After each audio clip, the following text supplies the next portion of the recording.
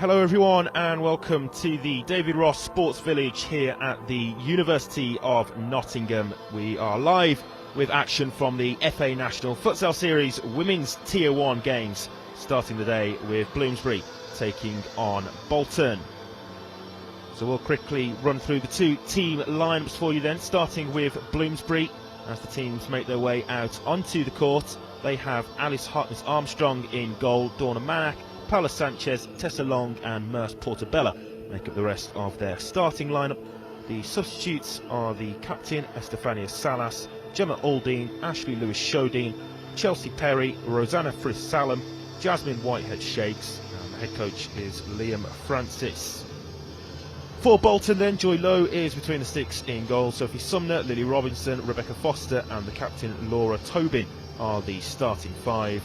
On the bench are Jess Lean, Lila Booth, Jade Bolton and Jade Bentley. Their head coach is Mick Parrish. And delighted today to be joined alongside in the commentary box by Stuart Cook.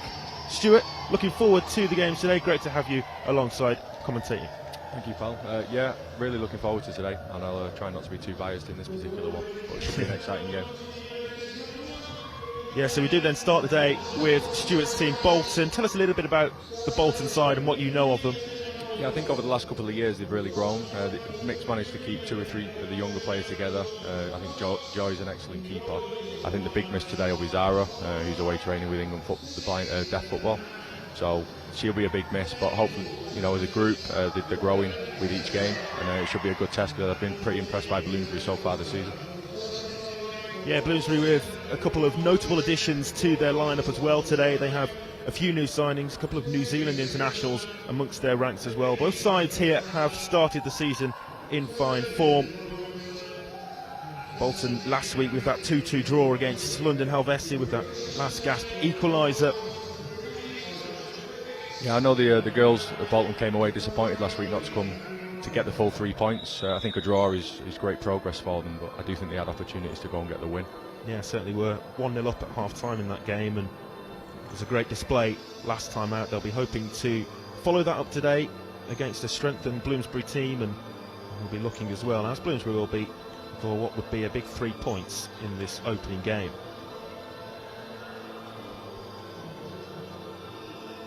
Bolton will be looking to stand themselves in good stead as well for a couple of weeks' time when they'll face last year's Women's Tier 1 champions, Birmingham WLV, with a fixture live on BT Sport. That one promises to be a great game, but so does this one. Hopefully this will kickstart the weekend's action in a rich vein of form. Your referees for today's game are Jack Wicks, Ryan Hanbury, and the timekeeper is Andy Moncur.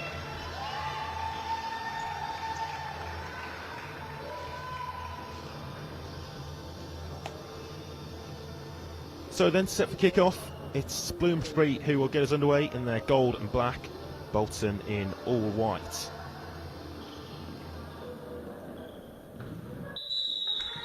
Referee blows his whistle and we're underway with Bloomsbury in possession.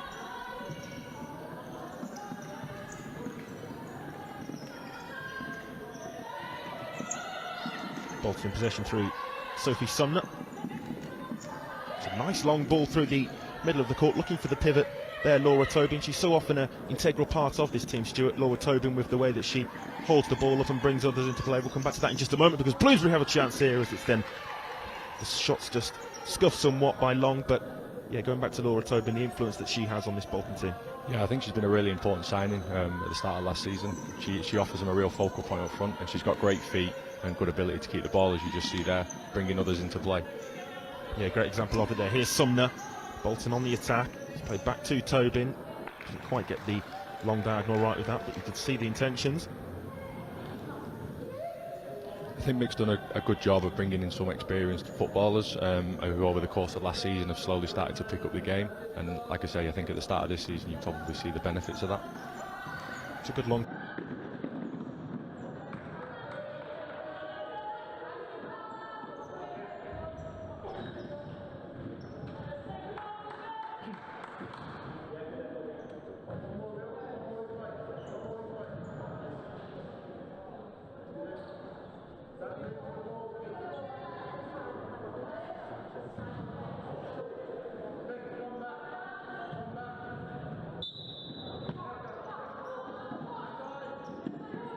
And it ends up all the way back with the goalkeeper, Hartness Armstrong.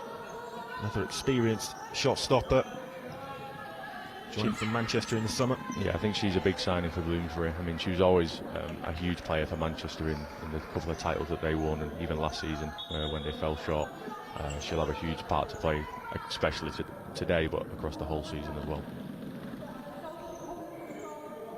A really experienced goalkeeper. Bloomsbury in possession here. Forward it goes to Portobello. Manak looking for the give and go on the return pass, but didn't quite come off, and Bolton have possession back.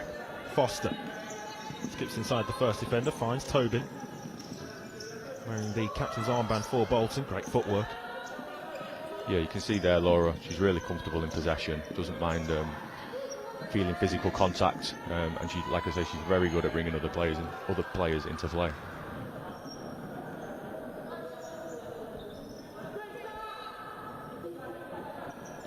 Still in the early stages, yet to see the game's first real opportunity. I think something that's really noticeable so early doors from up here is the pitch is really wide.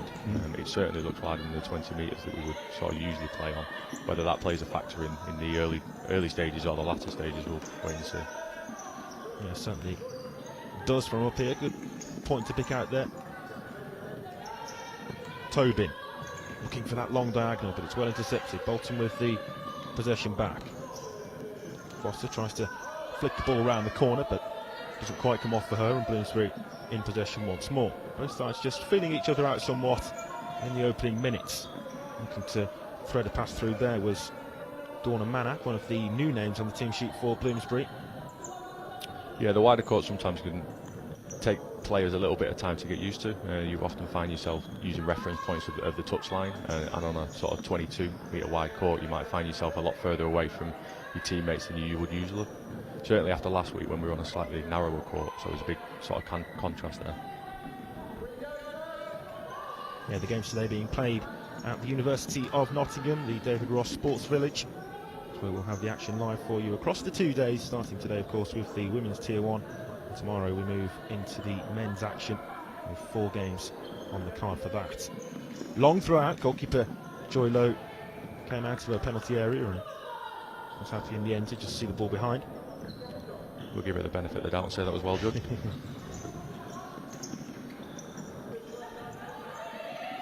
Good tackle. Bloomsbury looking to win the ball back in an offensive area. It's out of play, and they'll have themselves a kick in wide left.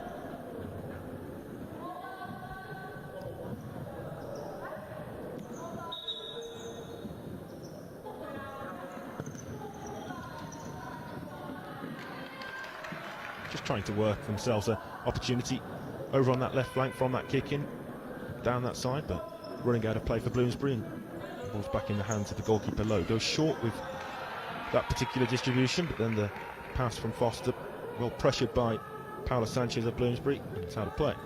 You see that problem there. Bloomsbury pressing quite high, and the Bolton 3 at the back are quite wide because of the court, so you find that if Rebecca Foster at the back there gets isolated in a 1v1, let's be honest, nobody really wants to be in that close to your own goal.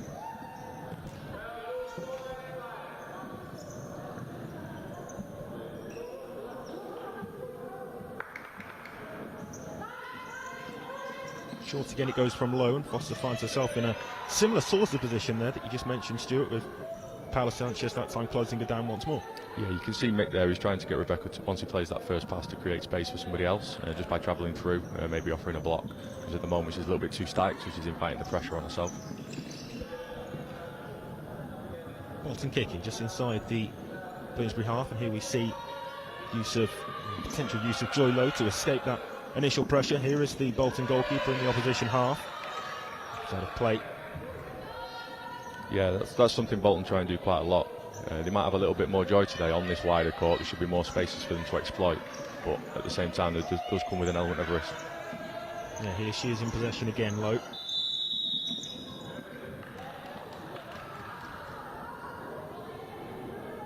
Bloomsbury are quite aggressive there on the goalkeeper. I wonder if that's something they'll continue to do. Yeah, referee pulling that one up, and it's going to go in favour here of... I think he's got the wrong halfway line. I was just going to say, Stuart, I think that's the other line. It's a bit of a maze of lines down there on the court, but it is the main blue lines that we're playing to with the blue centre circle, and I think that's a bit of an error on the part of the referee, and a decision that Bolton can feel hard done by.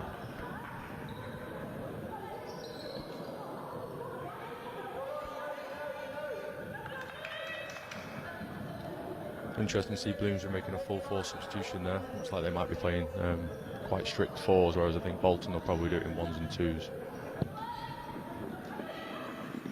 Bloomsbury here looking to work a chance from that set piece again. The ball's been out of play a lot in the opening minutes. It's been a bit stop-start what we've seen so far.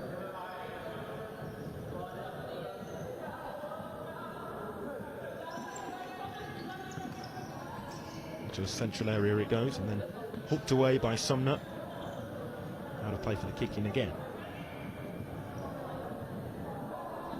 It'd be interesting to see what Bloomsbury set pieces look like today. Obviously, from experience playing against the men's teams, they're always very, very organised, and they've always got a numerous amount of set plays. So it'd be interesting to see if the women's team do the same. Yeah, well, they've certainly had a number of set pieces early on. Haven't been able to make them count yet, but let's see what they've got up their sleeve from this corner.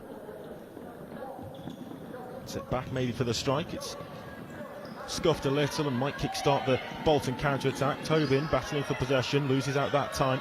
Bloomsbury coming forward, and then the pass tried to pick out Gemma Aldine, who'd found space to the right of the player who played the pass, Lewis Shodine. Didn't quite come off for them.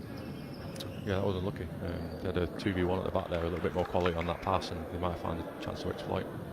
Yeah, so important, that final ball. Sometimes we see across the women's tier 1 with the chances being created, but it's just that clinical edge that can so often maybe be the key factor in finding a route to goal. Lewis Shodine here trying to win the ball back. Sorry, it's not just in the women's game, that as well. I know that's something that frustrates myself and us at Bolton in the men's team. We miss quite a lot of 2v1s and 3v2s that often we get punished well. Referees overturned the kick in there with Lila Booth not happy, but pulled up for taking that kick in illegally.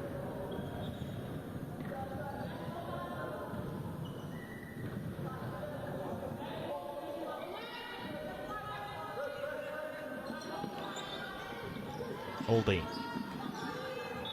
out of play, just runs out of room. Took a little bit of a heavy touch, which took the ball over the near side touchline. Still 0-0, nearly 5 minutes played. I think you can see at the moment both teams trying to play 3-1 and actually sort of just cancelling each other out. Sometimes on a wider court like this, having the possibility to drop into a 4-0 can create a different problem for the defence. I'm not sure if either team will do it at any point, but we'll see.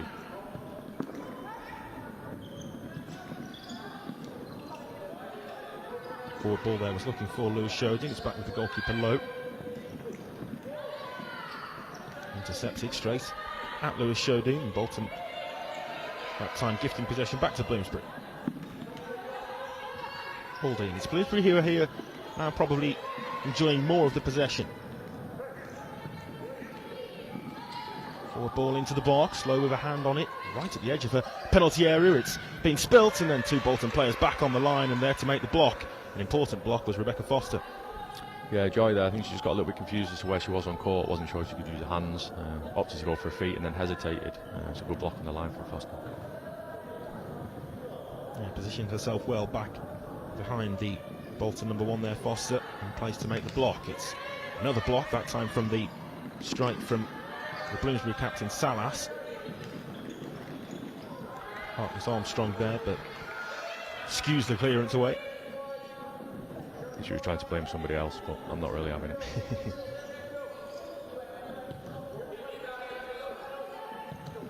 Foster across to Low into the attacking half. It's the ricochet, and Bobble takes it out of play, and it will be a Bolton corner. First time we get to see Bolton, see what they've got for set pieces, see if they've got anything coming off the training ground.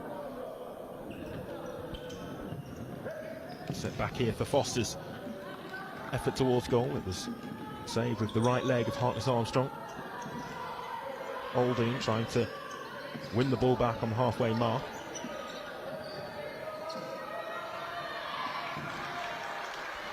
Bolton kicking. Good battle over there. I think you can see that Bloomsbury, much like the men's team, they're definitely bringing an intensity that Bolton are having to step up to and try and match. That's nice to escape the initial pressure for Bolton. There's a player towards the second post, which was the intended destination, but cut out before it managed to reach that back post, and it's a moment of respite now for Bloomsbury after that potential 2v1 on the counter-attack for Bolton. Yeah, that's actually the first time Bolton have managed to play through Bloomsbury's press. I think if he can start showing in the centre of the court a little bit more, they might find themselves with the opportunity to bounce out with 1-2s. It gives them the opportunity to play forward a little bit more often. Oh, as that one going to drop, it was a dangerous moment for Bloomsbury with goalkeeper Hartness-Armstrong taking up position on the far side of the court, and another day that might have ricocheted in. Yeah, I think this ball for Bloomsbury have on for quite a while, and I think they're looking a little bit tired and jaded. You can see the subs ready, but a couple of mistakes there. Yeah, 4 players waiting in the wings for Bloomsbury. They have themselves another set piece. It will be a corner from the far side.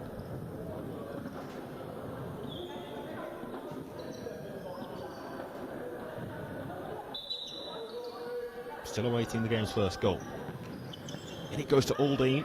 Managed to find a bit of space in amongst the Bolton defence, and it's out of play again for take 2.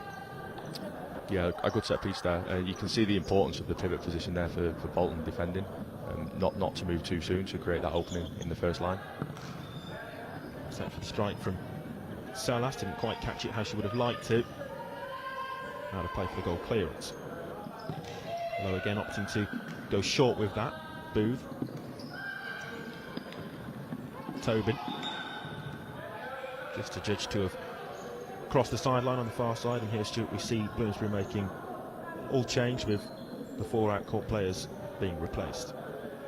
Yeah, one of the things that'll do is that'll allow Bloomsbury to keep the intensity quite high, and we'll see how long Bolton can deal with it, with them playing a little bit longer on court, and maybe certain players getting more minutes than others. Manak gets the ball back. That's maybe the game's best chance so far. There was a player towards the back stick as well, but the ball in the end goes wide of the near post.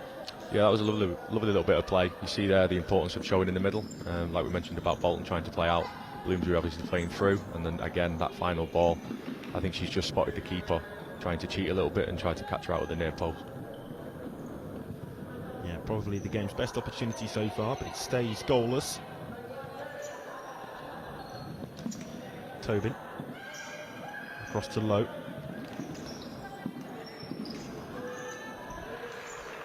Bolton there trying to use the goalkeeper Lowe again to their advantage and play out, but with that does come an element of risk. Yeah, I've had this conversation with Mick a couple of times. I think one of they do bring joy out quite a lot. I think what we probably need to get better at is the shapes we're trying to create off it, and how we're looking to create chances. I think sometimes it feels a little bit off the cuff and rushed, and Joy ends up actually just putting the ball at risk and having to sort of scramble back too often.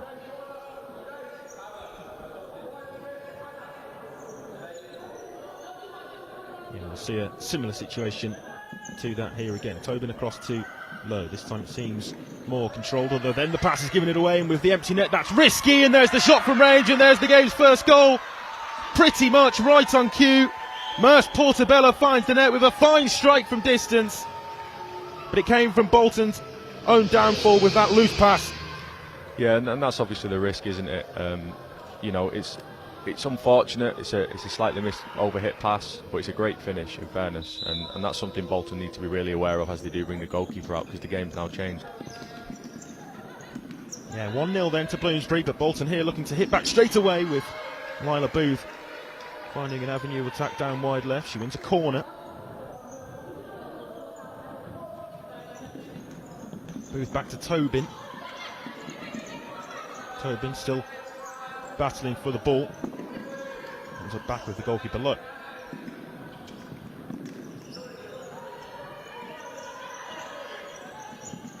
Sanchez to Portobello, the goal scorer, and that's a good stop by Lowe, who came out and set herself really well there.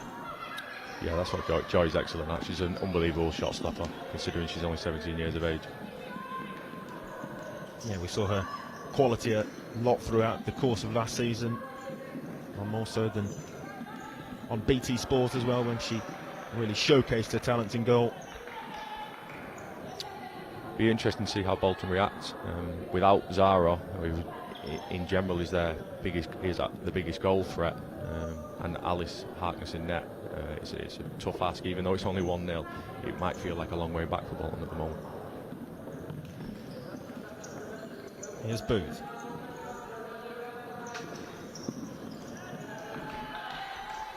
Just not quite getting the return pass off Lily Robinson. Yeah, Bolton are struggling a little bit to deal with Bloomsbury's press. There aren't many teams in the women's league at the moment who are playing a high court press, and it's obviously something they don't experience every game. So they're probably going to work things out as the game goes on, and it's just whether they can figure out how to exploit it to make the most out of the opportunities. Yeah, here again we see Bloomsbury look to step high onto Bolton in their defensive third. Booth alleviates some of that pressure though, but it's out of play on the far side. 9 minutes played, 1-0 Bloomsbury lead.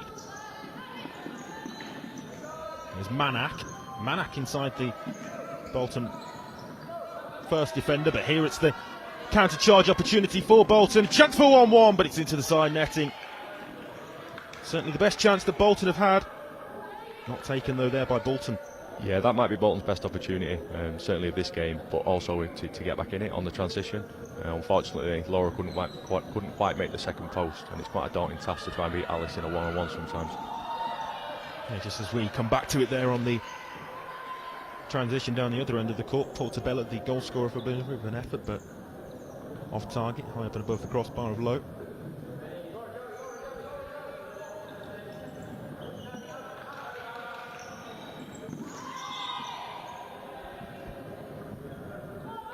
Out of play, a bit of an unforced error from Foster. Yeah, considering I said it's quite a wide court, a lot of players are miscontrolling it out of play. Yeah, true. And there is that difference to last week's venue, where it was a noticeably narrow court. As you mentioned there, Stuart, the contrast in that. Sometimes what the difference in width helps with players is that when they want to go and show in the middle on a wider court, they look and feel like as though they're travelling a little bit too late. Half a chance there as well, as Lila Booth was caught out initially, and then Dawna Manak was the player who found a bit of space in amongst the back line for Bolton, although there was a right old scramble for possession, maybe an opportunity for 2-0, although it's a good stop again by Lowe. Again, you can see Becky Foster, after the initial pass, she sort of stands static and she's inviting the second press. Really, she needs to try and travel through, show in the middle, try and create a forward pass so that we're not always going backwards, really. Yeah, Bloomsbury here looking to keep the pressure on the Bolton goal and go in search of that second goal of the game. Manak. Booth felt she was fouled, the referee agrees. Yeah, good defending. Stepped across, got a body in front, and won herself the foul. Yeah, it's the first free kick of the game.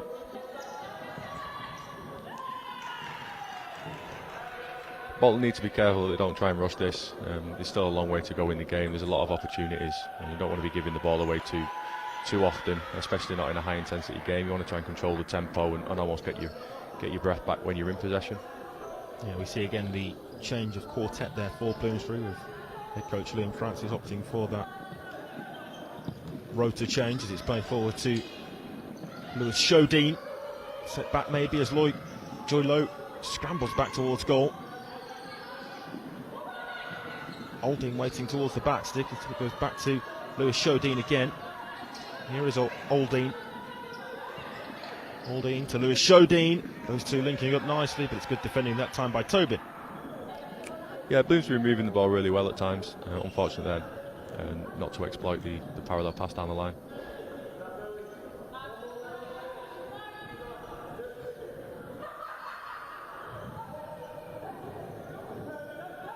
Salas takes this corner. It's back for Olding's strike. Well closed down. Really got out quickly there, Booth, and she's managed to skip past the Bloomsbury defender as well, and then pulled up for a foul. Maybe a bit of a harsh one there. It was the referee on the far side who blew his whistle. Yeah, a little bit of 6 of one, half of the other. I'll try not to be too biased. I think it could have gone either way. And we'll see on the replay there, just seemed to get past the Bloomsbury defender for Salem, and a bit of a let-off for her. And there's Lewis Shodin.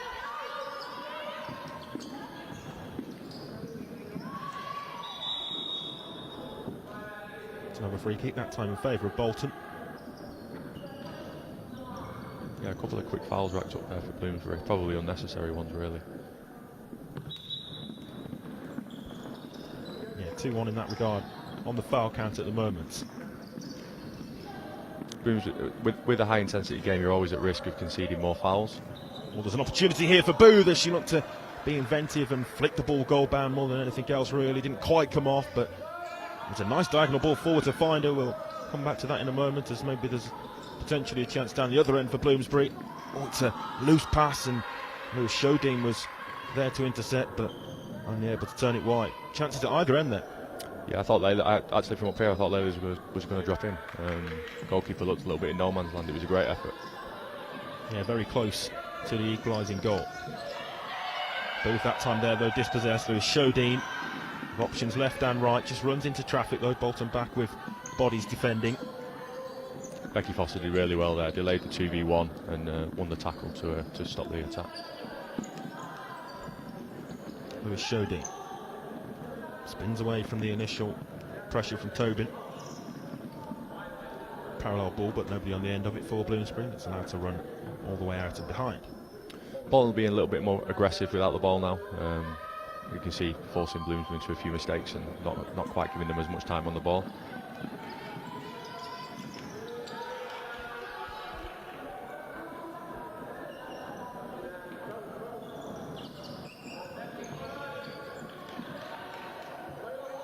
Robinson takes that kick in again, back to Foster. Now low. And the pressure once more, that time by Lewis Shodin, who was quickly in attendance, and Low forced in the end to just put the ball out of play and reset. Yeah, Bolton's winger was a little bit too high there, left both Becky Foster and then Joy Lowe isolated. Really need to be dropping so that you can receive and face forward, especially when you're under pressure. Good defending by Foster. Lewis Shodin picks up the second ball.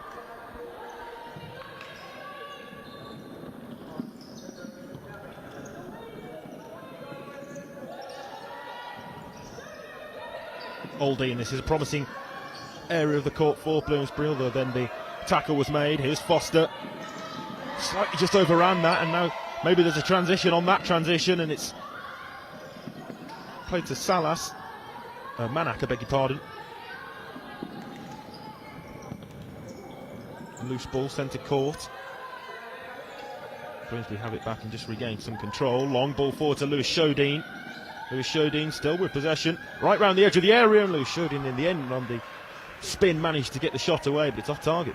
Yeah, great strength there to win the initial ball, and then a nice spin and lucky with the finish. I think you can see there's been 2 or 3 quick transitions, and the players on court are looking like they're tiring a little bit. You might see a few mistakes in the next couple of minutes until a couple of substitutions are made. Yeah, there was a great defensive intervention there again by Ashley Lewis Shodin, who's been causing Bolton problems in this one so far. Ball forward there is comfortable for the goalkeeper Hartness Armstrong. Great distribution from Alice there, by the way. Recognised the 2v1 really early, and a great throw. Just running out of room on the far side. The Bloomsbury player with 18 on her back, Jasmine Whitehead Shakes, another new name on the Bloomsbury team sheet this campaign.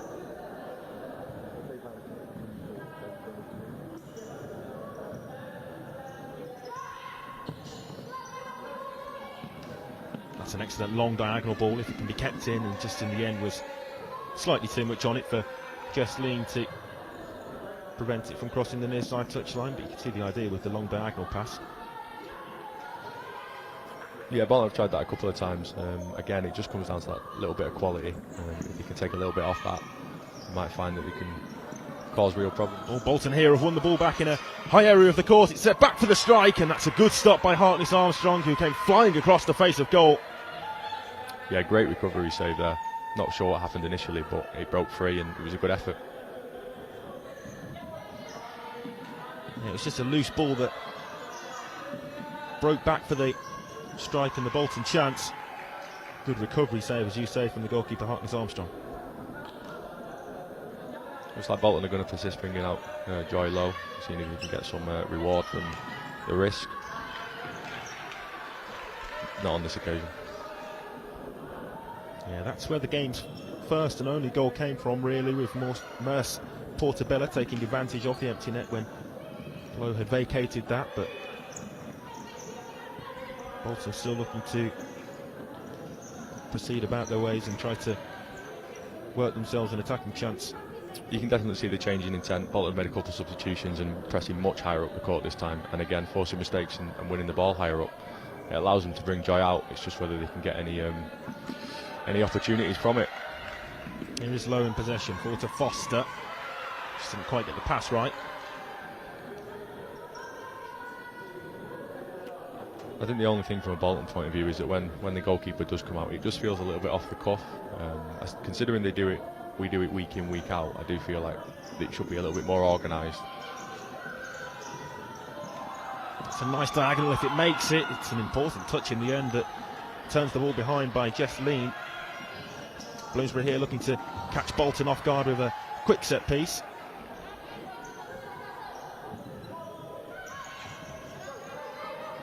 Set for the strike to goal, and that wasn't far away. Portabella, who we've already seen find the net once, coming close to a second. Interesting here that Bolton have put Laura on the wing and Layla as a pivot. Wondering whether they think that Layla's mobility and pace can cause some problems. She's a real good ball carrier. Layla, she's got great fundamentals. She's been around at the club since she was sort of 10 or 11 years old.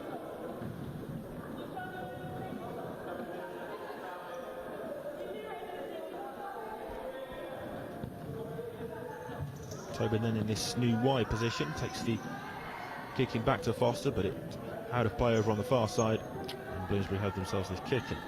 We see there the football fundamentals of trying to be high, and that isn't always the most opportune position in futsal. Sometimes being 3 or 4 yards deeper and receiving facing forward is actually a more attacking position. Foster, oh, she's lost possession. It's another chance for Bloomsbury, and this time it's dragged just wide of the near post. Tessa Long with the chance, having pounced upon the loose ball. Yeah, big opportunity there. Really got to be looking to hit the target and try and make Joy work.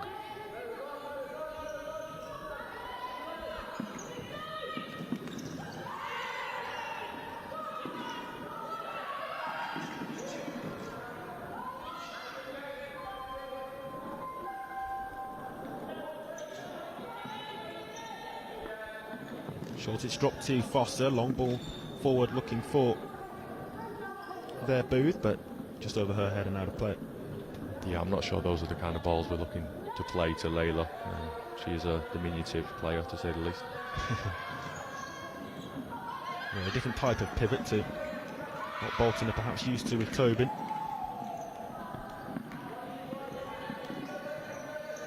Just over 4 minutes left to play until half-time. Bloomsbury still here leading by a goal to nil. Free kick given there for handball, I think.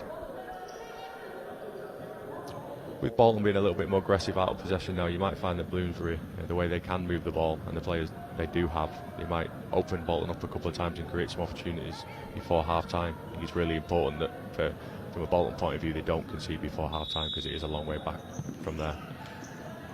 Yeah, Bloomsbury on the other hand will be going in search of this second goal, although they've given the ball away. Booth after it, desperately trying to keep the ball in, but just had a bit too much run on it and it's out of play. Yeah, big opportunity that, 3 versus 1. Ball a little bit overhit. Layla's not quite fast enough to catch it.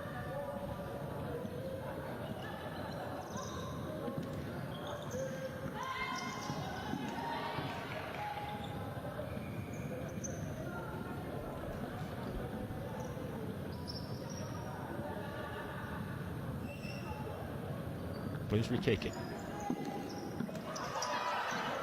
It's another chance here, and the block was made by Foster as Lowe came out to spread herself as the goalkeeper as well, but it didn't quite reach the Bolton keeper, and in the end it was blocked away by Foster. Yeah, really well worked. Again, ball into the middle, a little bit of a backdoor run. It was a good shot, good save by Loy. Low in the Bolton net. That time it's fired well high and wide by Portobello.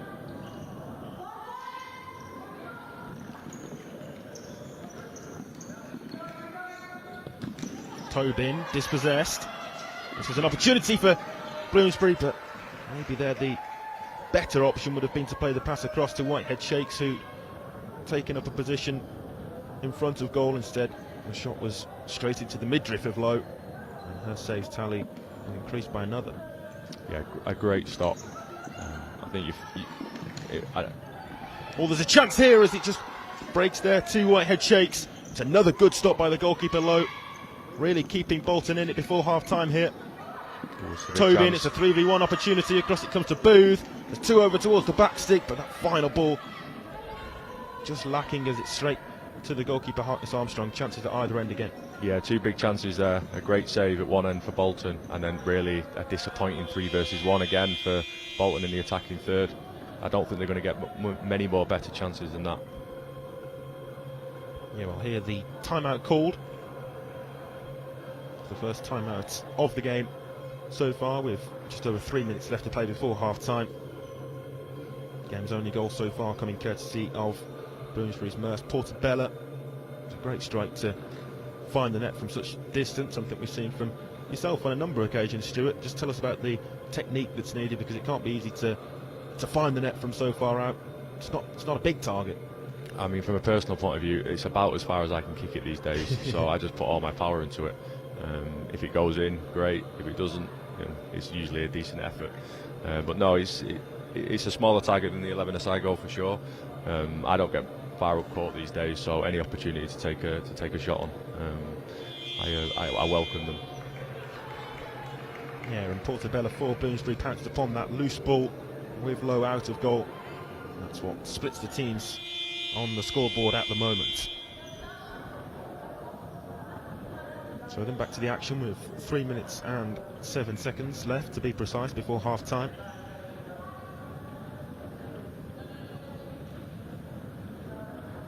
I think the timeout there, I think Bloomsbury will be quite happy with the way the half's progressed. I think all they want to do in these last few minutes is make sure that they don't concede too many transitions. I think that's Bolton's best opportunity to get back into the game, certainly in the short-term future. Manak gives the ball away there to Tobin, although that one will ricochet kindly through to the goalkeeper Hartness Armstrong. Long distribution, a great touch by Whitehead Shakes. Yeah, again there you see the distribution from Alice Hartness Armstrong there. It's an unbelievable throw and well brought down. I actually thought it was a foul myself. I think Becky Foster kicked through, but referee allowed play to go. Yeah, just the kick in given, nothing more for Bloomsbury. Aldine. That's an excellent ball across, lofted diagonal, but the touch there just ran through to the goalkeeper Lowe. Yeah, Bolton caught ball watching a little bit there. Again, backdoor run, something they need to be aware of if they are going to press higher up court. For Salem trying to feed a teammate in Chelsea Perry to her left.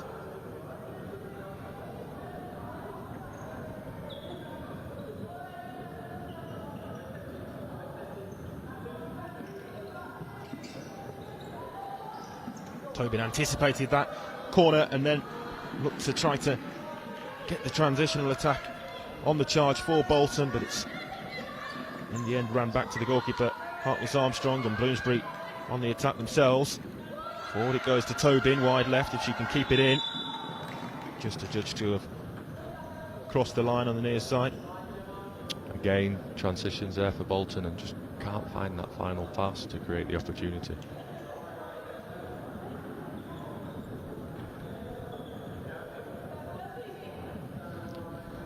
Bloomsbury just need to be careful. They have no need to rush and to force the ball into areas where it can be, lost. They just dictate the tempo, try and control the game, and certainly see this through to half time. Then they can discuss what they're going to do in the second half. Yeah, that will be the plan from a Bloomsbury perspective. Aldine. Bolton ball. nice idea there. You can see that with Bolton being high, a little bit of ball watching going on, that little bit backdoor run is on quite a lot. Bloomsbury will keep making it and keep trying to cause problems. Tobin, nice turn then. Looks to bring a teammate into play with the avenue down wide left, but the decision there goes the way of Bloomsbury. Yeah, I think it was the right one. I think it touched Jade Bolton on the way out of play. Yeah, so it's Bloomsbury back in possession. They're leading Bolton here by a goal to nil. Ali's shown us she can distribute with the feet as well as the hands. Yeah, so important, that distribution element from a goalkeeper, isn't it, with the way in which we see teams play so often with goalkeepers an integral part to the attack as well as defence. Yeah, it is, and I think you see a lot of teams these days trying to use the goalkeeper to break out of pressure, certainly from deep kick-ins. A lot of the men's teams do that. We use Joe in a fly, Joe Payne, on occasions, but he's probably excels at kicking out of play. This is another opportunity. It's a good piece of defending back there to set this counter charge forward for Foster and Bolton. Across to Tobin. Bloomsbury now with bodies back behind the ball defending. There's a injury concern as Tobin stayed down momentarily. There's going to be a rolling foul indicated as well to be added to the scoreboard. We're into the final minute. Yeah, another opportunity on the transition there for Bolton. I think Becky Foster was just trying to get it back onto her right foot to strike a goal. Bloomsbury recovered really well though, all four players back behind the ball really quickly and snuffed out the opportunity. Tobin here then back to her feet and she'll take this kick and it goes back to Foster.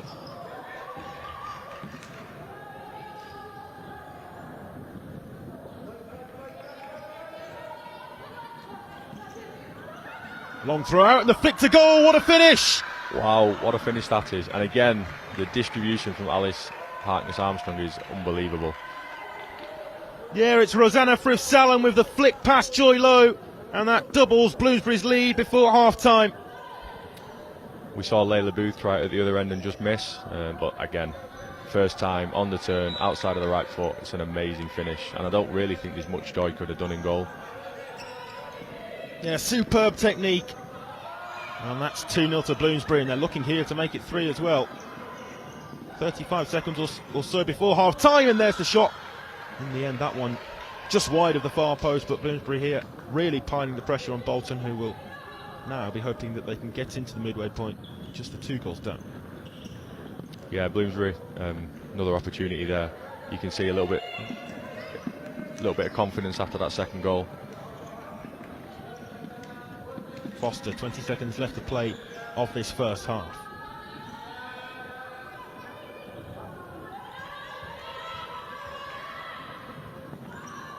It's a loose ball given away to the latest scorer for Salem.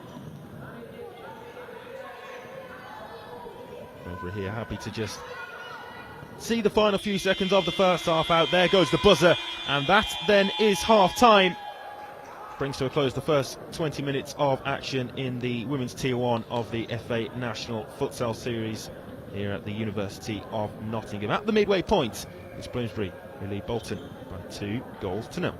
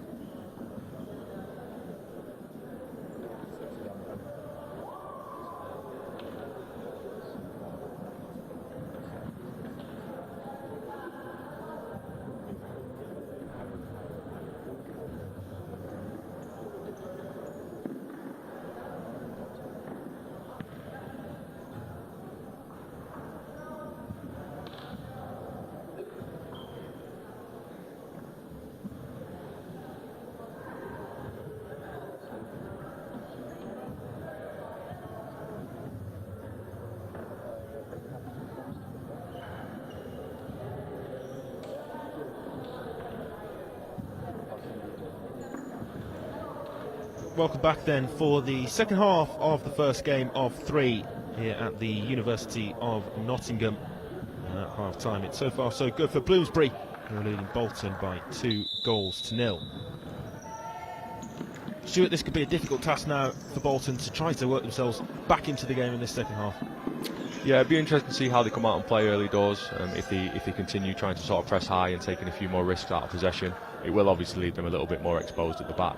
And again, to see whether they continue to try and use Joy as an outlet and an overload. It'd be interesting to see whether they've changed slight tacks at half time and try and control the ball a little bit more rather than putting it at risk. Not an ideal start. Yeah, there's an unforced error over on the far side with the kicking overturned. Bloomsbury back in possession. Manak looking for the forward pass, but it's met first time by Foster, out of play. I think Bloomsbury just need to be aware that they don't want to give Bolton a goal. We've seen previously last season that Bolton do have that comeback in them. I think there was a few games where they were 3-0 down and they got results. Oh, there's a chance here, and it's a fine stop by the goalkeeper again for Bloomsbury, Hartpury Armstrong. Yeah, Bloomsbury just they won't want to give them any momentum, any reason to sort of start to get their confidence up. And there's a foul there for a block. Yeah, it's been pulled up by the referee over on the far side. Better start from Bolton though, 2 opportunities in the first 45 seconds. Took them a while to get going in the first half. Yeah, certainly they'll be looking for that early goal at the start of this second half, which would then really stand them in good stead for a potential comeback. Long ball forward from Bloomsbury's Dornan Manak. I think you can see the intent from Bolton early doors. A little bit more aggressive on the first ball. Foster there with the long pass, but it proved to be more of a reset than anything else, with no white shirt in that position of the court.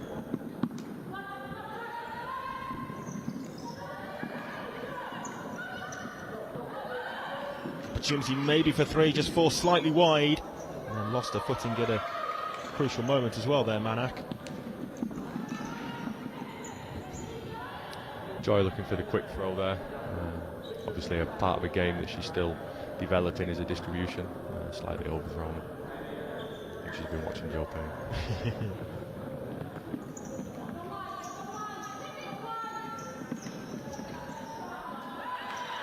Nice play from Long. Across it goes to Portabella on the overlap, but her pass then gives the ball back to Bolton. Tobin waiting in position. Pass didn't quite reach her. Yeah, those are the opportunities that Bolton really need to make more of. 2 versus 1. Again, the quality on the final pass is just not quite there. They need to create shooting opportunities from those transitions. A corner given there after the strike from Bolton took a deflection to take it behind. Still inside the first minute of this second half, and Bolton have certainly had a number of chances. That one's comfortable enough for the goalkeeper. Quality like Hartpury Armstrong. Yeah, it's going to take a special effort to beat it from that distance.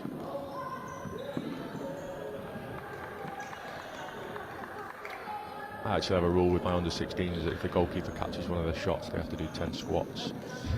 We don't want counter attacks from weak shots.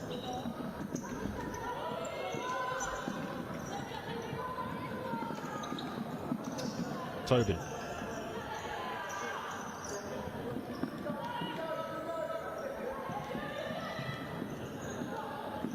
Tobin picks up the second loose ball, and then it's deflected wide off Dornan Manak, with Bolton managing to get a strike away towards goal. Bolton here really applying the pressure early on at the start of the second period. It's a poor corner though, it's intercepted. Tobin, but she fouled the Bloomsbury player there, she did, and it's going to be maybe further punishment as well for the Bolton skipper as she there stopped the Bloomsbury counter-attack. Yeah, I think that's one of those where you're happy to take the yellow card. It was actually a pretty poor corner from Bolton. It was telegraphed pass, and there was no attempt to block the highest defender. I think it was easy to read. But a good foul from Laura. Bloomsbury will be disappointed not to have been able to go on the 1v1. Yeah, happy to take one for her team there. Laura Tobin becomes the first player shown a yellow card in this one. Looking for the return pass off of Donna Manak, but out of play behind. And Low will restart play once more.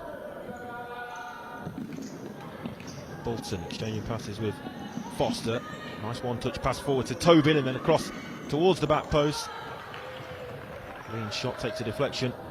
And for the corner again. Yeah, much better from Bolton. You see there, we mentioned early doors that Becky Foster wasn't quite mobile enough in the fixed position. She stepped through into the centre of the court and really drove at the Bloomsbury defence. It's a nice little bit of play, and unfortunate not to make a better finish at the end.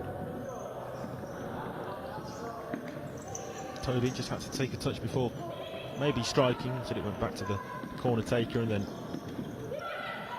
easily gathered by the goalkeeper.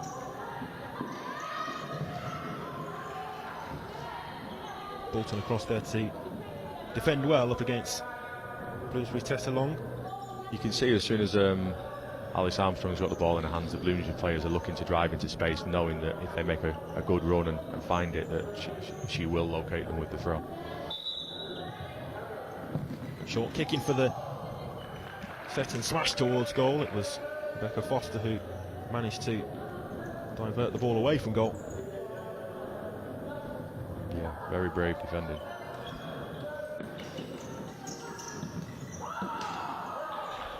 Managed to hook a shot in there long, but not the easiest of efforts as the ball came to her less favoured left foot.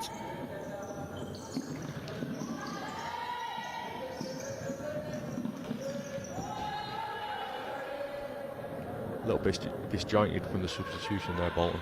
Lily Robertson still had her back to play when Joy threw it out.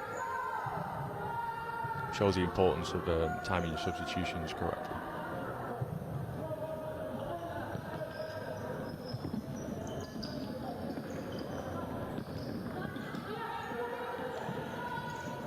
Holding wants that one and looks to be on the end of it down the parallel pass down the line, but the pass was just slightly overcooked. It's out of play. You can see the patterns and pictures that Bloomsbury are trying to create.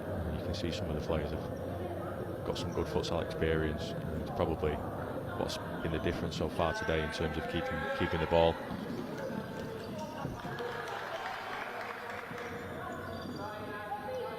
Bolton with the kick in, just inside the attacking half. Foster's long diagonal. Just overcooked it.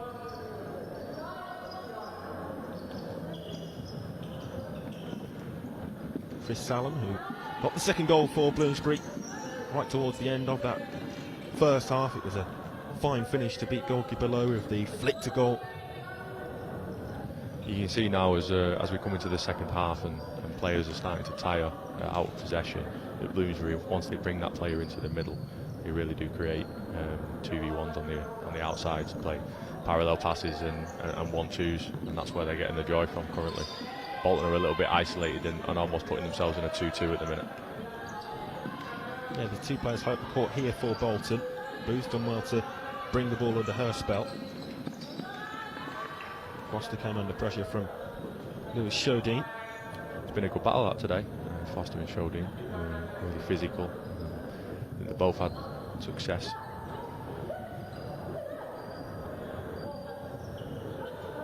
Yeah, Bloomsbury kicking. Lewis Shodine takes a position high as the pivot again. Oh, excellent play to skip past the initial pressure by Thrift Salem. Now Lewis Shodine just held up initially across to Aldine.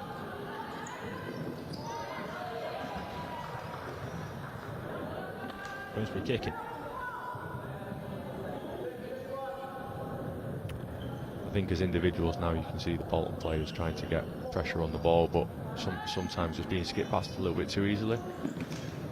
One thing you want to do as a player travelling out to the ball is make sure they stay in front of you. If you beat them too easily. Oh, across to the second post, and Lewis Shodine was very close to being able to divert that goal-bound Aldine. Still maybe half an opportunity for Bloomsbury. It's out of play. Bloomsbury are given the kick in. Referee just readjusting the goalposts after the ball struck the woodwork, coming close to number 3. Yeah, a couple of opportunities there came because Layla Booz, she's really trying to be aggressive on the first line press, but she's just getting skipped past a little bit too easily. Big chance here though. Yeah, Bolton here on the counter attack, but the pass doesn't quite find the path of the run of Booth. I feel like we've seen that a little bit too often on the positive transition from Bolton. Again, the final ball just doesn't make connection with the top player.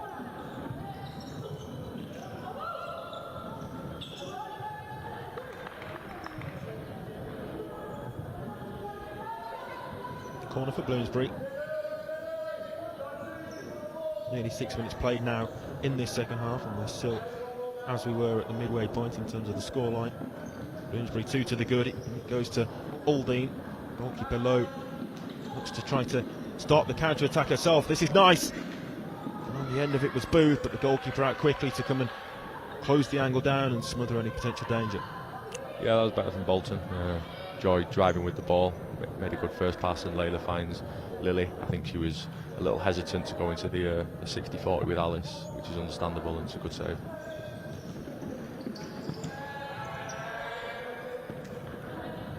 Well positioned to make the block there, Estefania Salas.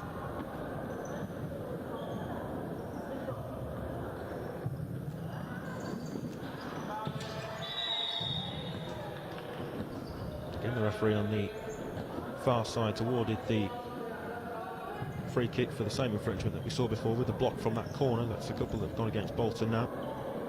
Yeah, I haven't been paying attention to the actual block, so I'm not sure if it's overly aggressive or whether the referee's just been a little bit soft in those free kicks. Yeah, I didn't notice anything in particular myself, but the referee with eager eyes and certainly keen to that situation. Here's Lowe in possession again. Long parallel ball across the line. Again, Joy left a little bit isolated. I think Bloomsbury are being really aggressive in closing the line pass off. Bolton need to try and get somebody in the centre to give her an additional option.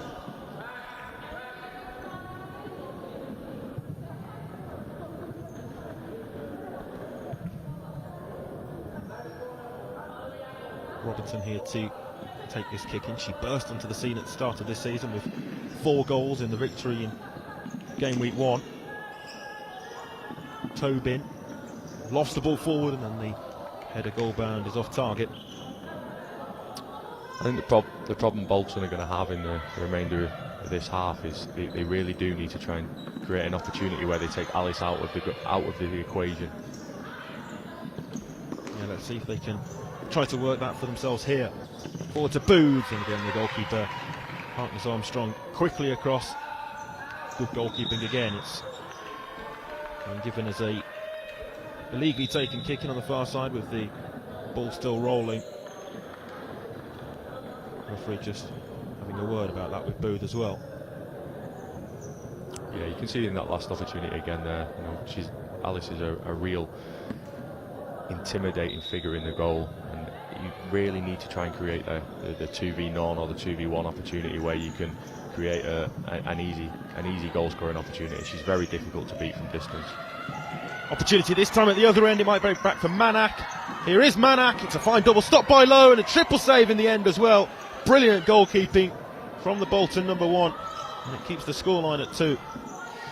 Likewise at the other end, Bloomsbury, three attempts there to beat Joy and 3 great saves.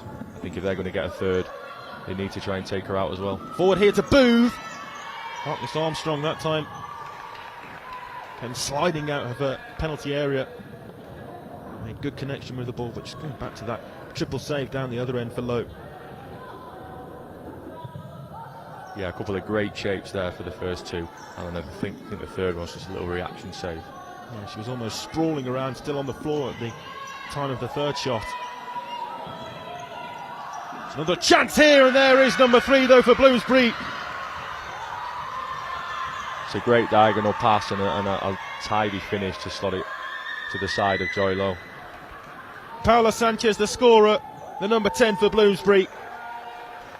And could that be the goal that takes this game just that one step too far away from a potential Bolton comeback?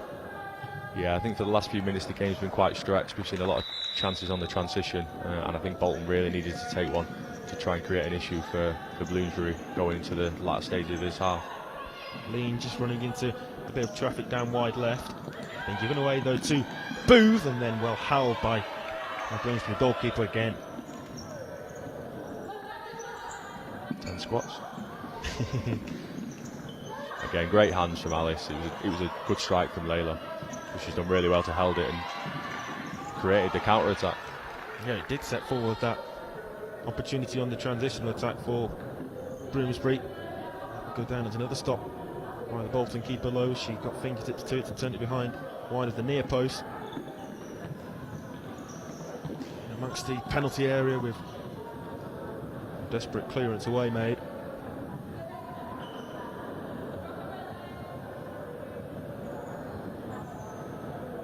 A couple more changes ready and waiting for Bloomsbury. They'll be happy with the position that they now find themselves in.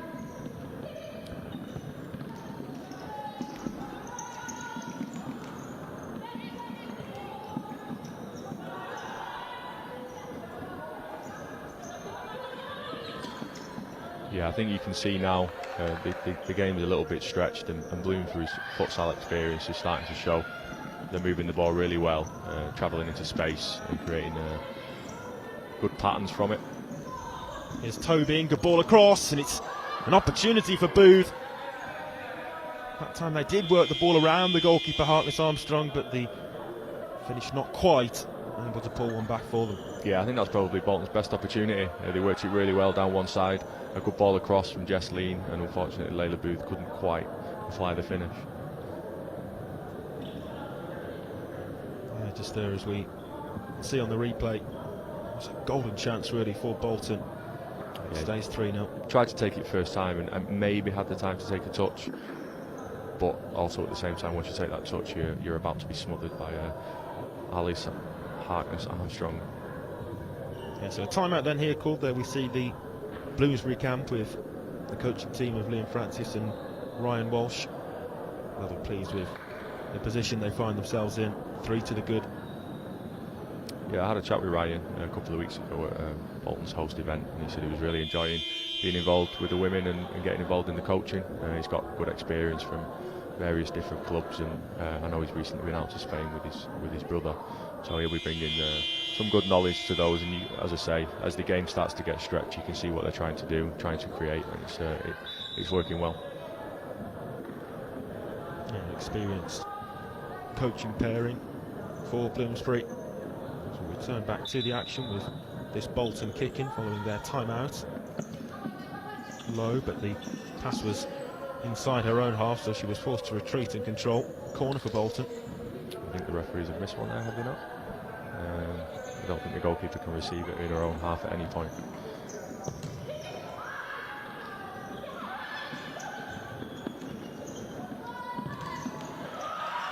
There's a player over at the second post. This will surely be number 4, and it is turned in. Well, Bolton caught out on the counter-attack, and Bloomsbury find themselves number 4. Yeah, 50-50 lost on the touchline, and the ricochet goes Bloomsbury's way. But again, it's a great ball and an easy finish. Those are the opportunities that you need to take at vital moments. And at 4-0 now, I'm not sure if Bolton have got any hope of clawing their way back into this one. Yeah, Portobello there with her second goal of the game, having scored from inside her own half in the first half.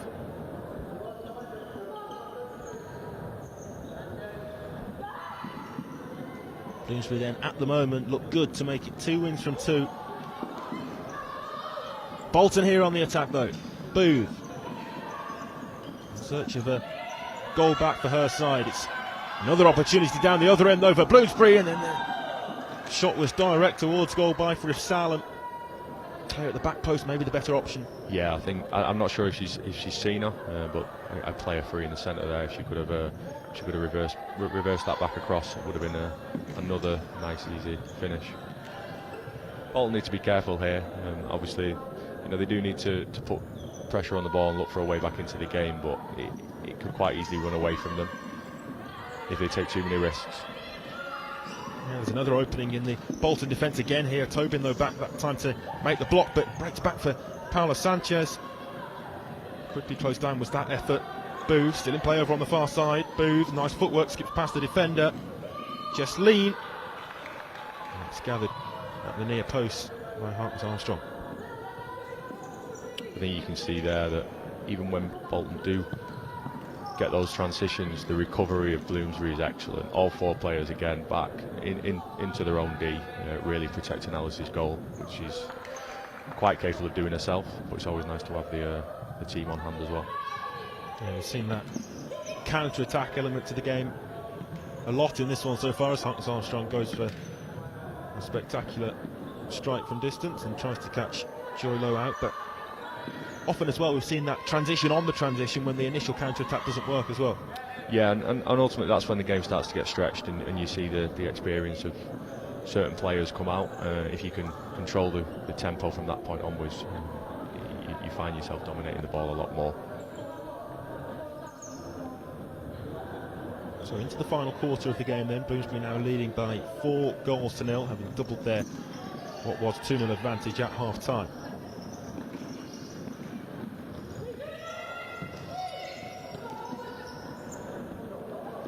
Tobin, runner over on the far side. Back defending is Lewis Shodine.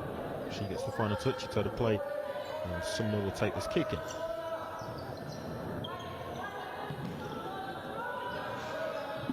Forward to Lowe.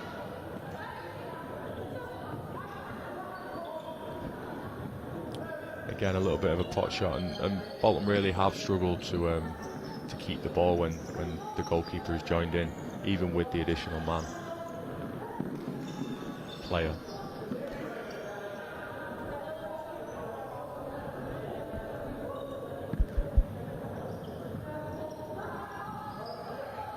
Kicking here again in an attacking position for Bloomsbury. Forward pass and set back to the initial kicking taker and Captain Salas. She'll take this again. Trish Salem might open up for the shooting chance. Goalkeeper came and managed to get something on it. That's a good ball forward as well to Tobin. Again there though you see the defensive intent to get bodies back behind the ball by the Bloomsbury outfield quartet, and it's excellent defending once more. Yeah, Bloomsbury have got an intensity that Bolton not struggled for the full game, but at certain points when players have been on court for 3 or 4 minutes, that you can see there's a real difference in the intensity that Bloomsbury are bringing. Tobin just unable to bring the ball under her spell that time, and again it's great strength by the impressive Ashley Lewis Shodine. Yeah, I think she's been a great focal point for Bloomsbury today. She's won, a good 60-70% of her individual battles, going both ways. Yeah, she's in the pivot position again, just wide of the camera shot at the moment. Aldine. Good challenge by Tobin, out of play.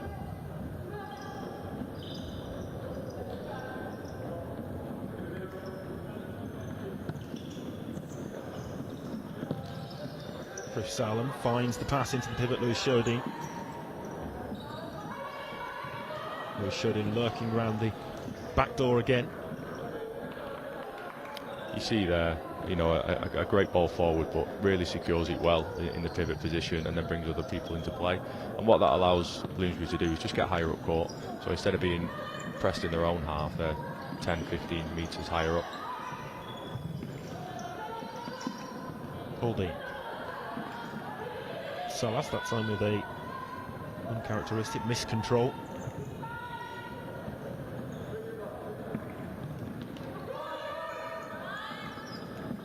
Low forward into the attacking half. It's been given away though, and the net's empty. Lewis Shodine goes for that, and the block was made by Foster.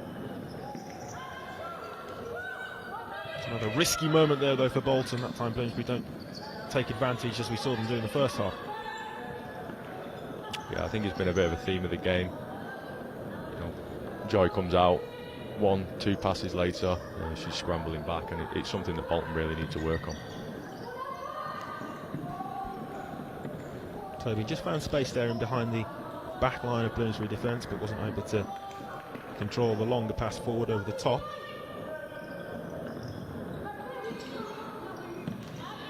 Might run all the way through here, and the referee's blowing the whistle on the far side. Another unbelievable throw from Alice Armstrong. Yeah, great distribution, wasn't it?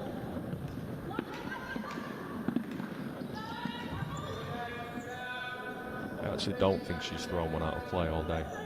I really do think a lot of goalkeepers across the leagues could watch her and learn a lot. It's impressive, to say the least. Yeah, and she's got the clean sheet intact at the moment as well. There's an opportunity here for Bloomsbury if they can work it quickly. Just seemed to switch off for half a second or a moment there, Ashley Lewis-Sherding, because the net was empty. If Bloomsbury were able to try and take that kick in for a set and shot, maybe happy at this stage to just try to keep control of the game, but the opportunity was there for them. Be interesting to see how Bloomsbury approach the last 10 minutes, whether they try and extend the lead or whether they're just happy to see out the 4-goal lead that they've got.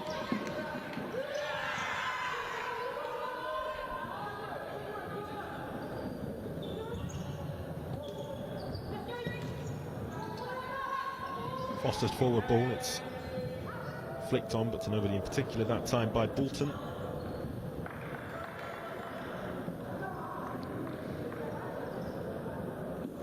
Ashley Sherding going off for a rest there.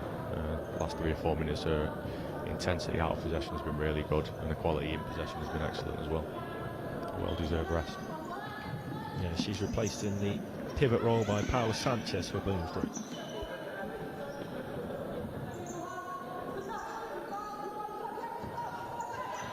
Foster. Across to Lowe. Foster, but comes under pressure. Manages to find the forward ball to Bolton. Will be a corner. I think that's actually the first time Bolton have worked the ball into the corner when they've had a fly keeper, and it was actually came from a little bit of individual play rather than moving the ball. But again, Bloomsbury recovered really quickly. All 4 players within the D within 1 to 2 seconds, and they snuff out any potential attack. Yeah, they defended that goal really well, Bloomsbury. I do think the intensity that they bring, not just in today's game but throughout the league, will create problems for a lot of the women's team this season. I've been really impressed with them today. It's been a very strong performance from what we've seen so far, but there's a bit of a concern here for Jade Bolton. Just took a heavy whack to the back of her head with the strike from Foster being inadvertently blocked by a teammate. Bolton gingerly back to her feet. Just over 5 minutes of playing time left.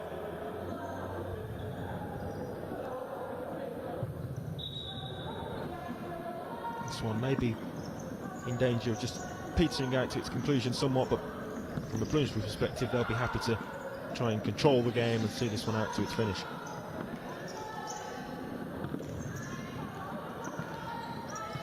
Yeah, Bolton will take more risks out of possession now, and they may be able to create some Yeah, there's an opportunity for them here, and they do have a goal back.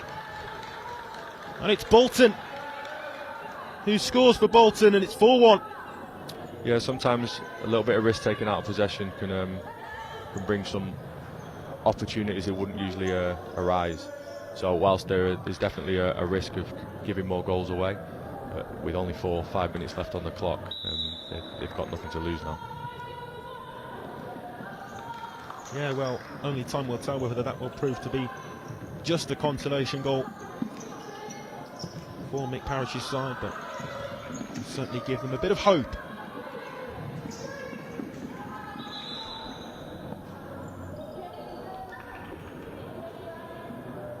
Goal scorer there, Jade Bolton, that time just overrunning the ball a little.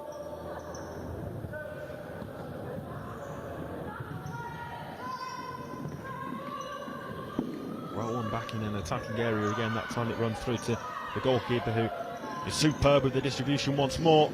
Maybe a chance to restore the 4-goal lead, and at the back post was Gemma Aldine. She wasn't too far away from making contact.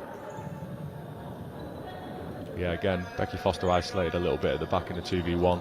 Unfortunate with the initial tackle that it bounces straight back. Bolton here looking for their second, which might really plant the seeds of doubt in the minds of Bloomsbury. Oh, and there it is as well, and it's Rebecca Foster with a first-time finish. Past the goalkeeper, Hartness Armstrong, nothing she could do about that one, into the bottom corner. And maybe, with little time left, it's the comeback on here. Yeah, it's a great finish as well, first time. Didn't give Alice a chance to set in goal. It was a nice little bit of play down the right-hand side with Sophie Sumner and Lily Robinson. Well, no need really for Bloomsbury to panic. They still have themselves a solid 2-goal advantage, but the momentum now certainly in favour of the side who trail. In terms of trying to mount a comeback, can Bloomsbury find themselves a goal down the other end? It's another fine double stop that time by Lowe. Yeah, a couple of great saves. You know, Bloomsbury might now rue a couple of those missed chances earlier on. They'll be looking to extend the lead if they get any more of those chances. Manak with the corner taken back, and then the deflection from Foster sends the ball out behind for this time a corner from the far side.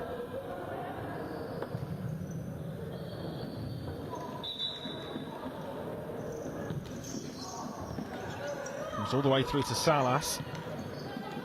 Back to the Bloomsbury captain again. Looks to go down the line across the face of goal, and there is a Bloomsbury goal again. Yeah, lovely little 1v1 down the line and a great ball across. It's found the Bloomsbury player in the box, and she's got the finish on it. Sometimes that's all you need to do. Right place, right time. Yeah, Tessa Long it was who was on hand. As you say, right place, right time to turn the ball home. And that now you would imagine would kill any spark and hope of a potential Bolton comeback. 5-2 on the scoreboard. Really good response by Bloomsbury since conceding those couple of goals in quick succession. Yeah, the game's got a little bit scrappy. If you're great opportunity there though. Yeah, very close there for Bloomsbury as well, as they look to add a 6th to their scoreboard, but that time the recent scorer Tessa Long just going wide of the far post. Yeah, I do think it's noticeable that since Shodine has gone off for Bloomsbury that they've struggled to dictate the ball as much as they were doing. Oh, excellent play by Tobin to just feed it through the legs of the defender Manak, although it's the latter here who looks to try to kickstart the counter charge, and well held by the goalkeeper Lowe. It's very open now the game though, isn't it, Stuart? And we see opportunities at both ends of the court. That's a great ball. Yeah, Tobin with a chance, and Tobin managed to control on her chest and get the shot away. Yeah, great long ball forward and a great first touch. Just couldn't quite apply the finish.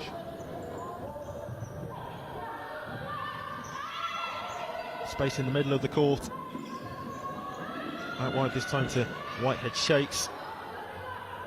As I say, you can see Bolton taking a lot more risk now out of possession, doubling up quite quickly, trying to create a lot of mistakes from Bloomsbury, which ultimately will lead them with players higher up the court free. It's just whether they can find those balls forward. Yeah, there's a direct ball forward to Tobin, well defended, really strong in defence, but then the follow-up pass gives the ball back to Bolton, and then likewise really with the intended threaded ball through from Foster. As I was about to say before, I think from a coaching point of view from Bloomsbury, really they want to try and dictate this tempo now and take the scrappiness out of the game, and do what they've done all game really, which is move the ball with a bit of composure. Looking for the pass towards the back seat there, Tessa Long. A couple of players end up down on the deck. Tobin spins away from the initial pressure, but foul given against Bloomsbury's number 14, and twice goal scorer in this one was Portabella.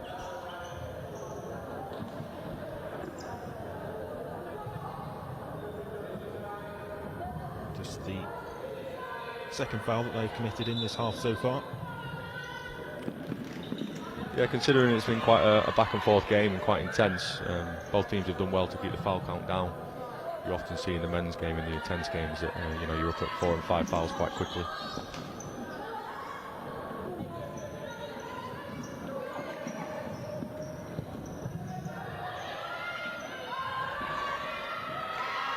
Foster just took a poor touch initially, and then under pressure was forced to play a loose pass.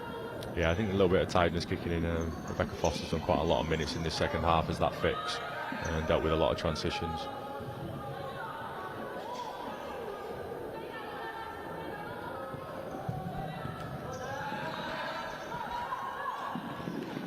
Low trying to find the long parallel ball. Just over a minute left to play, and Bloomsbury's 3 points to send them to the top of the table early on in this women's Tier 1 season will be confirmed. Yeah, they look really strong at the start of the season. Like as you said earlier, they've recruited well. They've got a top goalkeeper, and the intensity they play at will cause a lot of teams problems. Booth played the right pass across. Tobin takes control. Just stumbled over her own feet more than anything else, I think, and then sportingly, as Tobin stayed down on the ground, Portabella plays the ball into touch on the far side. Yeah, it looked like she trod on the ball a little bit, whether she's tweaked a knee or an ankle. It didn't look like it was from contact. Yeah, finished outside the top 4 last season. Bloomsbury in 6th position. They have 6 points only from the 7 games they played. Well, they'll have 6 points to their first 2 to start this fresh season. Made good additions in the summer. You certainly see that paying dividends. You just hope here that Laura Tobin will be okay and get back to her feet. Always a worry when it's not a collision with the defender, isn't it? Yeah, it looks like the physio's having a look at her knee. I can tell you from experience that sometimes you don't need anybody around you to cause yourself some real damage in those ones.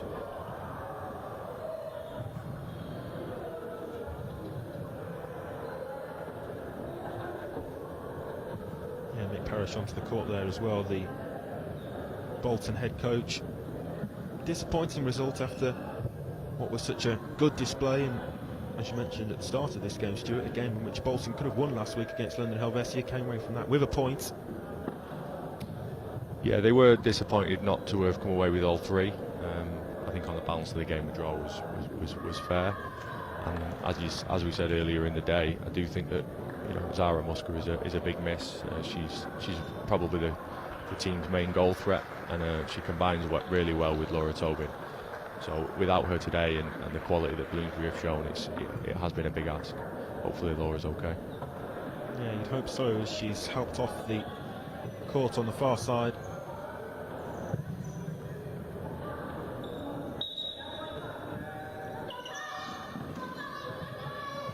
Forward to Booth, and the header straight at Harkness Armstrong. Final few seconds to play out.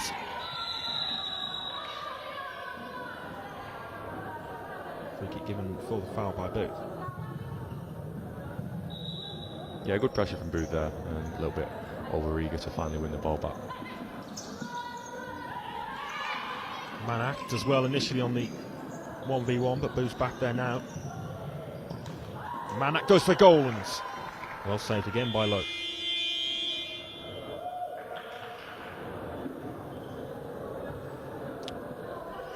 Bloomsbury obviously going to try and put a set piece in play in the last play of the game.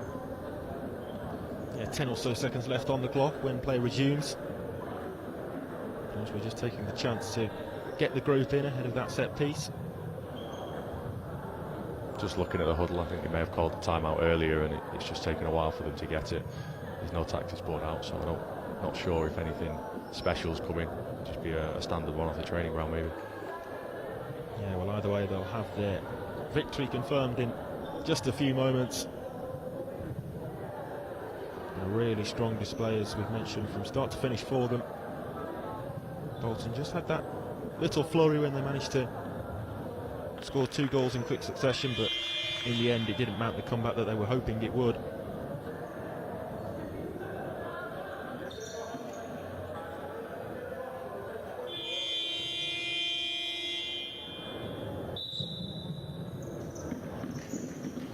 So back for the strike on a pretty routine set piece and then cleared away by Booth. Yeah, Bolton held strong, good zonal defence and cleared the danger in the end.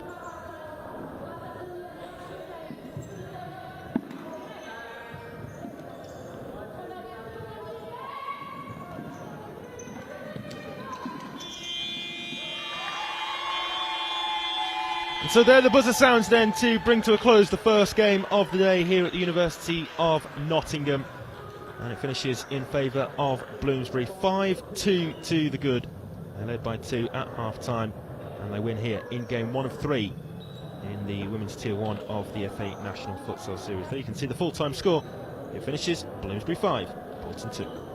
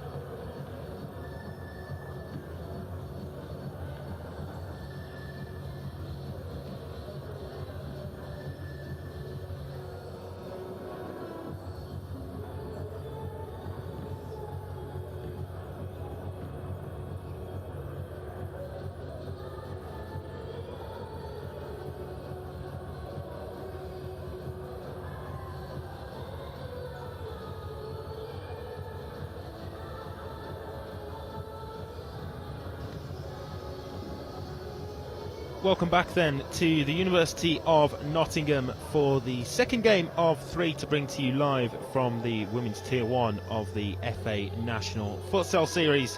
We've already seen today Bloomsbury beat Bolton by 5-2. The second game sees Hartpury up against Cheshire.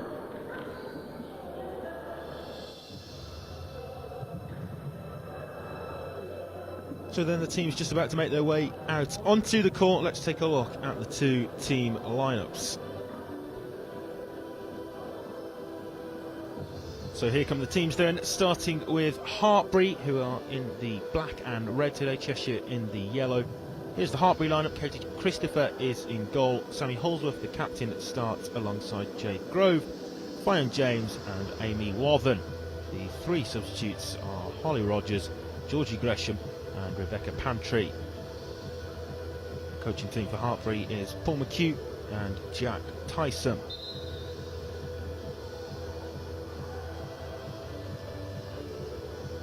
For Cheshire then, they have Libby Wright between the six in goal. Jade Davies, Tina Ellis, Helen Cann and Kerry Sampson make up their starting lineup. Just the two substitutes here on the bench for Cheshire today. They are starting as Lucy Scott and Emma Roden.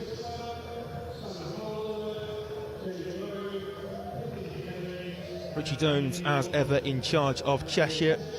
Did so well with the side last year to get them promoted to the Tier 1, the top flight of the women's game in the English FA National Futsal Series. Had a really strong and positive performance and result last time out as well when they beat Southampton by 2-1. That was a good bounce back to the opening day 8-3 defeat.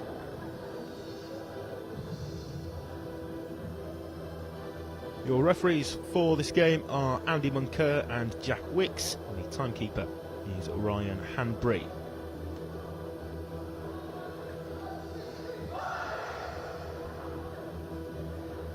There we see the Hartpury camp just undergoing their final preparations.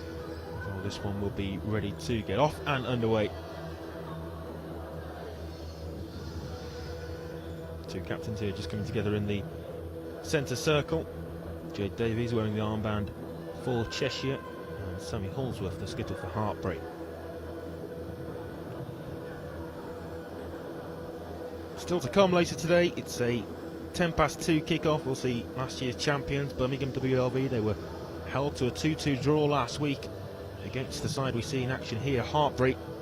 Birmingham will be up against Southampton Aztecs to conclude today's action. It's a 2 kick-off later on today.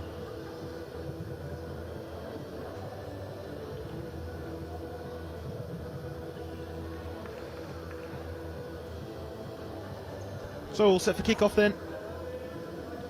And it looks as though it will be Cheshire to get us off and underway at the start of this second half.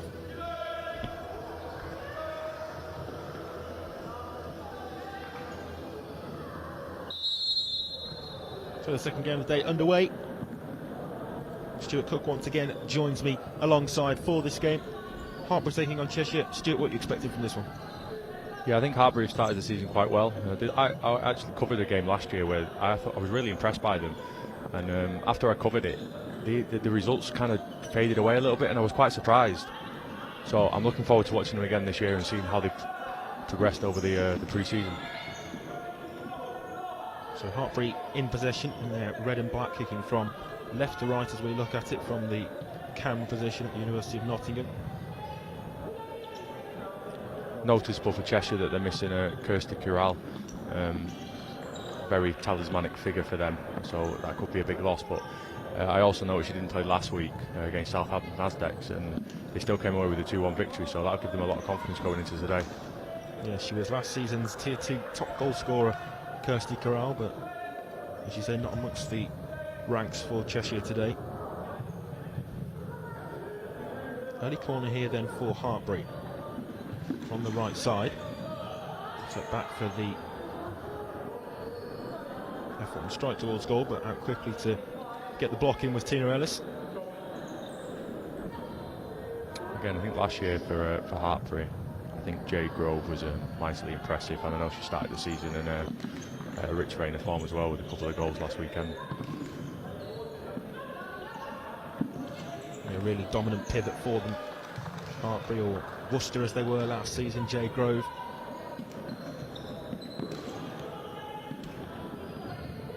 Kerry Sampson. I think you can see early doors it'll be a slightly different game than we saw in game one, where Bloomsbury brought a lot of intensity to the game and almost forced Bolton to play at their pace. I think in this game you'll see both teams probably sit half court, certainly in the early exchanges while it's still 0-0. Yeah, still inside the game's first 90 seconds. A slow start to the game, but Cheshire here looking to try and work themselves an opportunity in the shooting chances. Davies managed to fire the shot in, but it was well high and wide of the Hartpury goalkeeper's goal, Katie Christopher. She's another new name amongst the women's tier 1 of the top flight of English futsal this season. Katie Christopher taking over from Rebecca Panniers, who's in attendance as part of the coaching staff today for Hartpury. Good ball across, this is a real chance, but it's into the side netting. Yeah, lovely ball across the area there, and somebody coming in at the back post just couldn't quite apply the finish. Good contact, just not quite the direction. Yeah, Georgie Gresham it was, just onto the court, who had started the game as a substitute, looking to make an instant impact and find the game's first goal, just wide of the near post.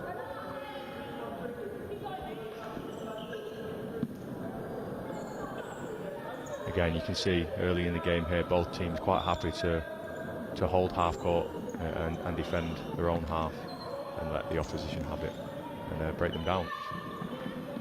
Yeah, it's Cheshire in possession at the moment, looking to unlock this Hartpury defence. Out of play, Cheshire kicking.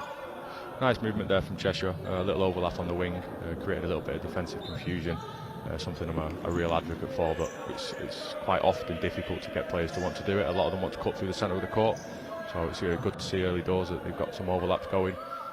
Let's see if they can exploit those 2v1s on the wing. Sampson. Yeah, this is a good forward ball. Helen Cowan just happy to retain possession. It's a loose pass that time by Davies. That sometimes is a danger when you're playing against a half-court defence. You can get a little bit of impatience. You need to just take your time, move the ball well from side to side, and just wait for those opportunities to occur. Don't always need to rush it. You'll often hear a lot of people talking about ball speed, but sometimes that doesn't always have to mean it has to go fast. Nice lay back by Grove, and it's a first save of the game made by the Cheshire goalkeeper Libby Wright.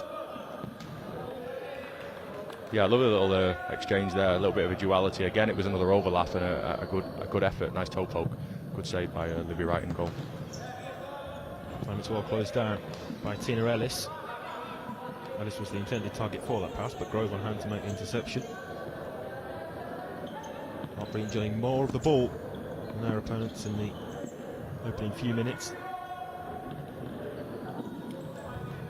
Interesting to see that both teams have only got 2 outfield substitutes. So again, I think the intensity in this game will be a lot lower than it was in game 1, where Bloomsbury had a full cohort of 10 and quite regularly changed all 4 players at a time. Yeah, it's another contrasting factor to the game in comparison to the first that we saw here. There's an opportunity maybe perhaps for Hartpury, but Sammy Holsworth just unable to bring the ball under her spell, and she's come off the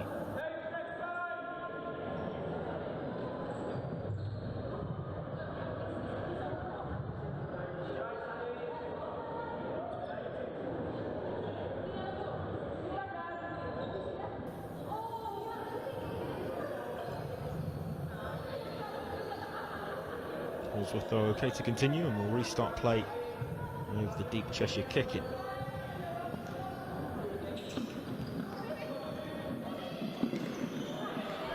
Good tackle, centre court by Wathen. There's a player over to the left. Wathen instead goes for goal herself. It's a comfortable stop for Wright. Yeah, just use a decoy, the runner as a decoy there to get the shot off. I think sometimes if you make that decision, you really need to put the ball in the back of the net, because I think Jade Grove was in a great position to finish there. Yeah, again here we see the half-court defence strategy opted for as we take a look at the replay of that previous chance. Grove over on the left flank was perhaps a better option. That's empty. If Hartpury can take advantage, it's an opportunity for them bearing down on goal, but goalkeeper Libby Wright out quickly. Cheshire looking to spring an attack for themselves. Grove with a play over to the right, does play that pass, and the finish not quite matching the initial quality. Sammy Hallsworth wide with her chance. Yeah, Libby Wright's made a bright start in the Cheshire goal. 2 or 3 good saves. That'll do wonders for her confidence.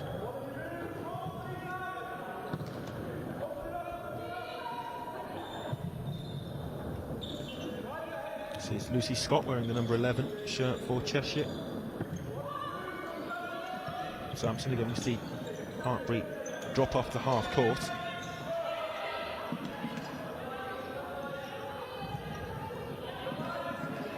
Good forward ball and then an equally good challenge.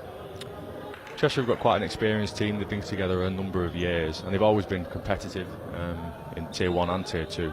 So I do think they'll be able to make it difficult, and they're moving the ball really well actually at the start of this game. Still shifting the angles. Side it goes that time to Roden, although then she's been dispossessed. Grove plays a nice pass wide left, and it's against the outside of the post. Game's best chance so far, but it comes and goes for Hartpury. Yeah, you can see the game plan there from Hartpury. As soon as it breaks down in the middle of the court, you've got 2 or 3 players countering quickly, and it feels as though one of these chances will go in at some point in the near future. Yeah, Wathen with the chance there for Hartpury. Just unable to make it count, but it was a great turn and pass played by Grove to set up the chance. Hartpury kicking here.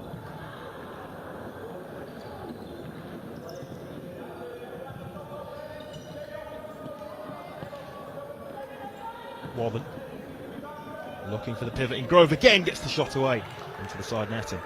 Yeah, I think that's what Jade Grove really excels at. You know, she's great with the back to goal. She's good on the turn. She's got a great goal a couple of weeks ago with a first-time turn and finish. And I think that's a bit of a staple of the game. We'll probably see that a few times today. And she's certainly an attacking threat that Cheshire will look to nullify.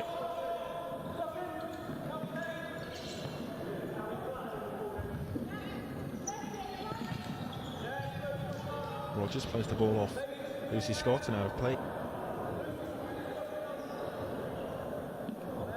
Just over 6 minutes played, still goalless. Hartpury asking more of the questions though in the game's opening minutes.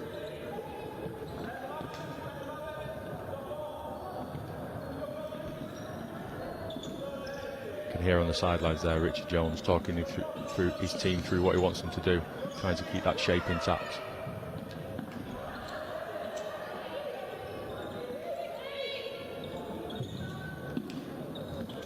Forward ball. Cheshire with a spell of possession. Roden. Captain Davies flicks it forward, but to nobody in particular, and then Grove was set away on a potential counter-attack chance for Hartpury. You can see the dangers for Cheshire. As soon as it breaks down, Hartpury want to play the ball forward as quickly as possible and create those opportunities. I think they know how dangerous Jade Grove can be, and Cheshire just need to try and be patient but purposeful in the way they attack. Take the time, find the spaces, and not force anything too central. I think it's always more of a danger if you're giving the ball away down the middle of the court than it is if it's in the wider areas.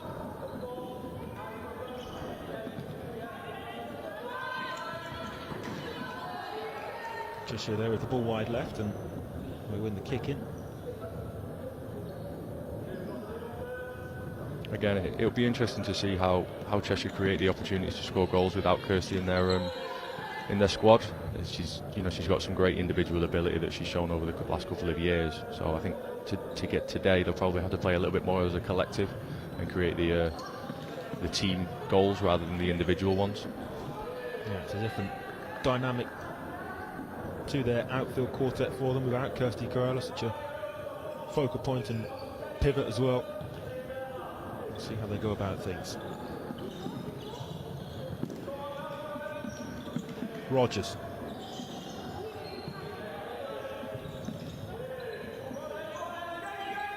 Rogers Rogers with the ball at her feet again, skips inside the initial pressure. On the follow-up, it's tipped over the bar by Libby Wright. Just a bit of a scramble around the edge of the penalty area, and it broke for the shooting chance. Goalkeeper had to be alert as she got back to her feet. Yeah, I think the centre of the court just opened up. Holly Rogers, who drove through the middle. Libby Wright made a good, probably unconventional first save, and followed it up with a good second. Corner then as they look to play the ball through the middle of the zonal defensive structure. Out for the kick in.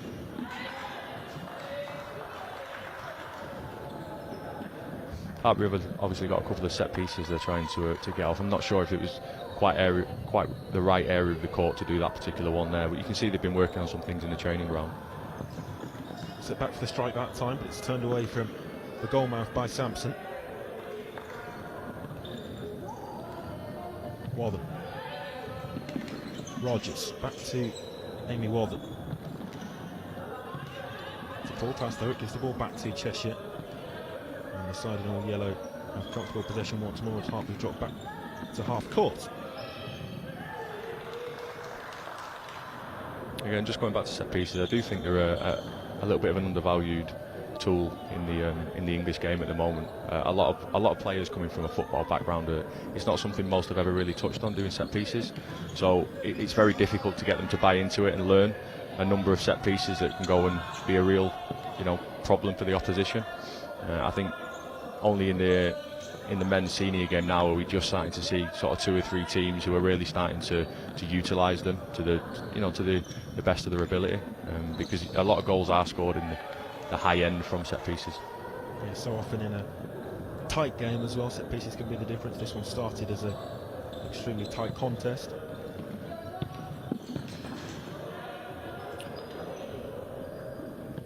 We actually benefited last week from set pieces ourselves against Hartpury. Our second and third goals both came from corner kicks and ultimately set the tone for the rest of the game, and it just shows the importance of them. So it's good that Hartpury are trying to get things off. It is a learning curve for most of the teams. Forward ball, but to nobody in particular that time. It's out and behind for Christopher, the Hartpury goalkeeper, to get the ball moving once more. She drops it short, and Hartpury will build again from the back.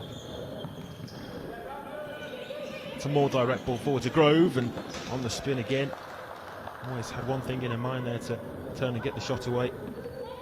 Yeah, secures it really well. Really strong in back to goal, and as I say, you can always tell she's trying to turn and get that shot off.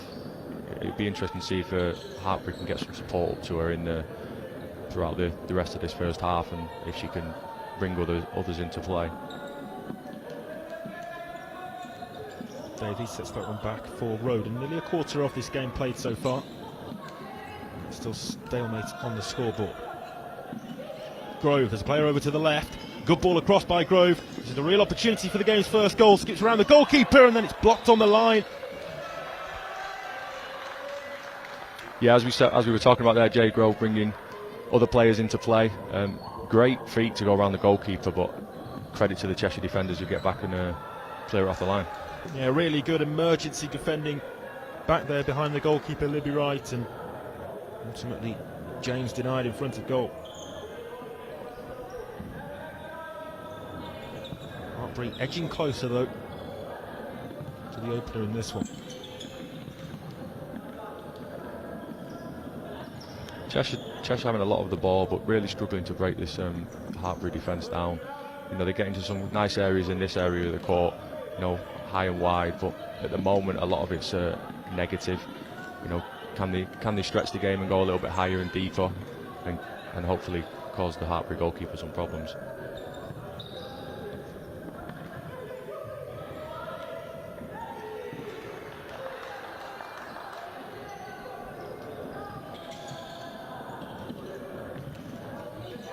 Across it comes from right to left, where Lucy Scott picks up possession. Ball back now though with Hartpury.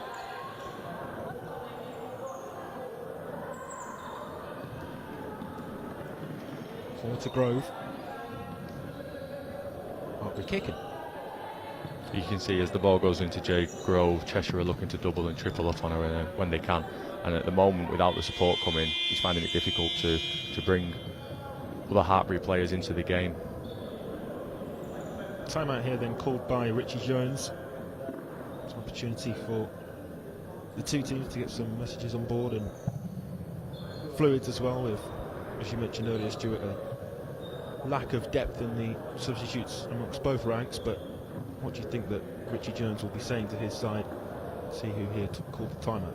I think, like we just touched on, I think they've got a lot of the ball, they're dominating the play.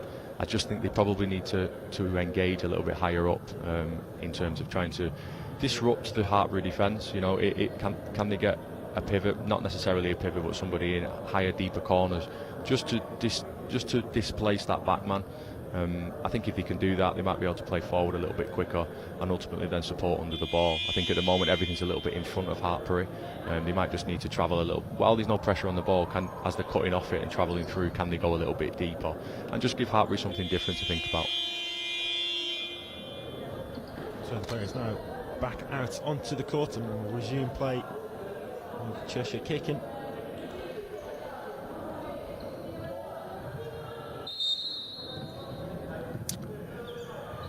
Looks like they're going to try and use the goalkeeper to create those forward passes and create that overload. Well, that's risky. It's giving the ball away in an area that Ellis wouldn't want to do so. There's a reprieve though as she sees her teammates back all now behind the ball. Grove looking to bring other Hartpury players into play. Initially laid it off well to Gresham. From right to left, Hartpury still in possession. It might break all the way through, and that's an excellent last-ditch challenge to turn it behind for the corner. Yeah, nice little bit of play there. You know, getting players closer to Jake Grove, and a lovely little 1-2. Great defending though. Just recovered in time to clear it for the corner. Yeah, it will be another high set piece here, a kick in for Hartpury.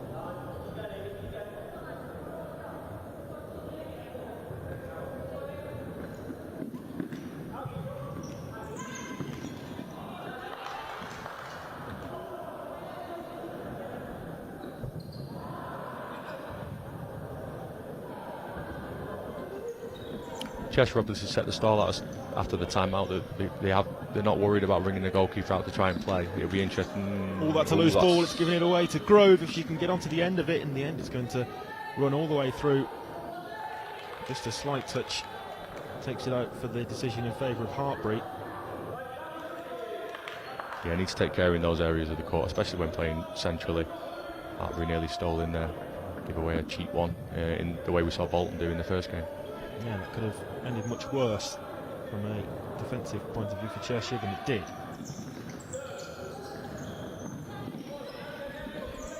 Wathen exchanging passes with Georgie Gresham. It's a really astute addition to the Hartpury side, who's going to make a debut last week against Birmingham.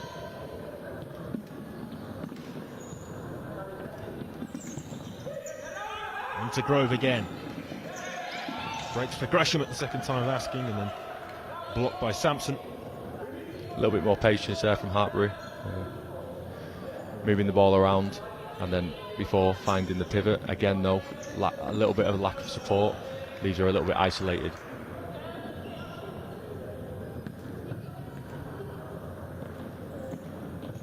Wathen.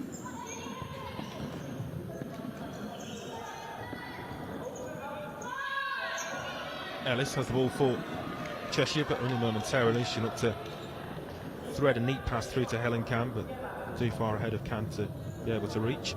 Holds back of Hartpury.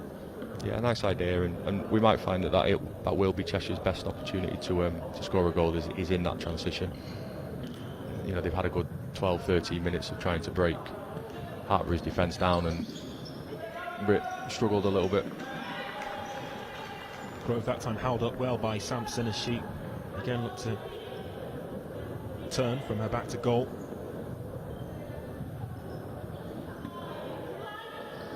Taking short to Wathen. Given away here, there's a player in the form of Lucy Scott looking to make an overlapping run. Passed in finally from Sampson.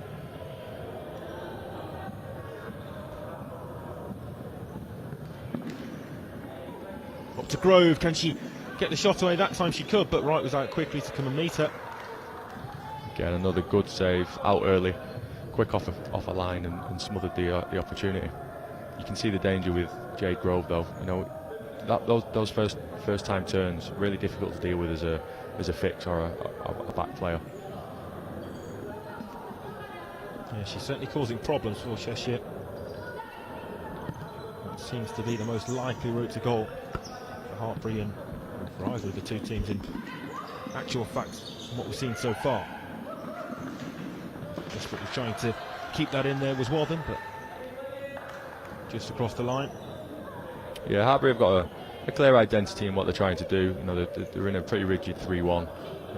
Patience on and around the halfway line, looking for that ball into Jade Grove or the pivot, whoever it might be at the time. Cheshire playing a little bit more of a 4-0, and probably why they're struggling to create as many opportunities, because they don't have that natural forward pass. They have to create that. Yeah, they've got themselves a kick in high at the court.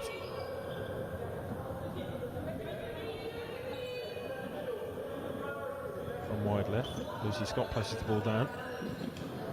I think it goes to Scott as the original kicking taker.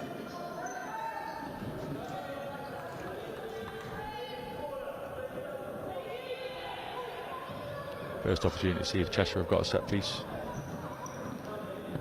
Yeah, set back and across it goes to Ellis. Her pass was anticipated and subsequently intercepted. It was actually nicely worked by Cheshire, they just couldn't quite get that final pass off.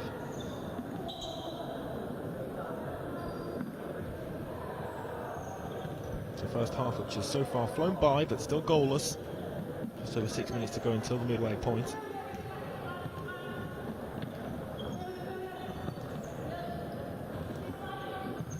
A real game of chess here, this one. Very tactical, and both teams obviously, you know, quite content to let their opposition have the ball and force them to try and break them down.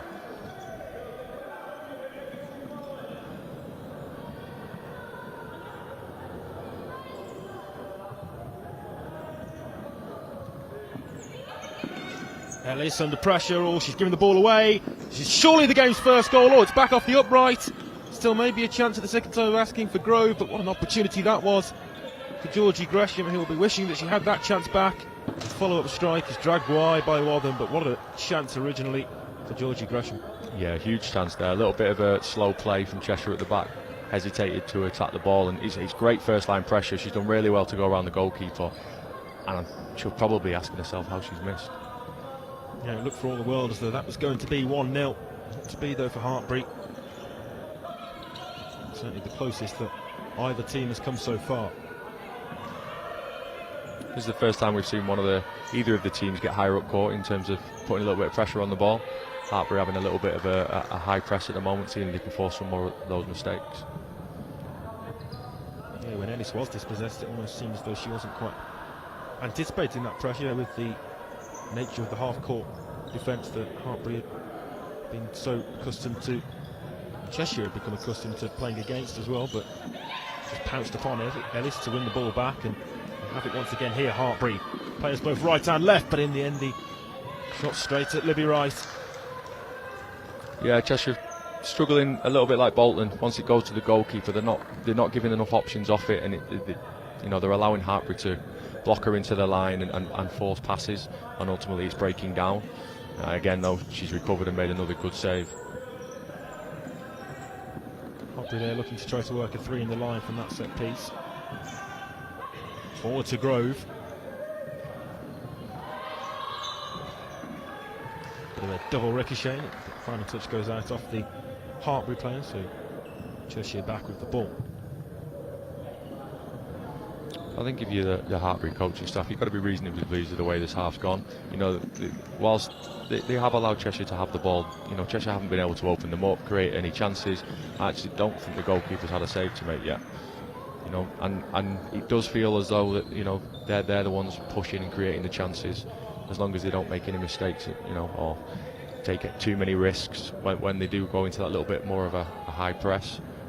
They'll be hoping that they can take one of the opportunities that are coming. Yeah, Katie Christopher not yet called into action in terms of save making for Hartpury.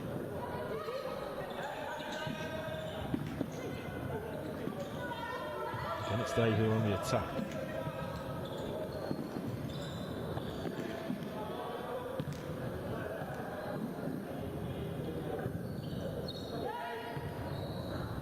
Bolton across to James. She had one of a number of opportunities that Hartpury have seen come and go for them in this first half.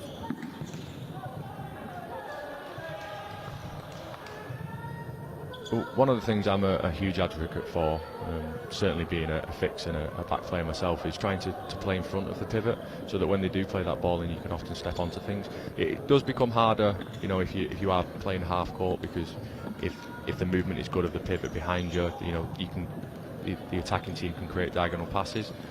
But I do think that if Cheshire can start to threaten in front a little bit, they may find that they have a little bit of joy and can step onto into a positive transition. Yeah, it's Hartpury here with the ball again through Grove. The referee thought about it. Just a kick. Yeah, the whistle definitely went to his mouth there. Looked that way. You can see there, Hartpury, they're finding that ball into the pivot a little bit too easy at the moment. You know, the front players have to get a little bit more pressure on the ball and narrow off a little bit, or the backman can try and get in front and just make it difficult. Just put the element of doubt in Hartpury player mind as they go to play that forward pass. Closing in on the half-time break then. Still without the game's first goal. James. Looking to maybe go 1v1 down the line, just chokes back. Keeps possession well. Wathen. Cheshire defence adjusting all the time, very compact at the moment, looking to protect the area in front of goal, and they'll win the ball back. Good challenge by Wathen though to pounce once more.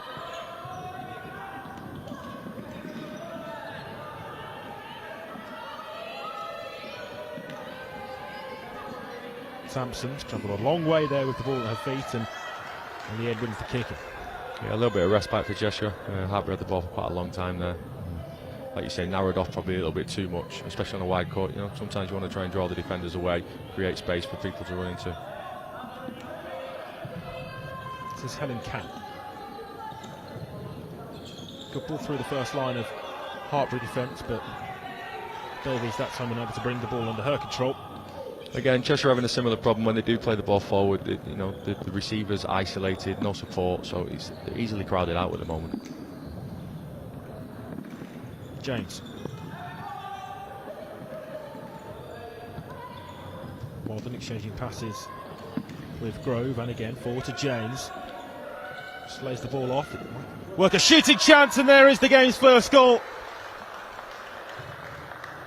They had possession for a long period of time there, and it's Holly Rogers who finds the game's first. Goalkeeper Libby Wright might be disappointed that she didn't do better, but Hartpury will feel as though they've been knocking on the door and are well worthy of the game's first. Yeah, a well worked goal. It's probably the first time we've seen Jay Grove step away from that pivot position as well, and somebody else step into it. She pulled out wide, and again goes back to sort of trying to displace that back player and create spaces for other people. A good layoff and a tidy finish from Holly Rogers. Yeah, 1-0 then to Hartpury. And they'll feel that they deserve that given the chances that they've not taken. Here's James looking to make it 2. Decent ball as she tried to find Rogers lurking at the second post.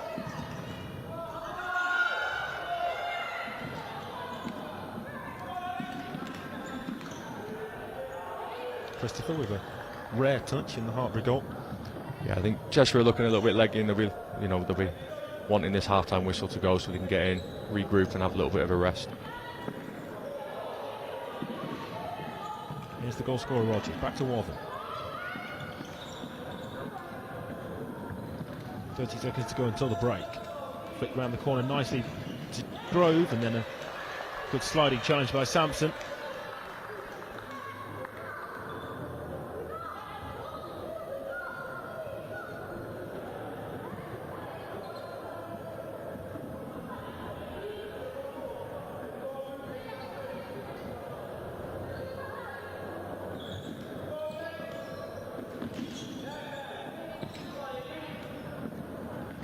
Southern, back to Grove.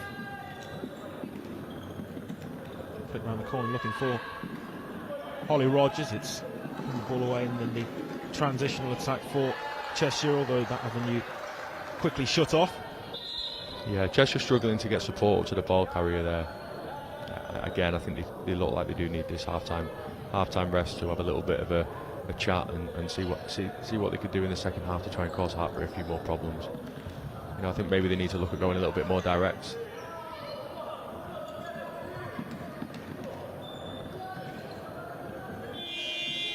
There's the buzzer then, so that is half-time.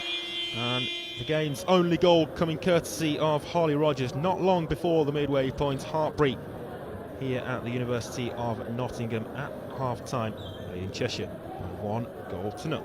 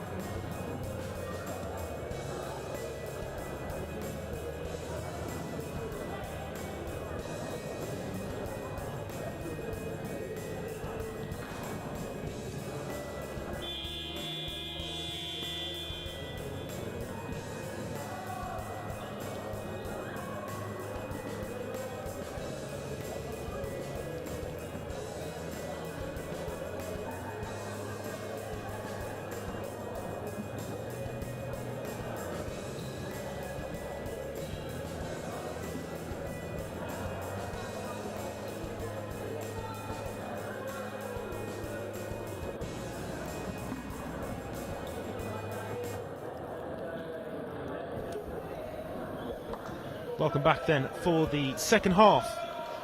And it's Hartpury at the midway point to leading Cheshire by 1-0. Cheshire in that first half struggled really to create themselves many, if any, opportunities. There might be an early one here for Hartpury, who definitely had the better of that first half and will feel that they're worthy of their 1-0 advantage at the break, Stuart. Yeah, definitely. I think Hartpury a well-earned goal towards the end of the half, and probably could have had one or two more. I thought Libby Wright had an excellent first half, and it'll be interesting to see how Cheshire go about trying to break Hartpury down and get back into this game. I do have a feeling that Libby Wright will start to join in the attacks more as the half progresses. A kick in here for Hartpury. Forward to Grove. It's a couple of times Hartpury have played that pass down the line when they're already quite deep, but sometimes it feels like a little bit of a pass to nothing. You're often better off coming out and resetting and using the space near the halfway line. It's a testing ball in the penalty area. The goalkeeper Wright managed to gather it.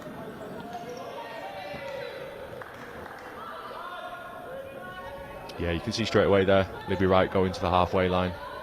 I think Cheshire probably know that that's their best opportunity to get back in this game. Hartpury are very aggressive. Yeah, definitely trying to close off that option across to the far side. The referee not happy with how the kick-in was taken, just wasn't quite ready for it to be taken, I think, so it will be brought back and Cheshire will get play moving again. Here is Wright. Forward to Ellis. Great challenge by Wathen.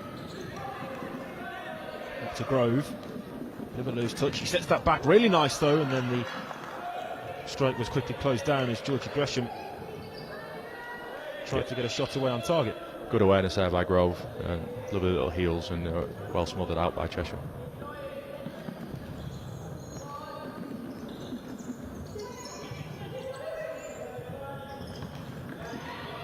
Big block by Ellis. Return pass was intended for her, I think, from Jade Davies, but far too much on it. I wonder if we'll see a similar pattern in the second half with Cheshire camped and Hartpury dominating a lot of the ball. Does seem to be more intent from Hartpury to get players closer to Jade Grove and try and link up and create opportunities rather than it being left to Jade to spin and get shots off. Yeah, there's probably been a refreshment of energy at half-time as well, given the large amount of minutes that lots of the players played in that first half. Might see a rise to the intensity certainly at the start of this second. Yeah, Cheshire look like they're defending a little bit higher up court as well, which should leave more spaces for the Hartpury players to exploit.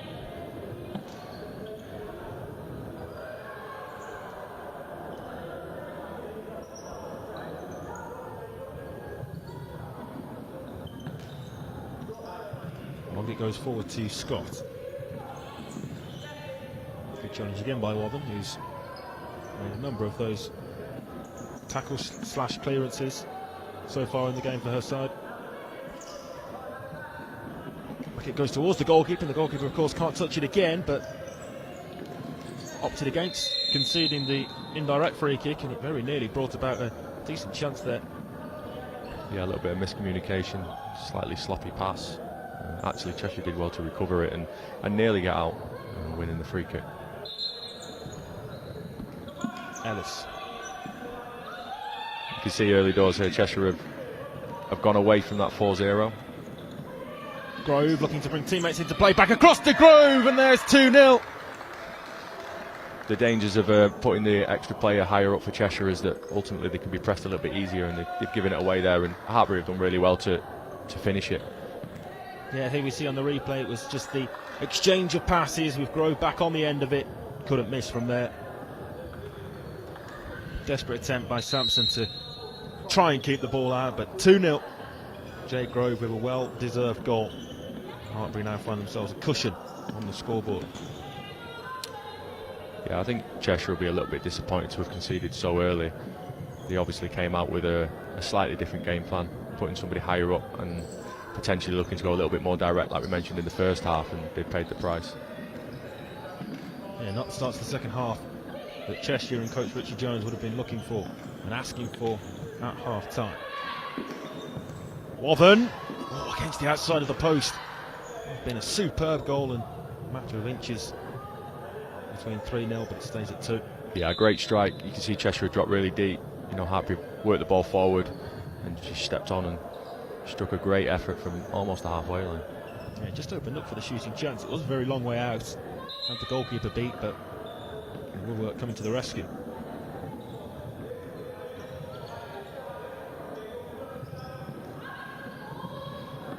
Oh, it's been given away there. This is another opportunity for Hartpury, and a good stop by the goalkeeper. That time George Gresham denied.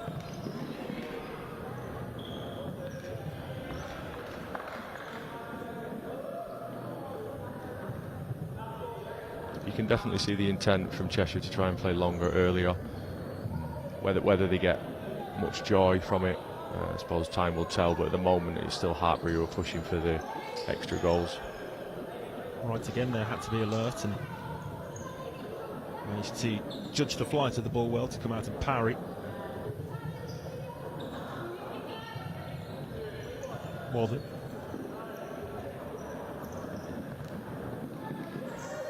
Forward to Rogers, who got the goal for Hartpury to break the deadlock in the first half.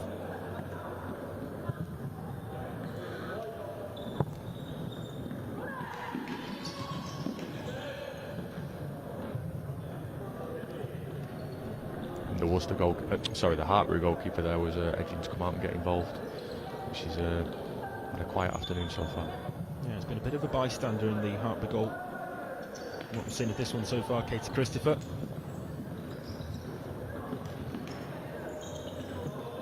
Grove. Cross to Rogers, and then the shot pretty much straight out right. Yeah, I've been quite impressed by James for Hartpury. She's got great feet, and I think she's a little bit different from the other players they've got. She's quite happy to sort of stand players up and look to threaten the 1v1. You know, a little bit of lateral movement there, and she finds a good pass in and creates a bit of an overload on the other side. And maybe just a bit of a miscommunication there for Hartpury.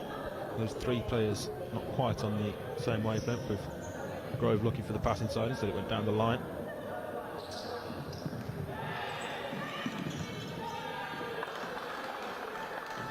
I think there Richie just dropped his team back into a 4-0 for Cheshire, and again I think that's probably as a result of not really getting much success out of looking to play in the 3-1. You know, there's still a long way to go in this game, so they don't want to be taking too much risk too soon.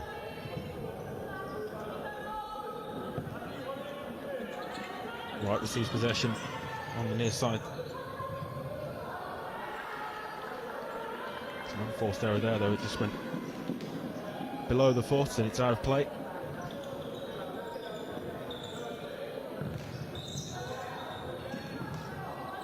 Grove again manages to get the shot in, but that time it's high and wide. 4 minutes gone in this second half.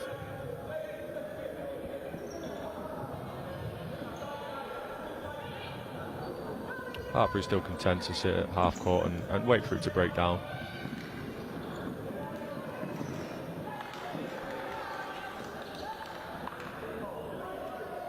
Sampson closing down well there. We'll see here whether Cheshire look to try to apply some sort of higher pressure up the court or instead drop back. So they might again begin to retreat as Christopher takes up a position wayward of the goalposts.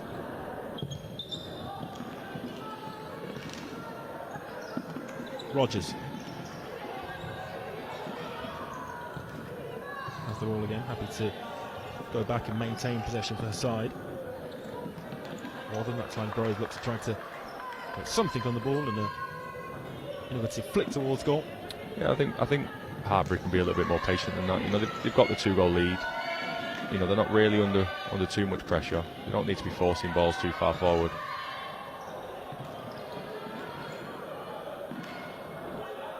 Davies.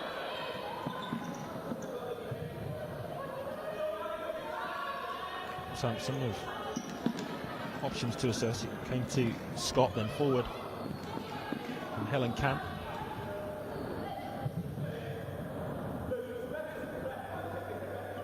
Yeah, and Cheshire, whilst they're relatively comfortable in possession in that 4-0, there's not really a threat in behind for Hartpury to have to worry about, which is ultimately what you're looking to do in the 4-0, is create space in behind the defence. Great ball up there to Grove. Well held up as well, equally good defending by Sampson.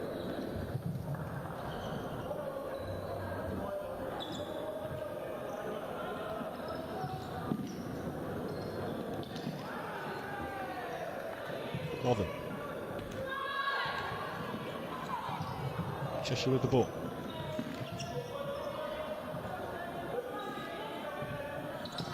Scott. That's excellent. Yeah, nice give and go there to return the ball back to Sampson. Excellent wall pass. So maybe an opportunity, but there's a first save of the game by Mike. Counting for Katie Christopher, it's a simple one.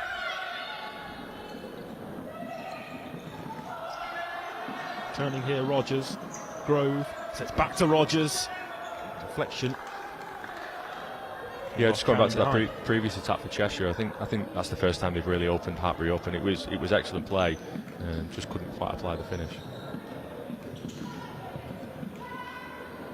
Here's James, looks to skip past the defender, but that time he's dispossessed.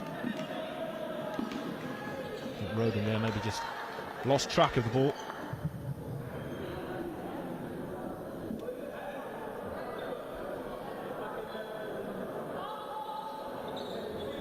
But it was a really nice move from that previous flurry forward for Cheshire, and certainly more of what Coach Richie Jones will be looking for from his side.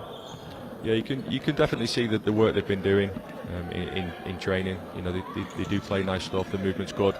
I just think that they're lacking that little bit of cutting edge, which obviously, as we've mentioned previously, Kirsty usually provides. Yeah, still time left in this one for them if they can find a goal relatively quickly, Cheshire.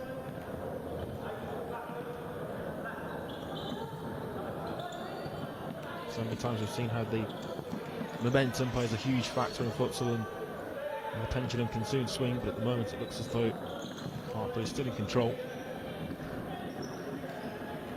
Yeah, Cheshire will just be looking to get that one goal. I mean, we saw in the first game, you know, Bloomsbury were comfortable at 4-0.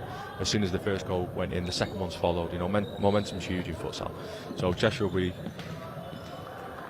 quite content to keep this at 2-0, knowing that they've still got plenty of time on the clock, and look to get that goal that could, like you say, swing the game in their favour.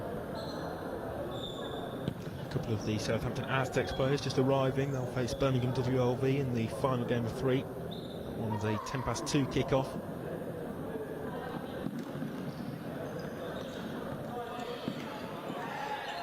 Roden, they're dispossessed. Appeals for handball, nothing given either of the referees.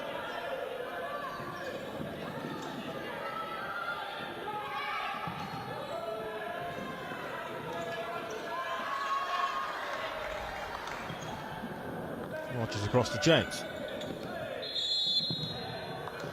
Free kick given that time. Just clipped the ankles there of James as she looked to skip past the defender. Yeah, Hartpury did really well there. Closed out the attack and then took the pressure off the ball really quickly. A lot of the times when the ball goes into transition, it can get a little bit scrappy. So good to see, and it's that kind of control of the game that the Hartpury coaches will want in the sort of last 10 or 12 minutes of this game.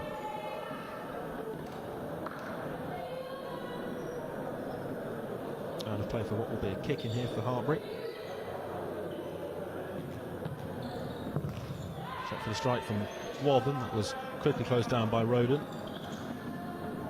Back now with the goalkeeper Christopher.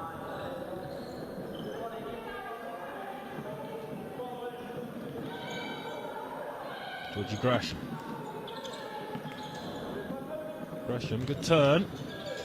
Finds the ball into a dangerous area. Yeah, good little 1v1. Worked half a yard. Oh, Grove, really nice as she set that back for the opportunity. The referee's whistle's gone and the decision's gone in favour of Cheshire, but the initial setback from Grove was superb. Yeah, great little bit of link-up play there, and again, great decision making from Jade Grove just to off the heels. Libby Wright does well to snuff it, and then yeah, probably a soft foul, but we know goalkeepers are often protected. Yeah, Sammy Holsworth was a player on the end of the setback from Grove, and then subsequently penalised for that adjudged foul on the goalkeeper.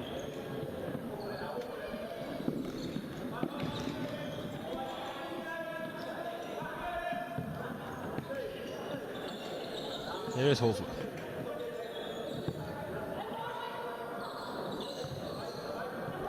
Walden.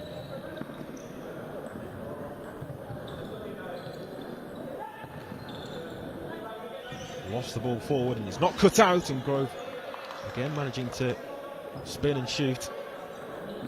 Yeah, whilst a relative success of that in terms of getting a shot again, I'm not sure that's really what Hartpury want to be forcing to do. You know, the chipping from back to front when they're in comfortable possession. I think they've shown already today that they can create better opportunities than that. Right here, retreating back to goal. It's a volley forward from Sampson. Across to Can. Wasn't able to bring the ball under control. Yeah, Cheshire keep threatening to bring Libby Wright out and join in the attack, but at the moment not really been able to get her into the game, and she's often ended up just retreating backwards.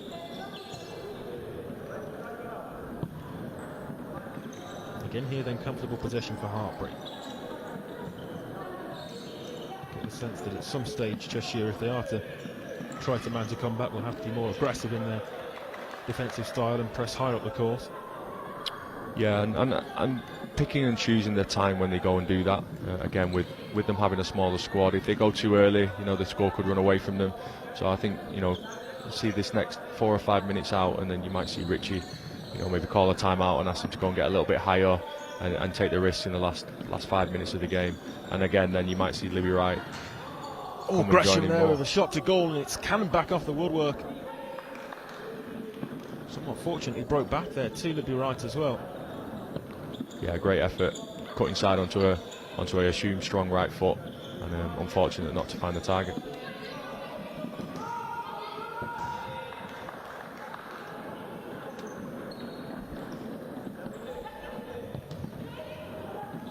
Grove trying to turn and shoot again, and I saw that a couple of times in the first half of Sampson sliding in to win the ball.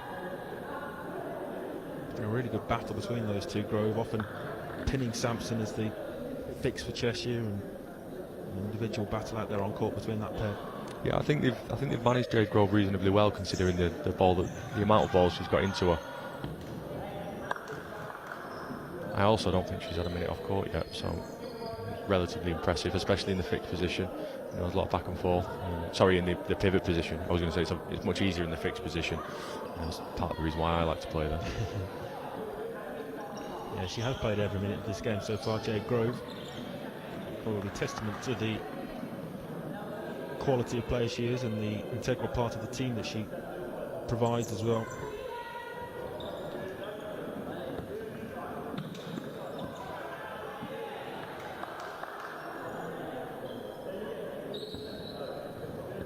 Cheshire kicking from wide left.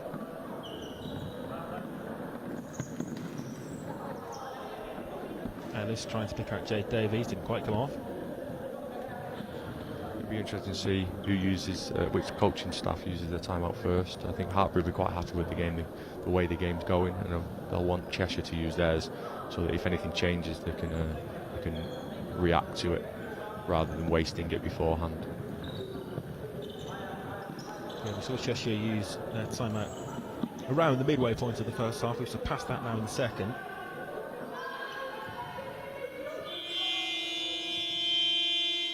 Timeout card has there gone in. Pretty much right on cue again, Stuart. We here see Richard Jones call his timeout. Yeah, so again, I would imagine that the conversation will be based around how can they get Libby Wright out and try and create some overloads and use the goalkeeper to do that sort of naturally. At the moment, I think they've threatened to do it, but they haven't really had the confidence to shift the ball out to her, get her involved, and try and create some opportunities down the opposite side.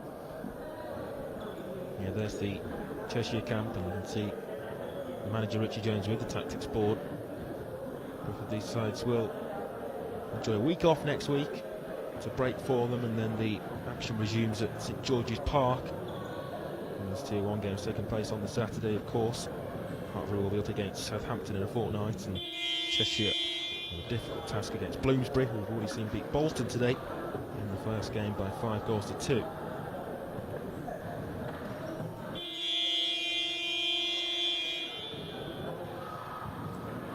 one of the things that the Hartpury coaching staff may have done if they are anticipating Cheshire to go fly is to decide to press a little bit higher up court. Yeah, there you go. Yeah, exactly. Right on there cue. you see it. As you see, they won't want to allow Cheshire to get the goalkeeper out and create the overload, so they'll press as high as they can and be a little bit more aggressive.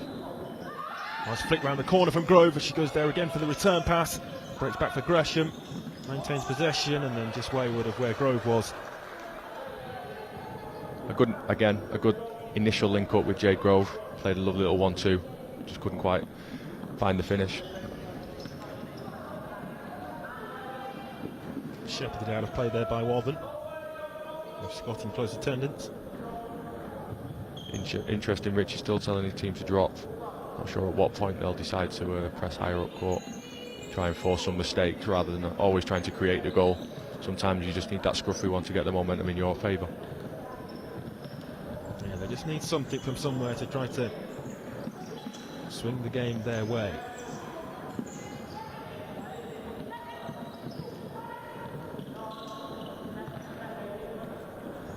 Walden often with time when in positions like this with the ball at her feet.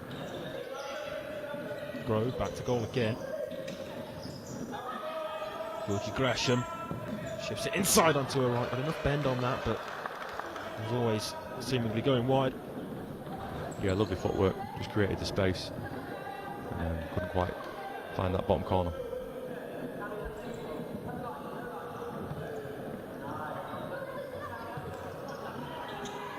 Loose pass intercepted. Sammy Holsworth picks up possession. Goes for goal herself with Grove lurking in and around the penalty box. I think those last two scenarios are where Hartpury probably need to progress a little bit in terms of their understanding. So Jade Grove still showing short. Just about kept in play there for Cheshire. Ellis was waiting for the pass across. It was intercepted before it reached Tina Ellis. Here she is in possession now. Falls to the deck as she tried to offload the ball.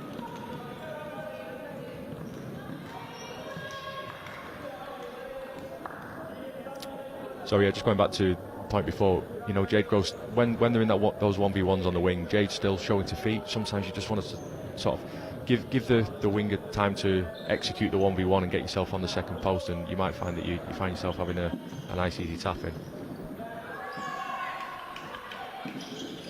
Right, looking to start the counter-attack quickly, but wasn't really any options for the goalkeeper. Yeah, I think she had a little bit more enthusiasm for the counter-attack than some of her teammates on that occasion. Yeah, we're reaching the stage of the game now where if it hasn't already, fatigue will begin to set in, and also to keep mentally switched on for Cheshire, who've had to adjust to situations like this a lot and have gone a lot of the game without the ball. A lot of work out of possession as well. Just trying to get bodies forward when they have had sparse opportunities to get forward themselves. Gresham still going, good footwork, but then just slightly overruns the ball.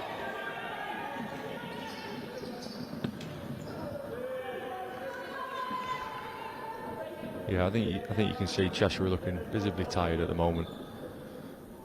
Like we said early doors, there's a small squad, and to be fair to Hartpury, you know, out of possession they've recovered really quickly, so it's difficult to make the most of some of those counter attacks.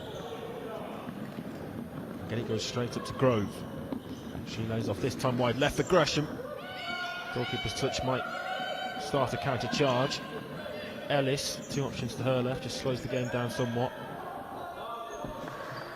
And those two there not quite on the same page, Scott and Ellis.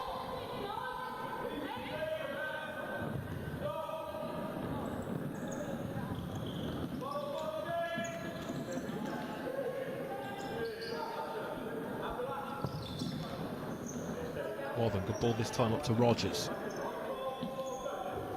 Cheshire have it back, but they'll hope it's not only momentarily again. This is more promising for them. Davies. Big bot made, and Grove's in a good attacking position. Grove with the ball fed across to her, and surely it is in. And it's turned home there by Amy Walden for 3. Really clinical on the counter attack there. I actually thought Cheshire had a great opportunity to get a shot off. It just delayed slightly. and a great 1-2 between Jade Grove and Amy Watham, and again clinical. And it goes back to that first game, the quality of both passes make it look easy. If you get one of those wrong, it becomes a lot more difficult to finalise it. Yeah, nothing wrong with the final ball on that occasion. It was put on a plate really for Wathen. Grove, who scored already in this game, turned to provide at that time for her teammate Wathen.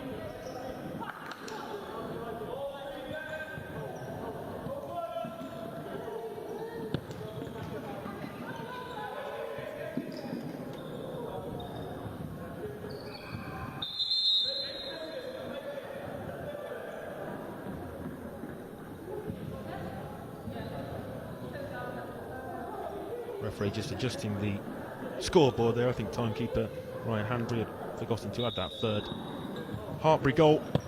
Confirmation it is definitely 3-0.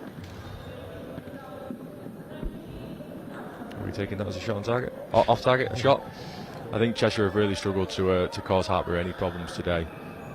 You know, the Hartpury have been solid in the way they defended, and they've obviously got a good structure in the zonal defence they're trying to implement. I do think Cheshire will be a little bit disappointed though. Yeah, they've really struggled to create opportunities in front of goal. Cheshire had a positive result last time out, beating Southampton Aztecs by 2-1.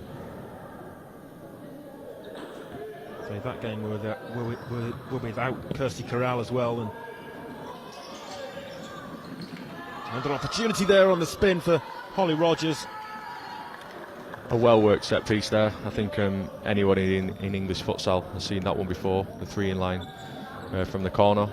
I actually thought the space was a little bit too tight, but worked it really well. A cute little ball around the corner, and unfortunate not to apply the finish.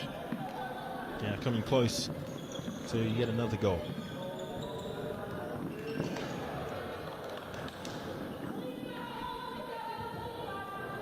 .4:35 left to play.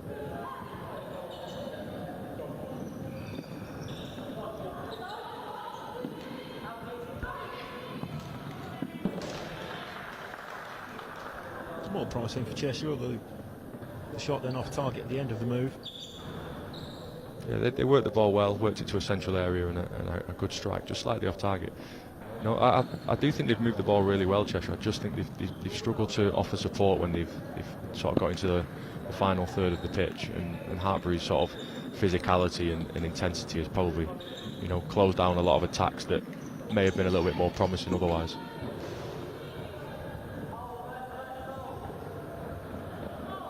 Fired out of play there for the kick in.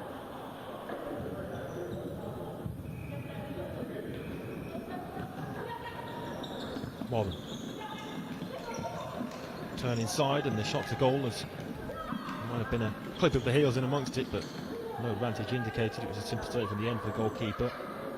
Yeah, there was a wonderful first touch in there from Holly Rogers inside.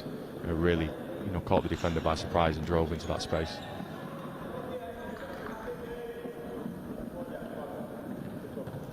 Rogers, one of a number of players who performed well for this Hartpury team today.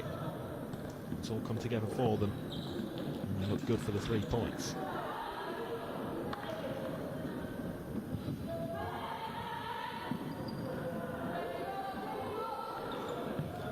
Yeah, Cheshire looking to use the goalkeeper right. Throws the pass through, perhaps somewhat fortunately, as it went through the legs of Rogers. Would have been a risky area to lose it. Yeah, again, just not quite enough support to the ball carrier there. Finds herself isolated and snuffed out in a 2v1, which, you know, if you're ringing the goalkeeper out, shouldn't really happen.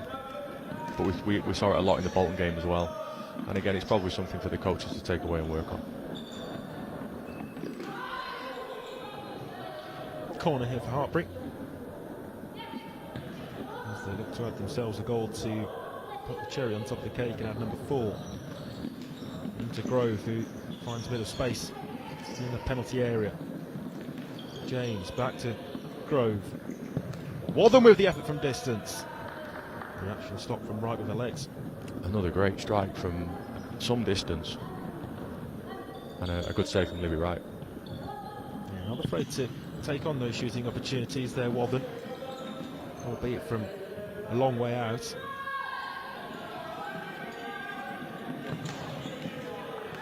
Good challenge. Possession back with Hartpury. Grove onto a right peg. And it deflects up kindly for the goalkeeper, right. Manages to release the ball before the defender got there first. Again, it's a bit end-to-end and cagey. That's a great last-ditch tackle there to stop the 2v1, because that would have been another simple finish for Hartpury. Yeah, looking to turn defence into attack from that original run out from the goalkeeper, right. Here's Grove. Real close proximity to the goal. It's slammed away by the goalkeeper, but I think he had already crossed the byline.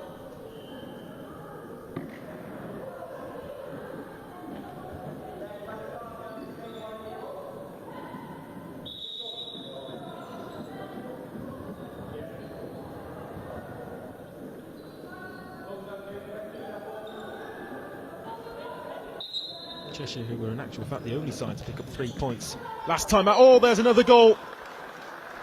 Hartpury's number 9, Holly Rogers, adds herself another. She's got a brace. Hartpury have 4. And Hartpury now are well on their way to the 3 points. Yeah, another simple tapping at the second post.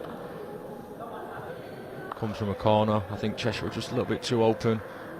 And it just squeezes through to the second post. And a simple finish. Yeah, Rogers on hand at the back, stick to turn home. Just mentioning how Cheshire were the only side to pick up 3 points in the last game week of the Women's Tier 1 top flight. Have to go back to the drawing board somewhat after today's disappointing results. Hallsworth.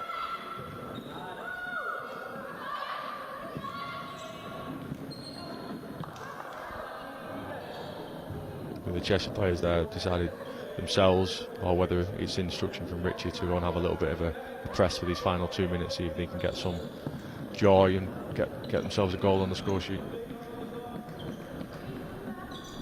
Yeah, we saw for a split second there the Hartpury coaching team of Paul McHugh and Jack Tyson. They'll be very happy with not only the performance and results today, but also performances in recent weeks, with the draw last time out, a game which they very much on another day could have won against last year's champions Birmingham.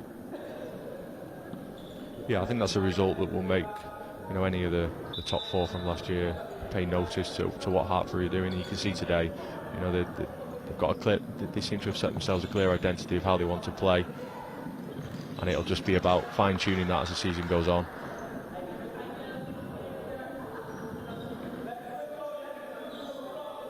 Into the final 90 seconds to close this game out.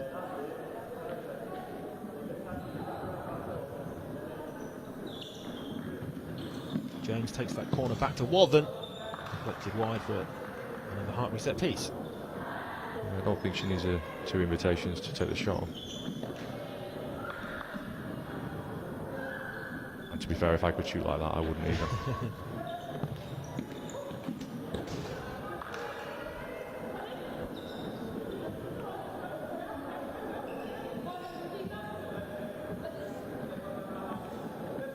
Cheshire again here, looking to try to make use of the goalkeeper on the far side from the deep kick in. So the ball goes forward though, and the team maybe not quite with a simultaneous intent there as they try to find themselves a consolation goal.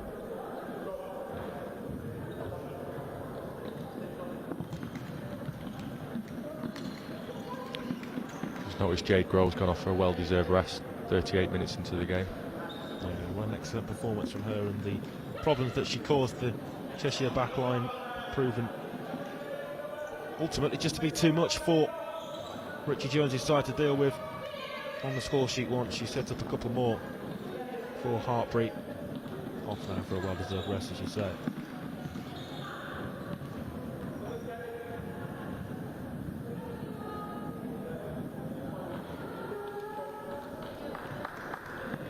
I think what I've been impressed most with Hartpury is just the quality in what they do. So, you know, attack, finish first. Good save there by Libby Wright. Well, there might be another opportunity to add another to the score sheet as Georgie Gresham there denied. Yeah, so just going back to Hartpury, I think what's been most impressive is everything they've done is relatively simple and basic, but they've done it really well. First touches are good. When they're moving the ball, they're moving it with quality, with a purpose. And I think ultimately, you see it in the 2v1s. That final little bit of quality has been the difference. Yeah, a very good day at the office for them. Actually, their first 3 points of the season, despite a positive performance in week 1, but defeat to London Helvetia. Can't go back to the goalkeeper. It's retrieved in the end by Kerry Sampson. Something that Hartpury have been working towards, and today's the day that they get their first win of the campaign.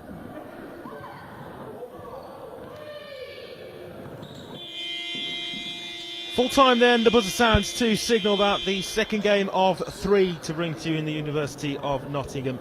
The action live from the FA National Futsal Series Women's Tier 1 comes to its conclusion. It's Hartpury who are on the right side of the scoreline. The final score, Hartpury 4, Cheshire 0.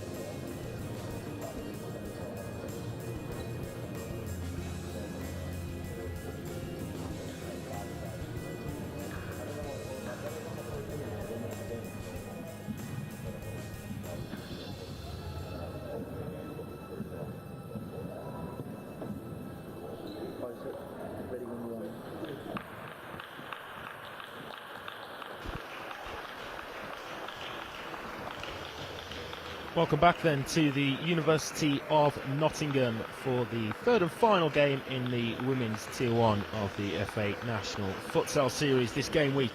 The action taking place at the David Ross Sports Village. So then Birmingham WLV and Southampton Aztecs both out onto the court. Let's take a look at the two team lineups. Starting then with last season's eventual champions Birmingham.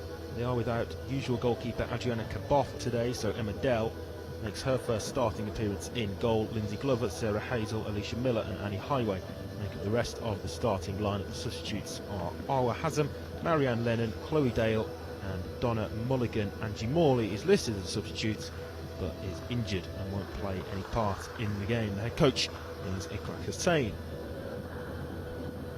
For Southampton then, they have their captain in goal, Lauren Saylor, Rebecca Moody, Amy Maidman, Alicia Povey and Rebecca Tonks make up their starting lineup. The three substitutes available to head coach Will Wilson are Kaylee Tonks, Leah Harris and Jessica Egodaghe.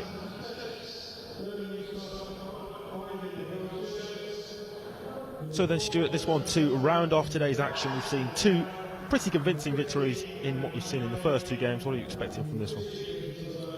Yeah, obviously with Birmingham being the reigning champions, I think they'll come in confident. Although being held to a 2-2 draw last week, they may feel like they've got a little bit of a point to prove this week.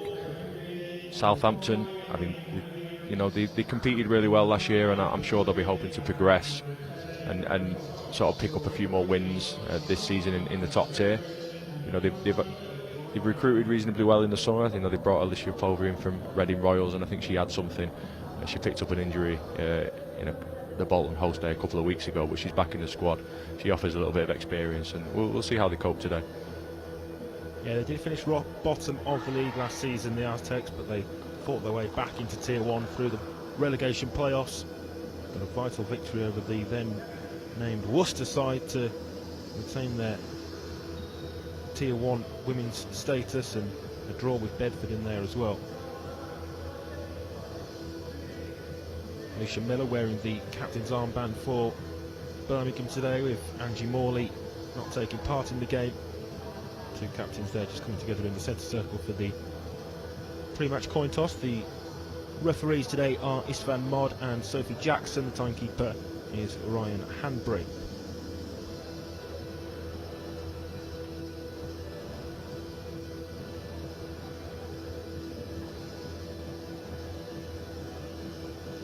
Heard you say there that Birmingham have got a changing goalkeeper, so let's see if Southampton can test her nice and early and see if we can cause her a few problems. Yeah, Emma Dow between the sticks today for Birmingham, signed in the summer. Has very much had to play second string to the regular first choice goalkeeper Adriana Kaboth this season so far, but with Kaboth absent today, it's presented the opportunity for Dell. So it will be then Southampton to get us off and underway in their green and black. Southampton kicking from right to left as we look at it from the camera position, and they begin this first half.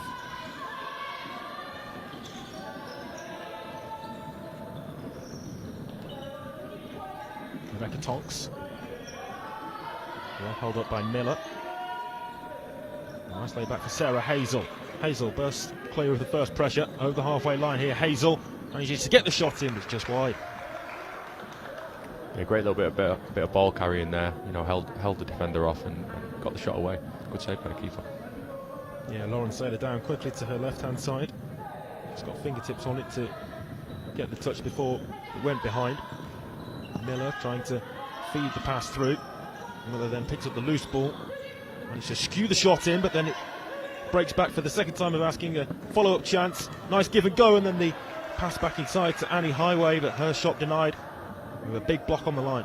Yeah, some really good decision making in there from Birmingham. Not to necessarily take the shot on first time and play that extra pass on two occasions. Really opened up the opportunity, but good block on the line. Corner's taken back by Miller to Hazel. Hazel with a toe poked effort, goal bound, but well high and wide. One's dropped short for Rebecca Moody. Interception made by Highway.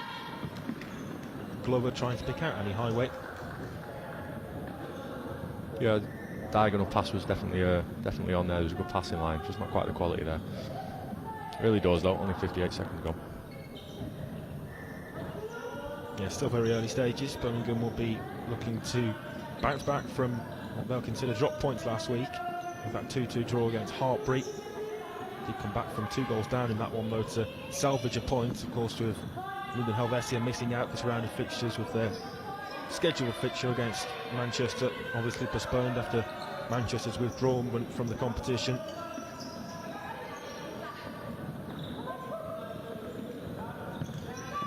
Hazel, not quite on the same wavelength as 2 teammates to her right there, and Miller and Glover, it's out of play, Southampton have the ball. Yeah, I think Birmingham just tried to rush the attack a little bit there. I think not Reading, Southampton have set the stall out again. I think they're going to defend half court to start with, so Birmingham can be a little bit more patient in possession. Goalkeeper Dell, under no pressure, rolls the ball out to Lindsay Glover.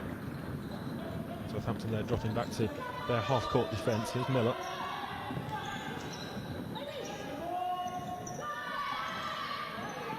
Might break here for Povey, instead Miller nips in and wins the ball back for Birmingham. Miller, but the pass was just behind her initial run. Glover. Back to Alicia Miller, last season's top goal scorer in the women's Tier 1. Hazel. Looking for Highway, and she's just hobbled away from that challenge with her coming together with Rebecca Tonks. Yeah, Birmingham moving the ball really well early doors. You know, you can see that.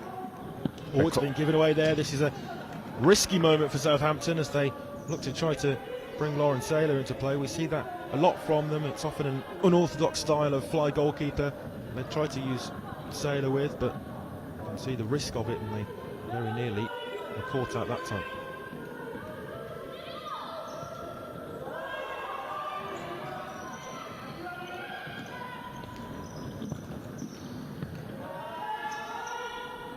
Highway up and over the halfway line. Highway carries the ball well for her team. Back to Miller. Miller didn't need asking for a second time, but a snap of the hands in frustration, and she's unable to get that one on target. Yeah, that's 3 times in quick succession that Birmingham worked the ball wide and looked to find that second post or play that diagonal pass. I think they're obviously comfortable in taking those risks and looking to put Southampton under pressure early. Moody inside the centre circle. Tonks, but only to Miller.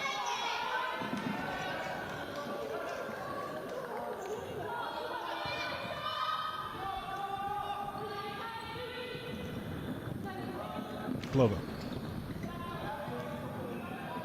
Miller takes over. Glover wins the ball back in an important area. Highway. Forward pass to Hazel. Well held up by Moody. Yeah, I was about to allude to Birmingham moving the ball really well, really quickly. You can tell they've been together for a while, and you know, just the patterns of play that they're putting together, it's almost second nature to them in certain parts of the court.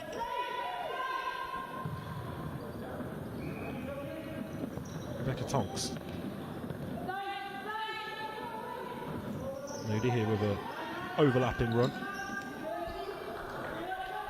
Pass just too far ahead of her there to control and keep in play.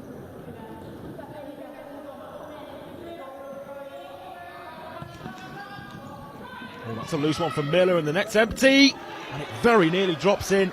The goalkeeper there, Dell, was scrambling backwards. Just question whether she was outside the box when she made the save. Yeah, it looked as though it was very tight indeed.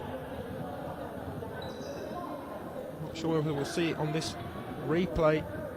Can't really tell from that, but it was a fingertip stop from the goalkeeper, but it did look as though it might have been just a yard or so outside the box. That could have made things very interesting if she'd got an early red card. Yeah, a red card there, and with no regular substitute goalkeeper for Birmingham, the game really could have gone in the way of Southampton. Here's Highway. What I would say was that there wasn't too many appeals from the Southampton camp when that save was made. Here's Highway, around the edge of the area again, holding off the defender, back to Hazel. Now closed down by Povey.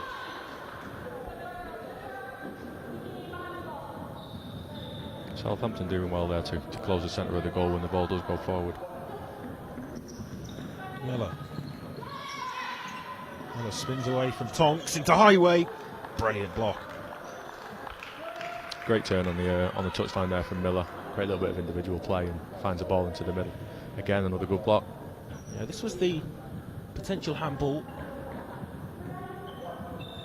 It's very tight, isn't it? I mean, her feet definitely outside. Whether her hand is inside the area or not, maybe it caught the referees off guard.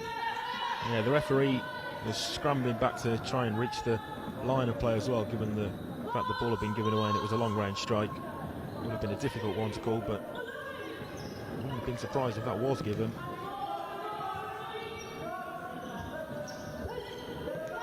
Moody lofts the ball forward looking for Povey. She heads on, but only as far as Miller. Moody's on hand to try to take control of the situation. The whole ball just adjudged to have crossed the line down below us. Birmingham do look a little unorganised when the goalkeeper comes out, so if Southampton can make good decisions and good quality passes, they may find an opportunity to get some shots on. Glover does well initially on the 1v1, but back there defending is Tonks. Going to be brought back here for the original infringement, with the referee trying to play advantage there. Referee is Van Mod on the far side, brings it back for free kick. First foul of the game, it goes against Southampton. You can see with this Birmingham forward that they're very confident, in possession. They're very direct, whether it be in terms of dribbling or playing forward passes. You see there straight away. Yeah, into Highway. A dangerous area this, close proximity to the goal. It's back a little now to Hazel. Glover takes on the effort. I think Southampton were quite happy with dealing with shots from that distance. I think straight away there Lindsay Glover's hand went up in apologies. Probably not the right decision at the right time. Yeah, probably rushed that shot. Glover there intercepts. Across to Hazel. It's another block. It's in there again for Glover. Oh, it might go all the way in. It's going to go down as an own goal off Rebecca Moody.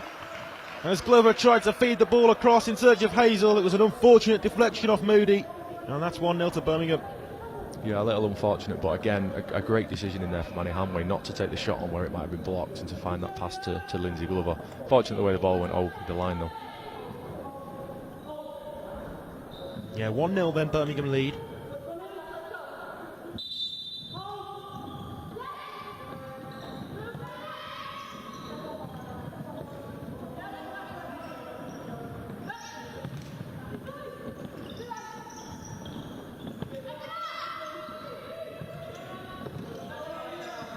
Forward from Moody, that one's allowed to run all the way through to the goalkeeper Dell.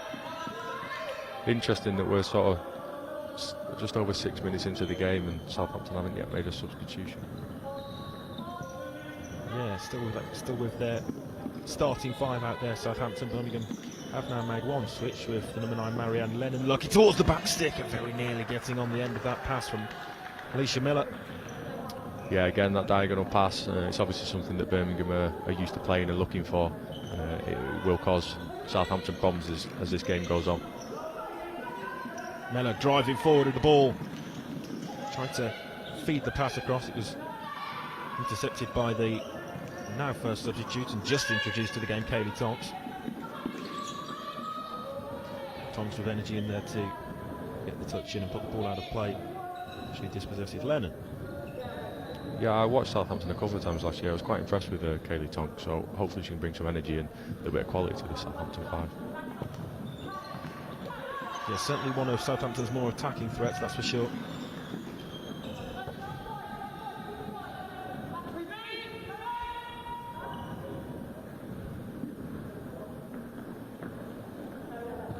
Nearly 7 minutes played in this one so far. Birmingham leading by 1-0. An unfortunate Rebecca Moody own goal. Here's Moody. Full pass. It sounds strange, but I think it actually took a bobble. Yeah, it looked like it did. I'm not sure how that quite happened, but it did look like it.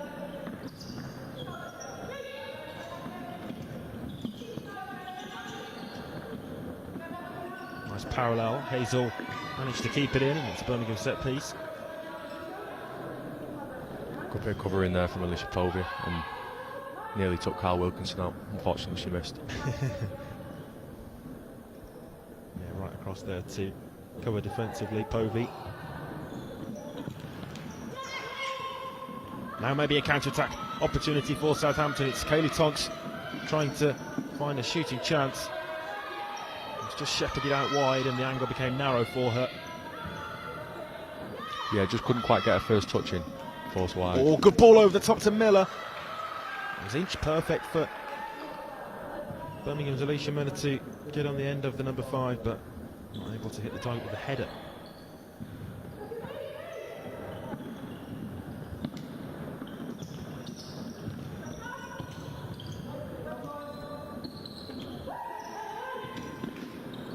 Tonks, good pass. Equally good control by Povey. That's better for Southampton. Yeah, good ball forward and done really well to bring that down and try and get the turn. Povey trying to feed it through the first couple of Birmingham defenders, and nothing quite coming off for the Aztecs, and it's out of play by Moody. Yeah, a little bit of an aggressive pass there for the set across. Povey just missed kicking it. Glover. Right to left across to Miller. Good forward ball. Dangerous area of the court, but only a Birmingham corner.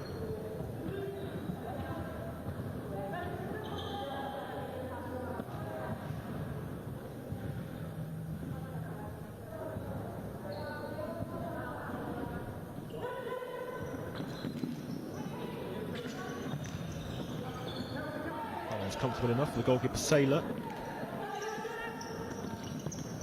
Southampton looking to build from the back, but the pass falls straight back to Glover and Birmingham. Good pass that time though by Leonard. Yeah, a little bit of indecision on the transition there. I think Lindsay Glover was looking to play forward on one. Ended up popping it off and requiring the second pass that wasn't quite right. Moody with a long diagonal. Tonks brings it down. There's an opportunity here for Kaylee Tonks, and that's 1-1. It's a long diagonal that's unlocked the Birmingham defence.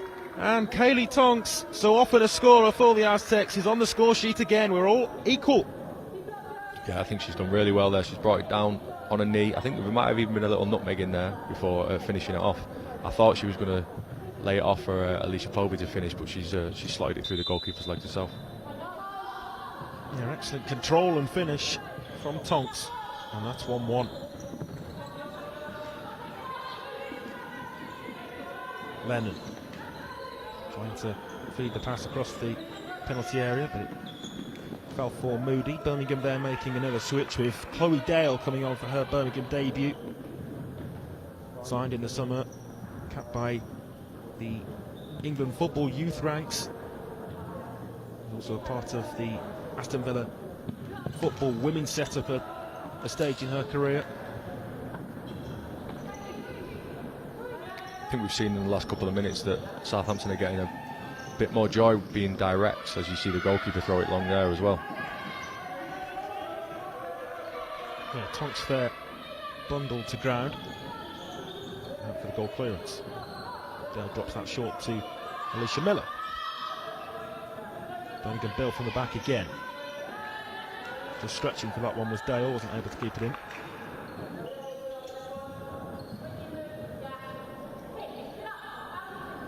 The intensity from Birmingham has just dropped a little bit.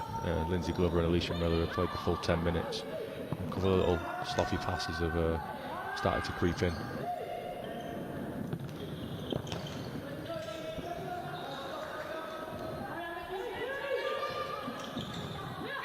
Rebecca Tonks there linking up with her sister and goal scorer Kaylee, but ultimately Birmingham have the ball back. Dale, back to Miller. Glover. Miller battling for the ball, back to Glover again, well blocked by Kaylee Tonks. Good pressure there from Alicia Miller. Yeah, Miller's done really well. It's a 3v1 opportunity here for Birmingham, but they don't quite work that chance right. Yeah, that chance comes from Alicia Miller. You know, she stayed on the first press and she jumped to the second one and got something on the ball, wins it back, and well, unfortunately missed kick at the second post. Yeah, Lennon just missed queuing at a vital moment, but great tenacity from Miller to win the ball back in a high up the court area for Birmingham.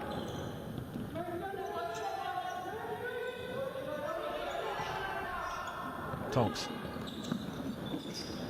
down the line looking for Rebecca Tonks, but out of play. You'd imagine though that Southampton will be relatively pleased with how this opening quarter's played out, level against last season's champions, and certainly restricting the opportunities that Birmingham can create so far. Yeah, I think they've been quite resolute at the back, obviously defending quite deep and almost inviting shots from distance and wide areas, hoping that between the 4 outfield players and the goalkeeper they can deal with it. I think Birmingham just needs to probably have a little bit more patience. I think when they slow the game down, they create some really good opportunities. I think that they're a little bit too quick to want to fire it across goal.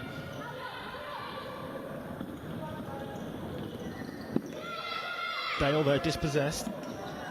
Southampton looking to spring a counter-attack. Dale's won the ball back though, and Birmingham have possession through Miller. It's Donna Mulligan on for her Birmingham debut as well, wearing the number 11 shirt.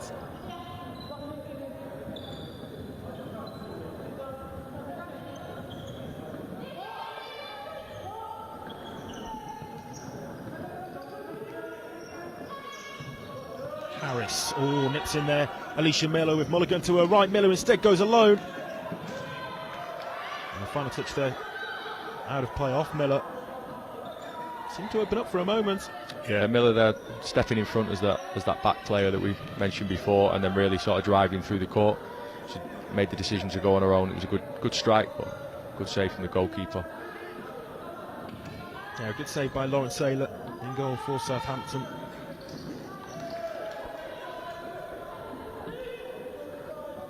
Alicia Miller probably having to today adjust to a deeper lying role as the fix, and we see the benefits of that there as she nipped into in possession and then drive forward from the back of the court, but having to play that fixed role instead of Angie Morley, who, as I mentioned before, misses out today, injured as it's fired across the face of goal there, and well, Bovey was lurking towards the back post. Yeah, it looked like it caught her by surprise a little bit. It was a good ball to the second post. Sometimes you need to get any kind of touch on those to put them in the back of the net.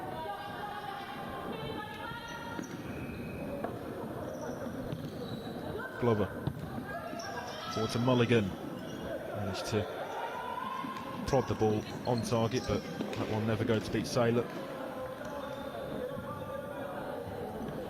Just over 8 minutes to play until half time, level on the scoreboard, 1 apiece. The opening goal of the game was an own goal from Rebecca Moody. Katie Tonks squaring things up. Here is the Southampton scorer, goes back to the goalkeeper and captain Saylor.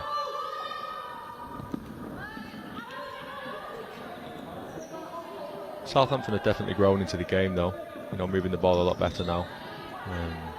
I think if they can find a way to bypass Alicia Miller, then they'll be able to create some chances. Tonks, good battling. Back to Moody. Both sides appealing for that, but it looked to be a Southampton ball.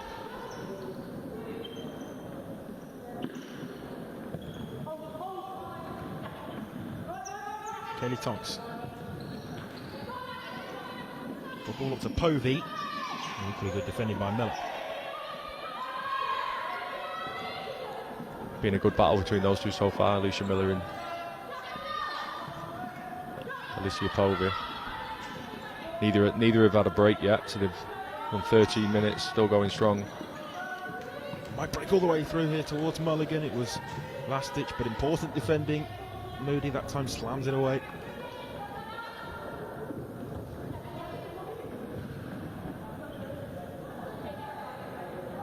Southampton are very deep from these set pieces. Just need to be careful they don't invite shots too easily. Yeah, that's an alteration of the defensive tactics that we've seen from Will Wilson's side in previous weeks. They've tried to be almost too aggressive and press player for player off those corners, so maybe they're just a little bit reluctant to do so. They've conceded a number of goals off corners in the first 2 game weeks, and they're defending in more of a solid but deep shape in front of goal.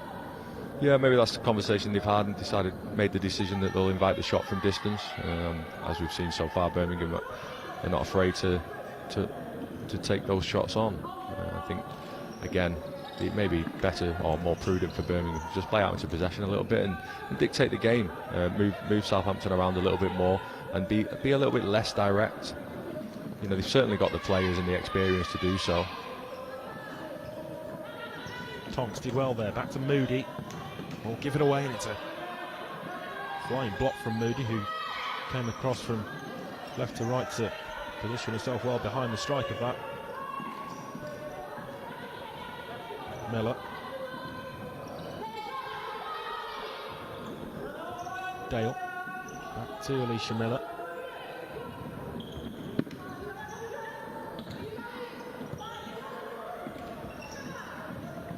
Miller trying to find Mulligan. There's Donna Mulligan.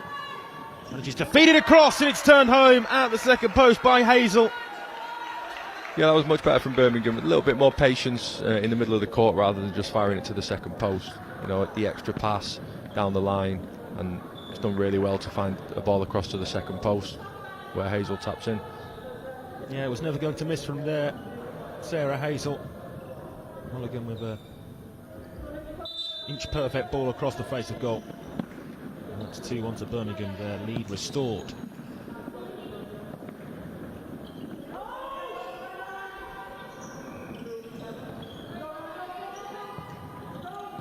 Hazel nips in to win the ball back there again. Oh, it's deflected. That's an unfortunate one for the Aztecs, but Birmingham won't care. And it's Sarah Hazel with a second goal in a matter of as many minutes. Yeah, a little bit of a stray pass across court. Hazel steps onto it really well, and goalkeeper can do nothing once the deflection happens and it flies into the top corner. Yeah, just looped up and over Lauren Saylor. Probably would have been on hand to save that. Southampton probably need to be careful here that the game doesn't run away in this last 5 minutes. You know, they've been really competitive so far. You know, probably a little bit of inexperience on court at the moment, and they just need to manage this period.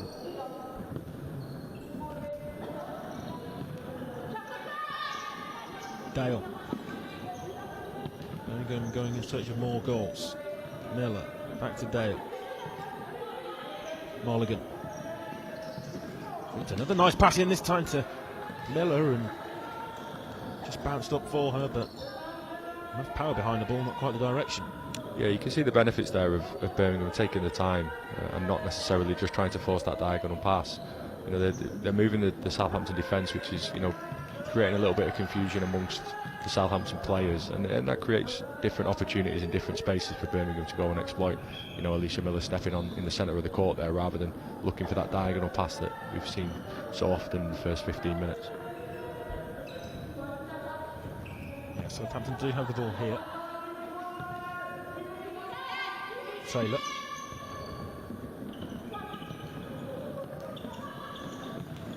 Moody forward to Saylor, allows it to come into the attacking half.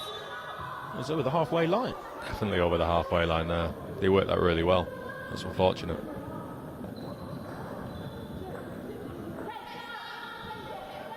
Yeah, well, that's a mistake on the behalf of the referees.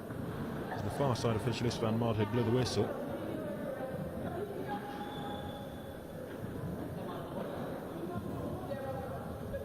Quite sure what the justification is from the referee on the far side to Will Wilson, who's well in his right to have complaints about that, because the control was definitely in the attacking half. The only thing we could say is there are three lines quite close together on the halfway line. We saw the mistake in the first game, but I would have hoped that in game 3 we're not still making that same mistake.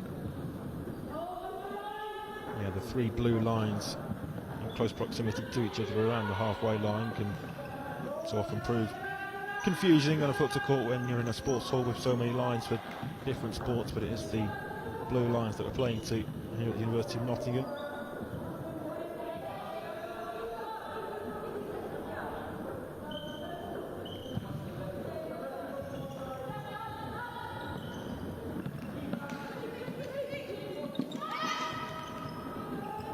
Moody. Harris looking to dig out the ball in towards Ibadaghe, who was lurking in the penalty area. It's a nice idea from Southampton, the parallel pass.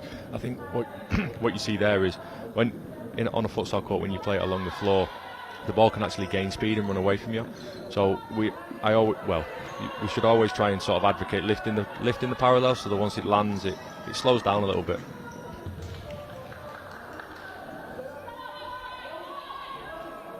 Yeah, often in sports halls on courts like this, you get a lot of run-off with the through ball passes, if you like, where players coming across from football might be less accustomed to playing a lofted parallel. Birmingham here with a corner. Back it goes to Hazel. Goalkeeper uses her feet well to clear away initially, and then it breaks for Highway. Fortunately somewhat, back to the goalkeeper.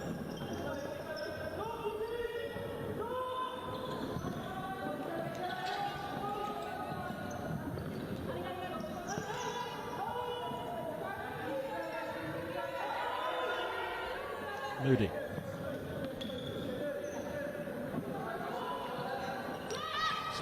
Southampton obviously taking the time here in possession. I think Birmingham are quite happy to let them have it and see how the game progresses for these last few minutes. Iklat was very adamant that he didn't want them to go and press that ball then. Yeah, it's an interesting tactic for Birmingham. They're in control of the game in terms of enjoying more of the possession. They're on top in the scoreline. 3-1 to the good. Just the one foul in the game so far as well. It's gone against Southampton, but unlikely we'll get near the 5 foul count as the timeout period called by Southampton boss Will Wilson. I think one of the things Birmingham probably want to avoid is Southampton had their biggest spell of the game when they were playing quite direct. Obviously that comes from Birmingham playing a little bit higher up court, so they'll be aware that certainly through until half time they won't want to concede and give Southampton any momentum going into half time, so they'll probably sit off a little bit and let them play in front for the remainder of this half.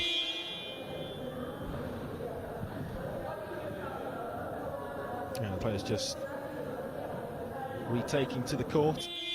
Birmingham back out there first, quickly followed by Southampton. We have just over 3 minutes left to play until the midway point and half-time break.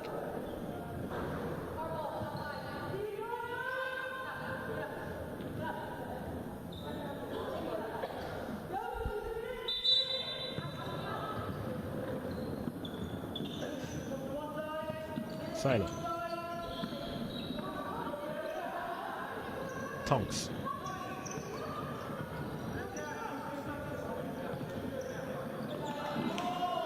Oh, a heavy collision and coming together. The inadvertent foul given there on Alicia Miller. I think it's actually gone the other way. Yeah, the foul by Povey. Just a bit of it coming together. You could argue that Povey's got a body in front of the defender.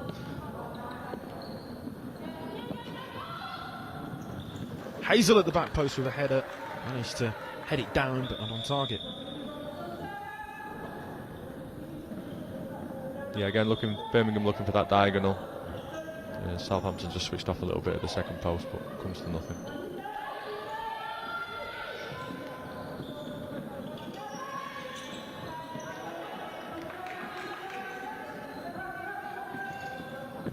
Tonks. That's worked really well from Southampton. Can just find the second post. Yeah, really good Maidment looking to try and play that pass across, but it wasn't what she intended. Great to escape the initial Birmingham pressure though, really nice from Southampton as they look to work from back to front.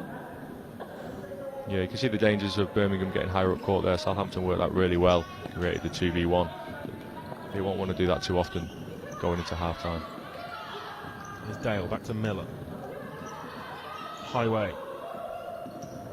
Miller on the overlapping run. Corner. Just forced a little wide with that pass, and sometimes when you do get the overlap, you actually want to use it as a decoy. You know, when Alicia Miller runs there with so much intent, it can often draw defenders towards her. Just a little bit of moments of pause, you can turn inside and maybe finish yourself.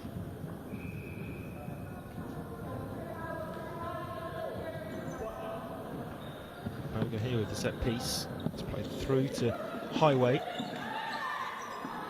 Highway twisting and turning. Advantage played by the referee Mod, and that rolling foul will now be indicated. Yeah, some lovely footwork in there from Highway. Worked the opportunity really well, found a good pass.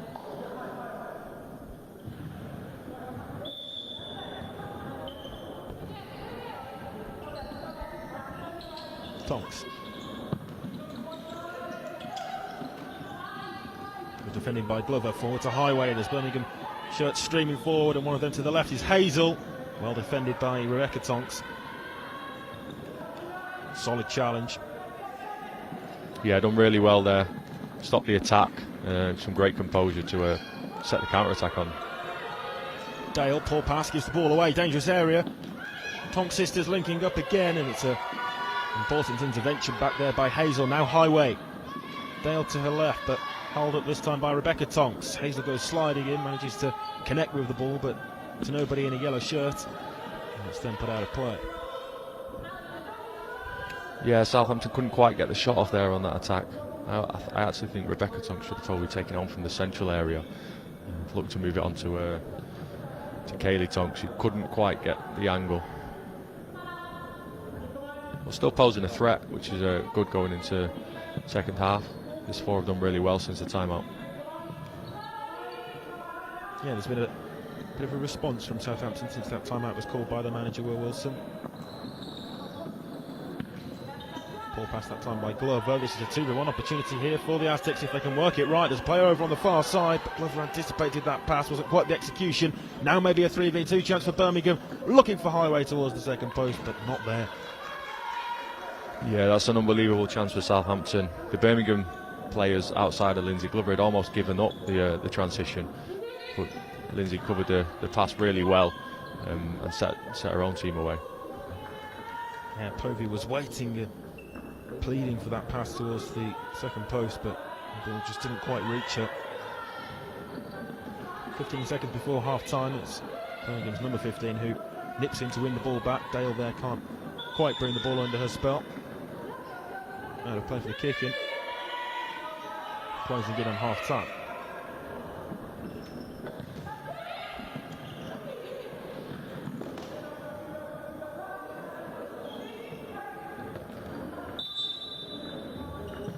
Bit of a rush of blood to the head perhaps for Birmingham Sarah Hazel. And yeah, a little wasted that, because it actually gives Southampton an opportunity to get a shot off just before the half-time whistle.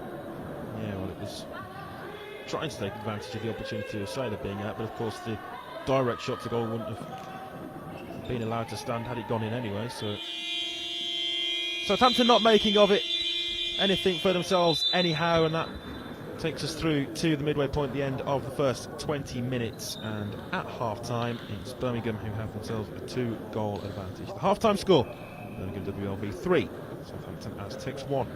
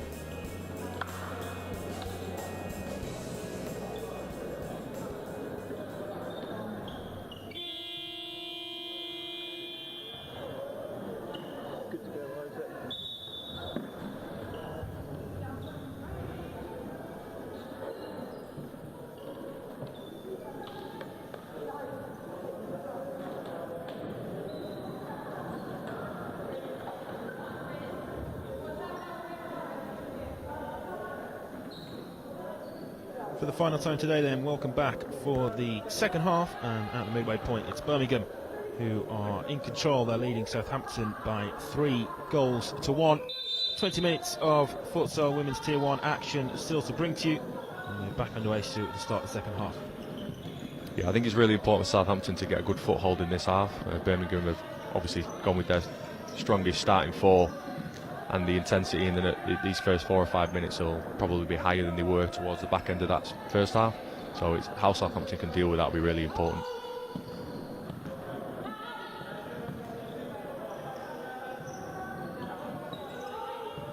Yeah, interestingly, both teams starting this second half with the same starting 5s that began the game.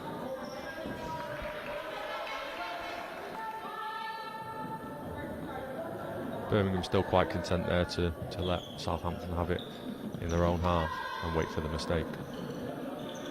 Miller wants to Glover. High and wide.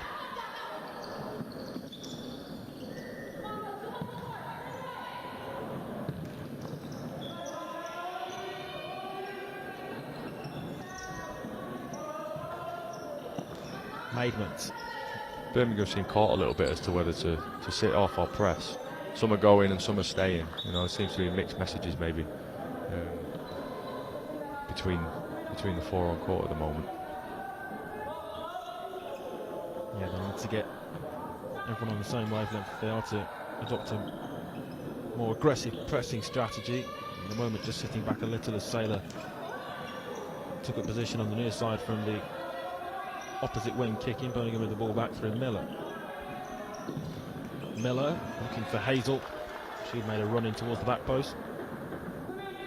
Interesting there when Southampton brought the goalkeeper out. They obviously bring the goalkeeper out on the opposite side of the ball to try and create superiority over here, but they then still make the choice to play down the opposite side where the goalkeeper is into a 2-2. It breaks down and then the goalkeeper ends up scrambling. We've seen that probably too often today, and it's something that across the 2 or 3 teams who have tried to do it, really they need to be looking at that. The ball's at risk far too often in the fly keeper, really. Yeah, we saw a goal in game 1 of the 3 that we've broadcast live today from long range with the net left empty. Here again, Southampton set up with that. Will they this time look to play the ball across, or instead fall into the same trap? They've lost the ball again with the goalkeeper out of net. Yeah, it just feels like they're almost bringing the goalkeeper out for no real reason, really. If you're bringing her out, use her, get yourself up court, 10, 12, 15 metres up, and then play forward from there. Just doing some doggies back in and out. Miller, ball to Hazel, set back to Alicia Miller.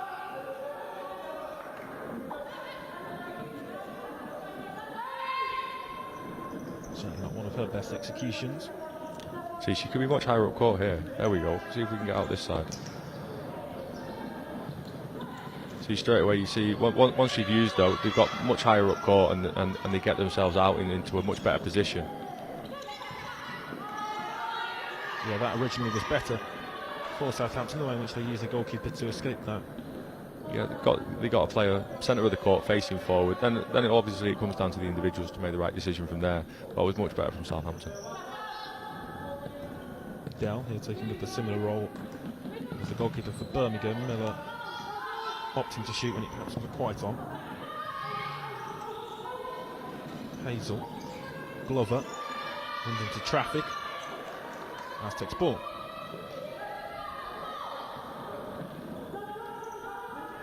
Yeah, it was good defending there from Rebecca Tonks. And she read the overlap and the heels and managed to actually win herself a kicking.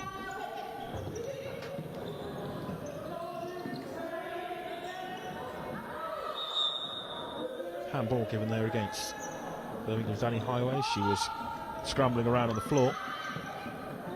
And looking to pounce upon what could have proved to be a loose pass. Yeah, I think Poe just making the decision there that while they were unsettled to get the ball up court and reset. Not always a bad thing. But like I say, game management's important for both teams at this point.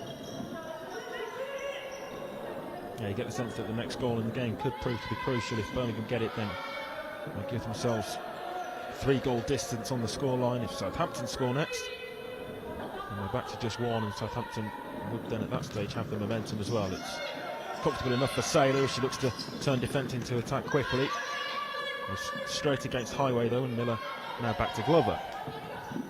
Yeah, she actually did well to get the pass off there. Alicia Miller was hot on her heels, nearly stole it off her toes. Moody.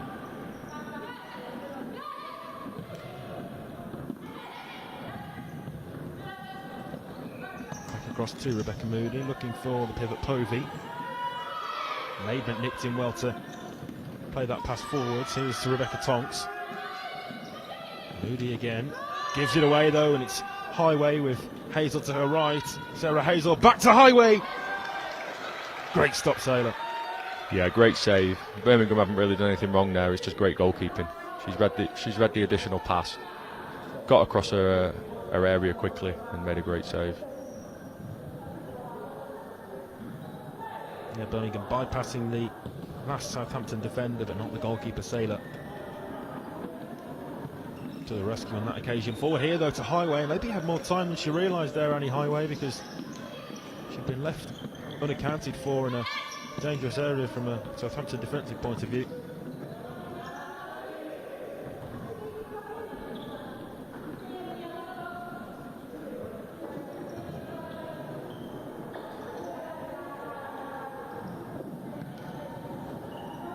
First change of the second half for Southampton as Leah Harris is on to replace Maidment.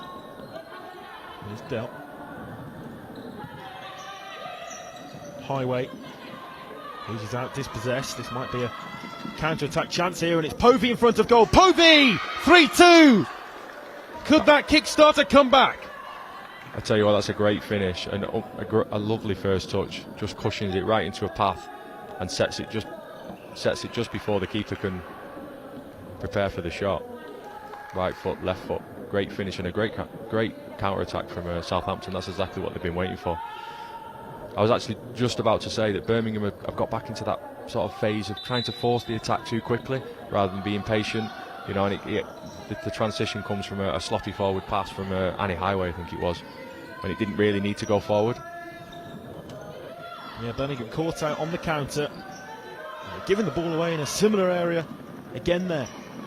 Harris, Glover shields it out and behind. Yeah, Glover's done really well there.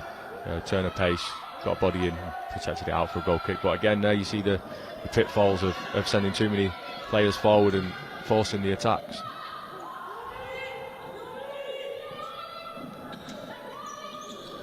Katie Tonks scores the first Southampton goal. Running into a wall of yellow shirts. Manages to tow the ball away to Harris though. Back to Kaylee Tonks. Comfortable enough to save that one for Dell. Yeah, I do think Kaylee Tonks brings a lot to the Southampton team. Every time she comes on court, she adds that little bit of energy, a little bit of intensity, and it causes a few problems for Birmingham.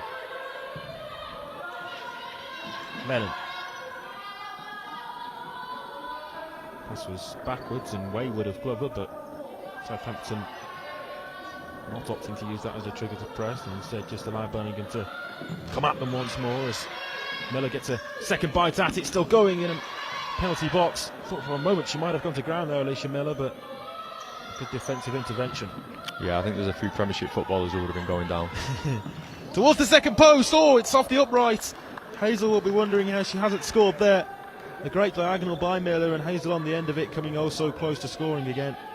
Yeah, they've been looking for that diagonal all game. Finally Alicia Miller finds that pass and just can't quite get the finishing touch off the outside of the post. Yeah, has already scored twice in this game, Sarah Hazel, and very close to completing her hat-trick that time. Glover looks to go 1v1 down the line, and it was a heavy touch that I'm not sure she would have caught after anyway, but the free kick given, a foul on Birmingham's number 2. Yeah, a little unfortunate there, but you can see why the referee's given it. Probably a little bit too physical.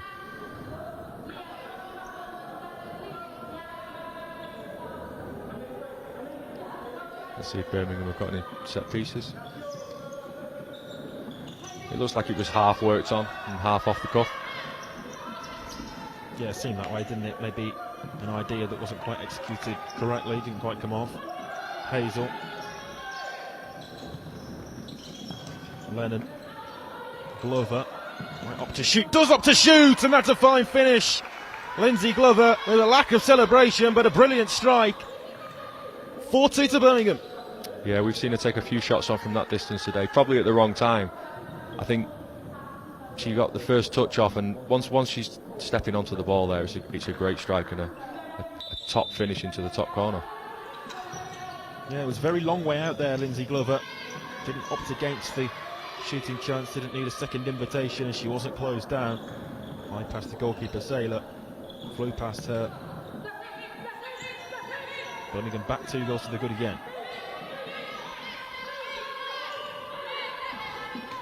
Glover demanding the ball off.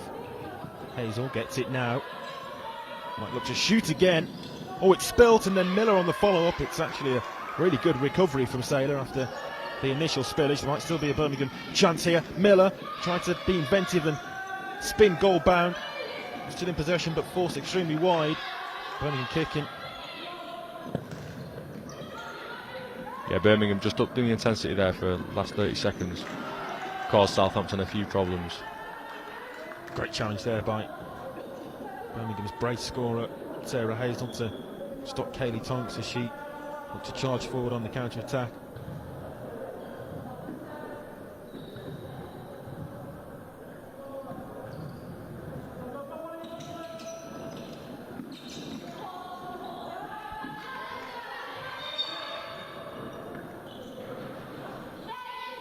Will be a deep kicking for Birmingham, not the goal clearance that Southampton perhaps initially thought it was.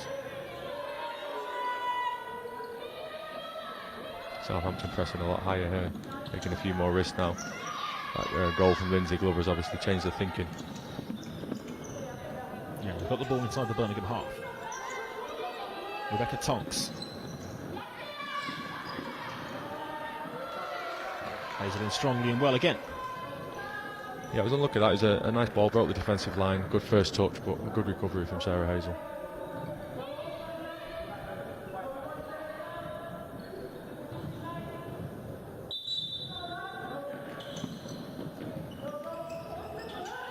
It's all very compact over in the top left corner of the court for Southampton. Yeah, I think at least I'd like to see Southampton try and work some shooting opportunities from these set pieces. You know, really test the goalkeeper. At the moment, they're kind of boxing themselves in. Not really sure what sort of the outcome they're looking for. It's all very tight over there. Fired across then though to Kaylee Tonks, who'd found a bit of space on the opposite side. Oh, it's back to Dow. Maybe wasn't expecting that, the Birmingham keeper, and she couldn't handle from the pass back from Glover. Was a bit of miscommunication perhaps that Birmingham get away with. Dale. You see there from Southampton, just sometimes putting the ball across the box can create confusion. It doesn't always have to be the perfect futsal goal. Referee trying to play advantage. He's brought it back for what will be the Southampton free kick.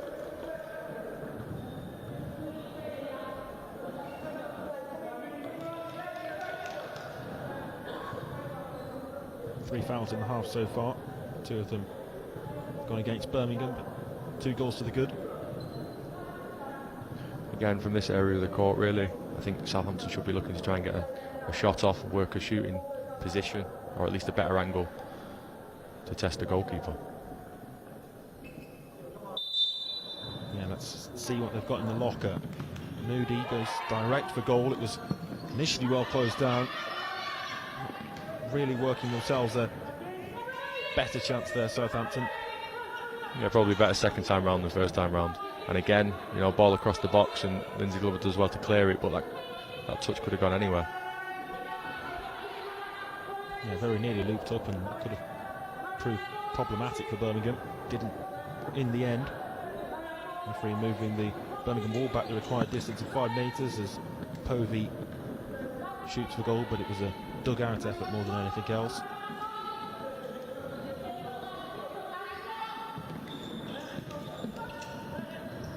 As I say, I do think there's an element in in futsal where actually building pressure can be really important. You know, just putting making the defending team defend. You know, whether it be clearing things off the line, blocking things, just getting bodies in the way. It can create confusion and it can allow space to be created elsewhere on the next attack or the attack after that. You know, just build that pressure, make them defend, tire them out a little bit. You know, give them something to think about. I think if Southampton can do that a little bit more in the last 10 minutes, you know, I do think there's another goal in this for them.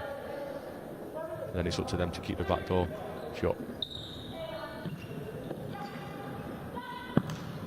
Glover from a not dissimilar position to the one that she found the top corner from, but that time off target.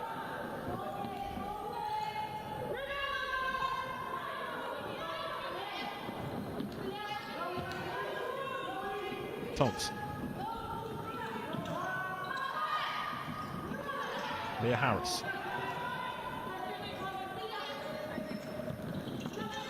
Tonks looking to receive the ball back off Empa Daghe, but just too much on that pass. Yeah, nice little bit of possession play from Southampton there. They moved the ball from one side to the other and created the opportunity for the wall pass. Just a little bit astray with the final attempt.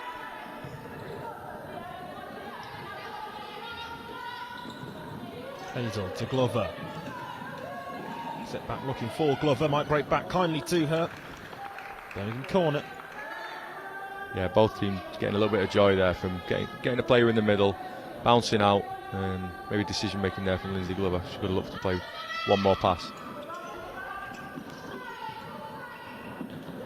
Chloe Dale. Feeds it across to Glover.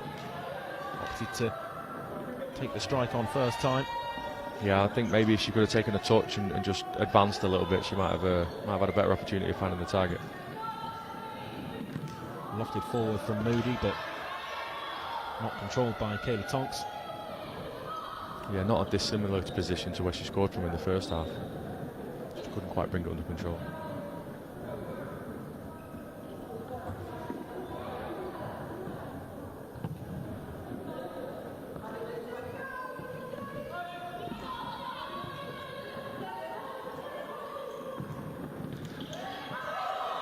Did ricochet off the hand of Tonks, although I was about to say the hand was in a natural position, and that's why the handball hadn't been given. The referee with a late whistle to instead decide to give Birmingham the free kick.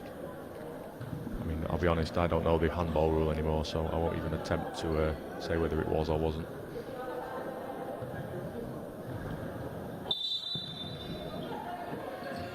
Hazel. The challenge that time by Tonks. Into the final quarter of the game. Less than 10 minutes left to play as Donna Mulligan's back on for Birmingham. Herself an assist in that first half to set up the first of Sarah Hazel's 2 goals. Mulligan in possession now. Good ball by Glover. Hazel just looking to turn and face the attacking goal. Hazel. Harris managed to deal with the danger now. Tonks. Moody.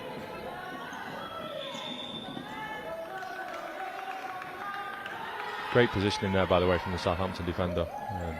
Clears that ball to the second post off the line.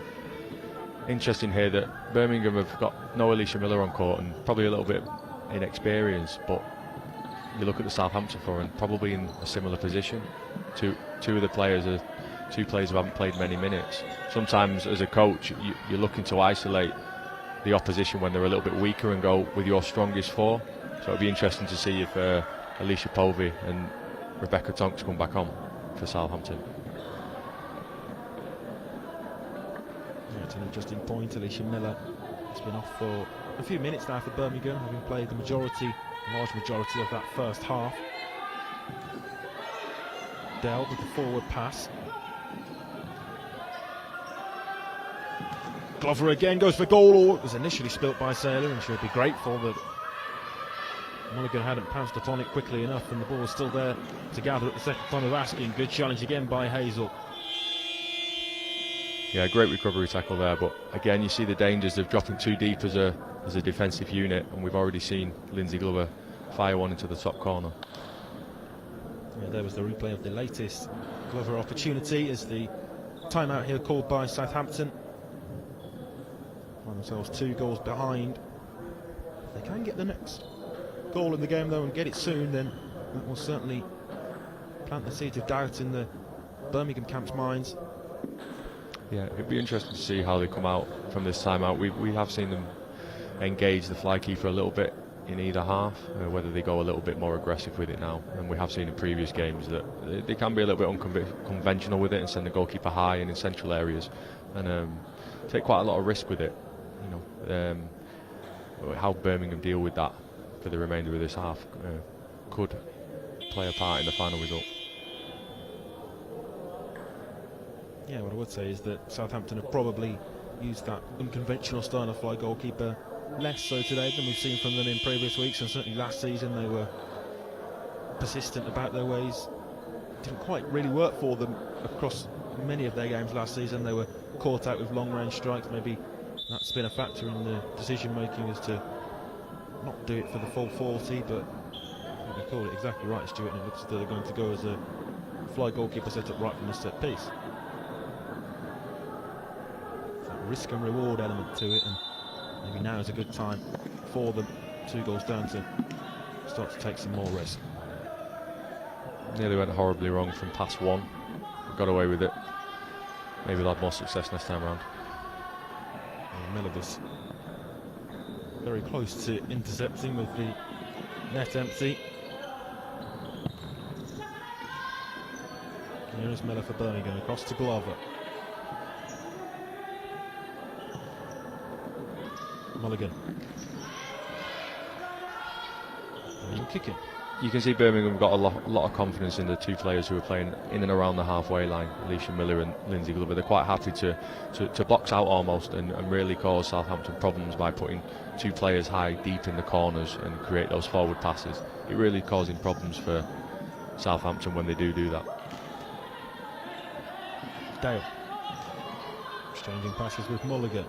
Dale forward to Donna Mulligan again. Into a dangerous area, but it evaded everybody in the penalty area. Yeah, you can definitely see it's something that Birmingham work on a regular basis. You know, they box out and look for that diagonal pass so often that it's not by chance.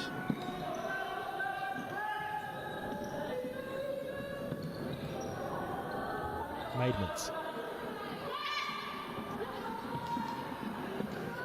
7.5 minutes left on the clock.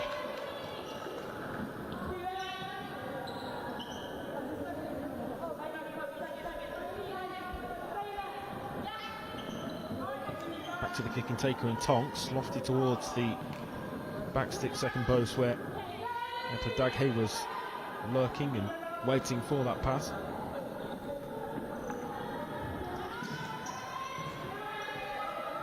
Again, they keep forcing that kicking back to the taker, and I'm not really sure what the outcome they're looking for is. You know, once you play backward, you really are looking to go and exploit on the opposite side of the court, where in theory the defence should be a little bit weaker. Tonks. Foul by Miller. Again, that's good from Southampton. You know, they've progressed the game down the right-hand side, bring the Birmingham defenders over, a quick ball across court, and they try and exploit the weak side. You know, they should be looking to do that more, especially when they bring the goalkeeper out. Wondered for a moment whether there was going to be subsequent punishment in the form of a yellow card for Alicia Miller, but not shown, and just a free kick. 3 fouls against Birmingham now in this half.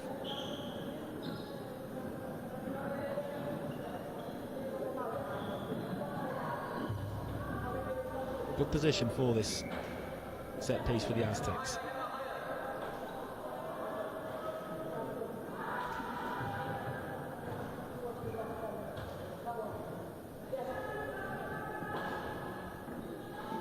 This is something from the tactics board, I think. Set back twice, and then the strike from Moody. You can see what they're trying to work there. Southampton, inventive. Yeah, they got the shot off, they changed the angle. It was a good strike. Unfortunately, though, Birmingham defended it well. Yeah, just shifted the angle twice, didn't they? But Mulligan was in position to make the block, and then the follow-up foul on Miller. No questions asked about that one.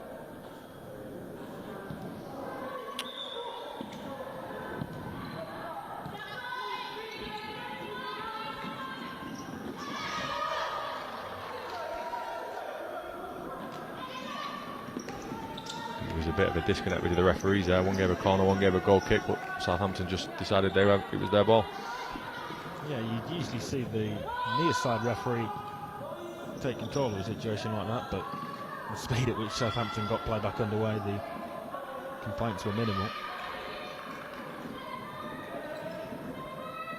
Glover with time and space to drive into. Southampton still dropping back despite the scoreline.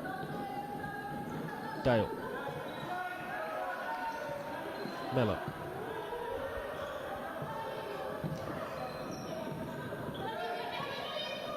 Miller goes for goal, well blocked by Moody, back for Glover. Set again for Miller. Ball to Mulligan. Birmingham seemingly trying to walk the ball into the net, and it's blocked on the line, still there. It's a right old scramble, back for Miller, and then off target. Yeah, this ball for Southampton, they're getting a little bit disjointed, and I think they're getting tired. They've been on court for quite a long time. I think we mentioned, 4 or 5 minutes ago that Alicia Miller was off, and this was the Southampton 4 that were playing then. So I do think that they're getting deeper and deeper when Birmingham have the ball, and almost inviting the shot on from distance, which, as we've seen, Birmingham aren't afraid to take on. Yeah, still 4-2. I'm wondering whether they've picked up any injuries, which is kind of forcing them into kind of sticking with this 4 for the time being.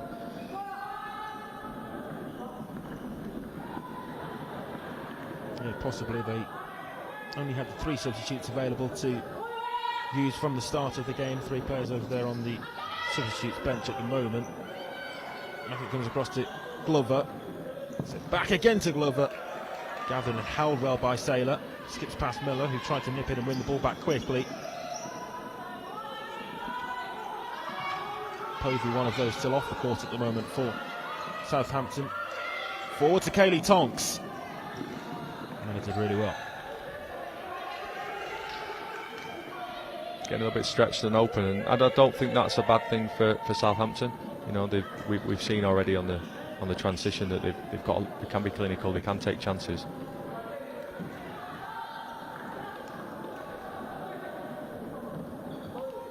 Now they play on the far side for Southampton kicking. Closing in on the final 5.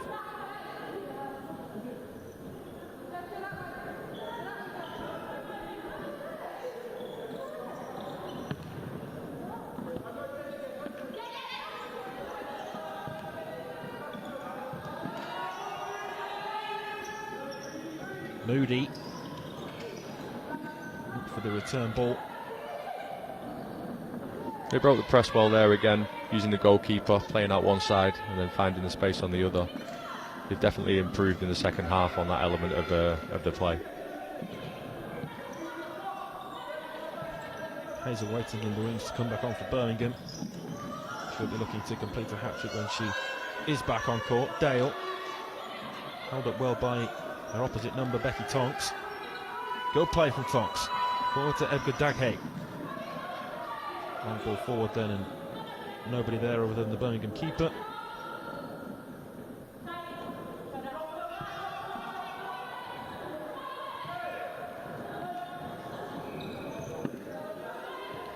Glover. Good patience from Birmingham.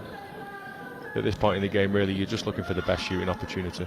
Miller looking to try to work the shooting chance there, and managed to skip inside the initial Southampton defender, but off target uncharacteristically with that chance.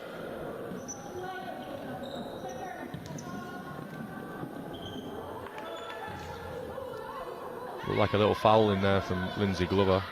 Had a little tug at the shirt, gone unseen by the referees. Dark arts.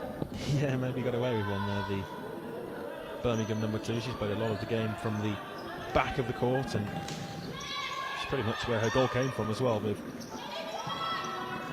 all of the opposition players between the ball and goal, but none of them were able to block. Here's Glover in a closer area to the target. Mulligan was allowed to continue originally, and then the advantage wasn't really forthcoming for Birmingham. Good refereeing to bring it back for the free kick. Yeah, you can see there Lindsay Glover had the opportunity to take the shot on, but she chose to play the pass. And again, I think that's where game management's going to come in these last 3 minutes for Birmingham. The last thing they want now is to concede a goal on the transition from a blocked shot or not finalising an attack properly. Yeah, it's a set piece here for them. Left for Hazel, straight to goal and blocked away by the goalkeeper Saylor.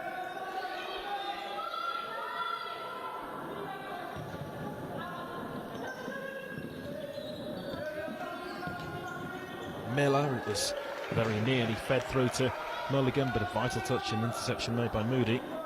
Yeah, it's a pass we've seen plenty of today from Alicia Miller, nearly finding a destination for it as well.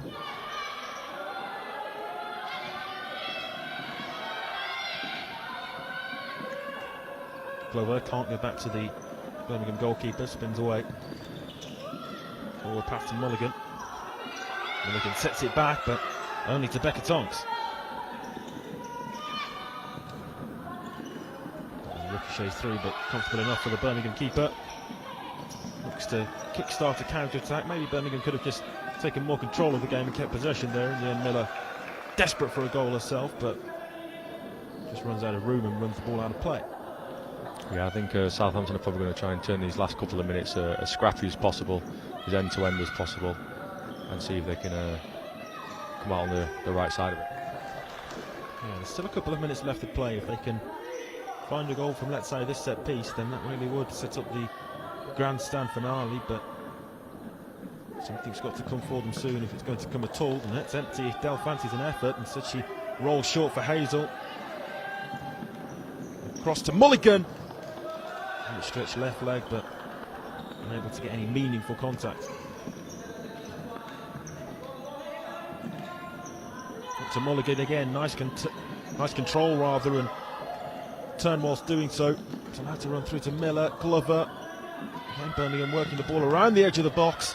Blocked away this time by Maidman. Kaylee Tonks. Good run forward, Tonks. And a good challenge by Glover.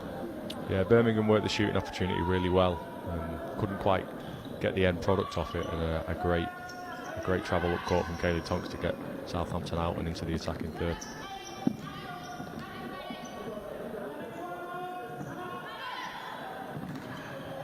Maidman, it's controlled initially by Tonks, just lost her footing, back to her feet now.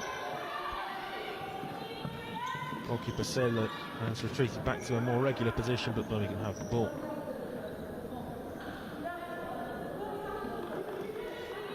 Yeah, Southampton are still having a real go here. You know, there's another opportunity in this game for them. It's just if they can take the first one. Tonks has done well to win the ball back there. Follow up from Maidman. It was looping and dipping, but just didn't quite dip quickly enough. Yeah, the old Wayne Rooney shinner. Often finds the top corner then. Yeah, it was dropping, but just dropped over the crossbar. Into the final minutes. Looks as though Southampton are again going to fall just short. And they can take many positive aspects from their performance, that's for sure. But it looks as though it's still going to be no points on the board for them. And that's the disappointing factor. Yeah, I think they've been very good this afternoon. You know, we know how strong Birmingham are. They're not the reigning champions for no reason. And even with a couple of players missing, they've arguably still got 2 or 3 of the best players in the league. So Southampton can definitely take the positives away from this. I think they've been pretty solid throughout, and they've offered a threat going forward as well. Yeah, positives for Southampton to take into their next game in a fortnight's time. They'll take on Hartpury. And saw a positive result for Hartpury earlier today with a 4-0 win over Cheshire. Birmingham's next game will see them face Bolton live on BT Sport at St George's Park in 2 weeks' time. Yeah, I'm looking forward to that one. Again, I don't think Bolton were at the best today, and likewise Birmingham probably last week when they got their draw. But I'm looking forward to that. I think it'll be really competitive, and it'll probably be a measure of where both teams are at this season. Yeah, promises to be a good game night in 2 weeks' time. The game selected for live coverage on BT Sport. Of course, London Helvetia not involved in the game today. We'll see their return in 2 weeks' time as well. Having not played a fixture today, it's an opportunity for sort of the rest of the league competition to make up ground on Helvetia, last year's league winners, but beaten by Birmingham, of course, in the final. Here's a corner for Southampton with under 15 seconds left to play now before the final buzzer. Southampton still pushing hard and looking for their third goal. It's just too little too late now at the moment. Yeah, I think Birmingham have managed the second half really well, especially since scoring the fourth goal. You know, they've not put the ball at risk unless absolutely necessary. Miller, is this the opportunity for her goal? Miller rounds the goalkeeper. And with half a second left to play, that beggars belief how it hasn't ended up in the back of the net from last season's top scorer. Yeah, it was a great move, and I think Alicia Miller probably deserved a goal, but not quite able to finish it off.